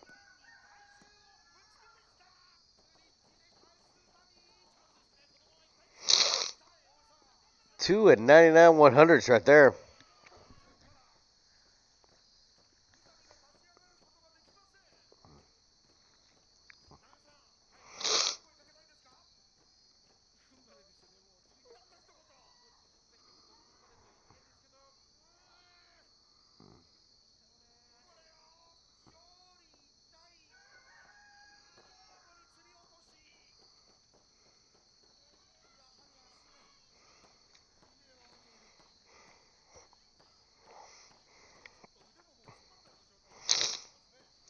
Well, you're kind of happy that they made this no time limit because now they're not restricted by hardly anything.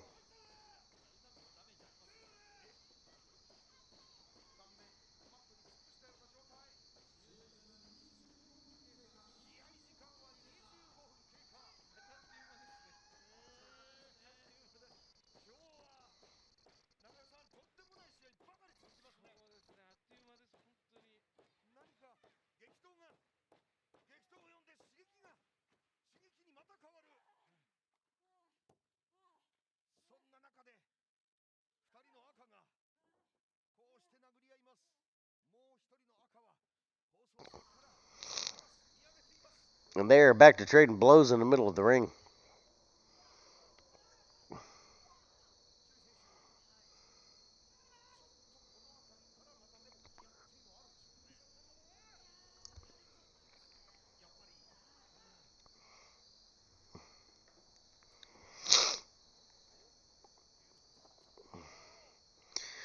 Yeah, Takumi's getting in some quick kick attacks.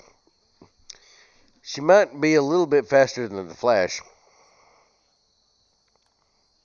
And then she mule kicks the head again.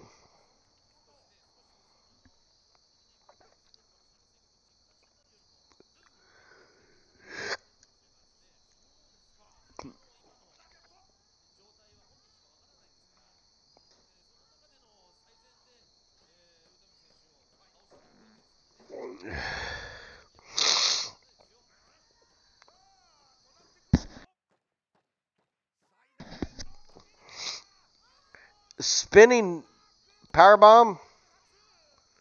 Still not enough to put her away.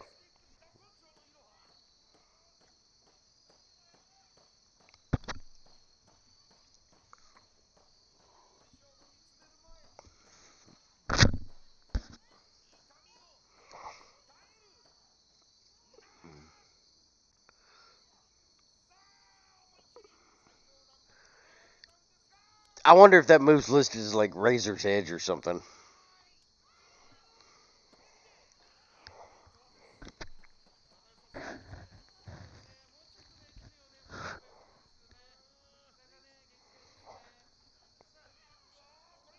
Mm.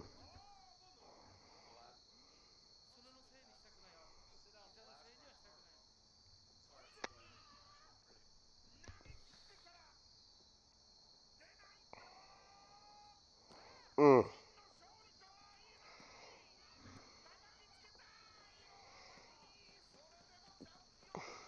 Boy, they are cutting this close, aren't they?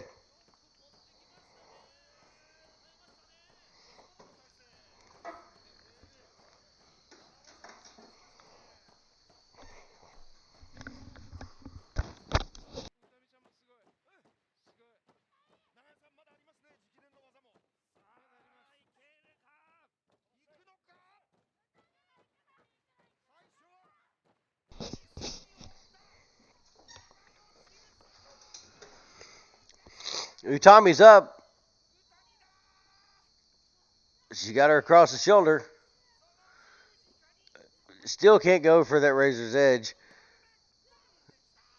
Schoolgirl's not going to do it in this match. But she does help her lift up to the top turnbuckle and will get that Razor's Edge. But no, she won't. She tried to sneak it in since Utami couldn't do it. But she clocks her and puts her back in the corner. But Utami was feigning death as she come out and hit one of her own. And it was very much an impactful sound.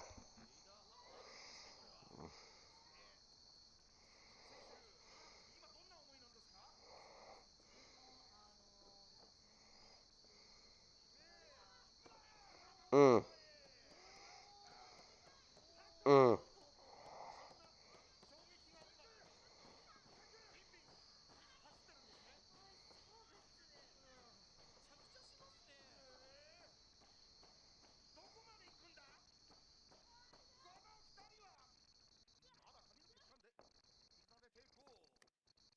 Mm.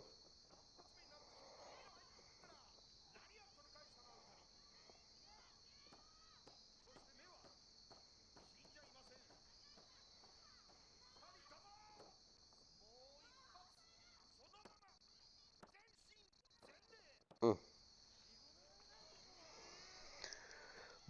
It looks like these two are pretty evenly matched up.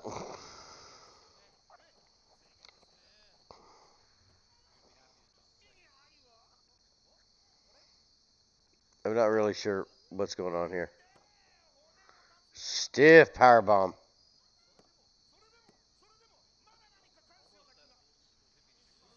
Yeah, almost.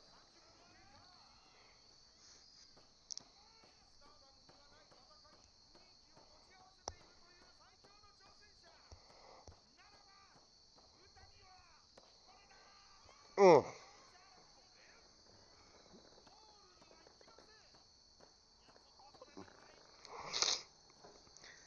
God dang, Utami, are you still trying to go for it?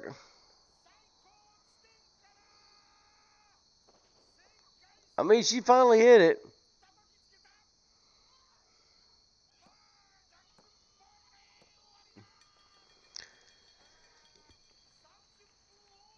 Mm, I don't know, Matt. The last minute of that match just didn't match the rest of it, you know?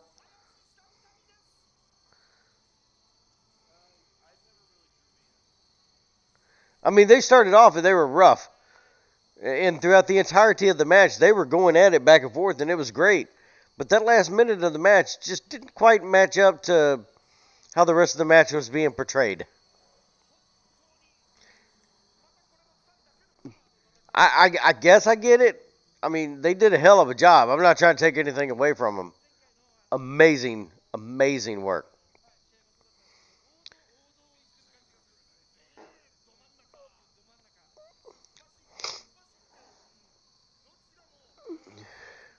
Japanese Jack Tunney in there for the last time tonight, passing off the red belt to Utami on her successful defense. Also noticing that we're getting a lot of new theme songs tonight.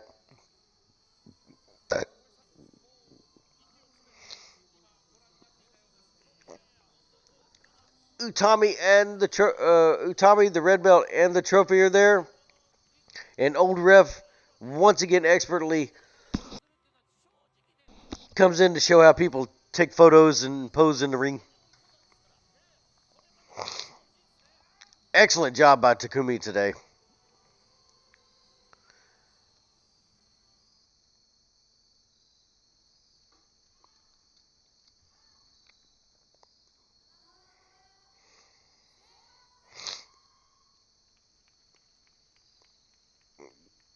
Looks like Utami is going to close the show for us today.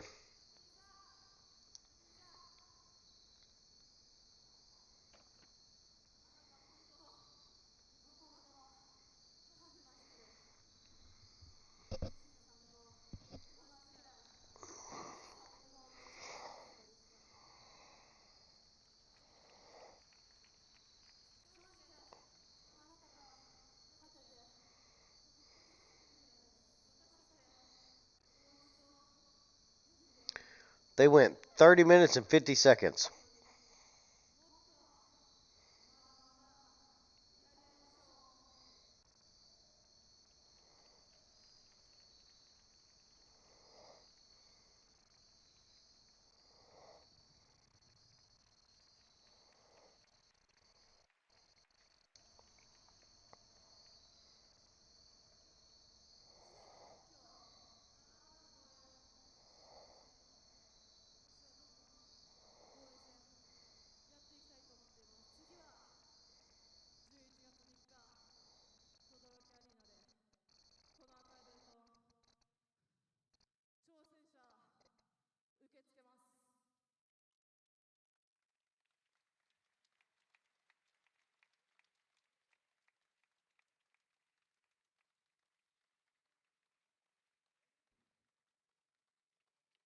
Oh, shit.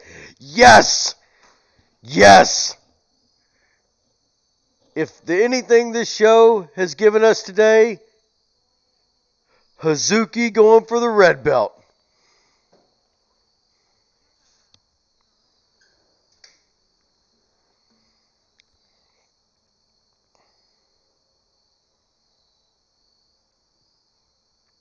Oh, get out.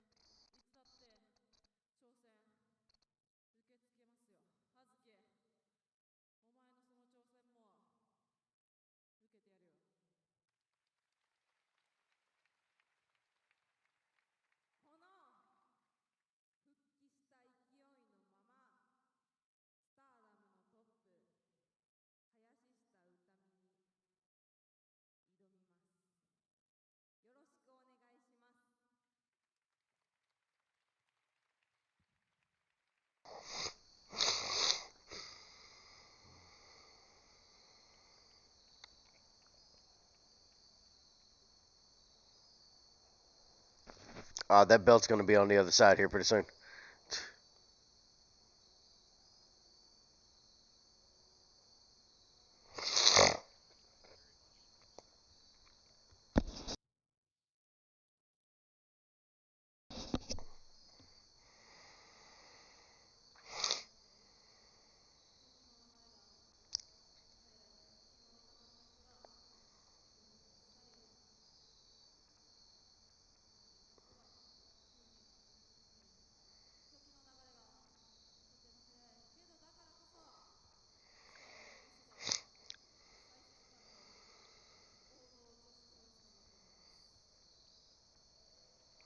Yeah, Rick, sometimes, what's the old saying? Sometimes you have to leave in order to come back home.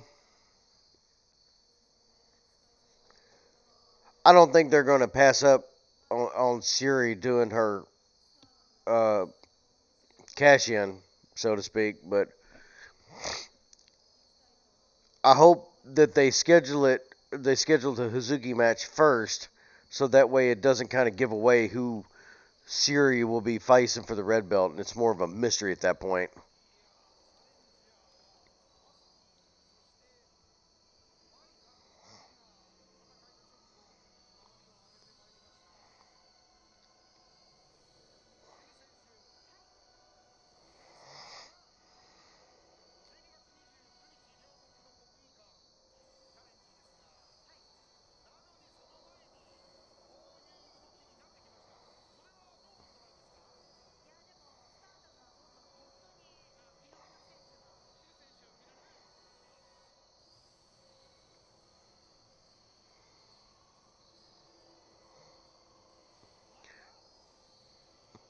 It's almost like a Nightwish sounding theme song now, isn't it?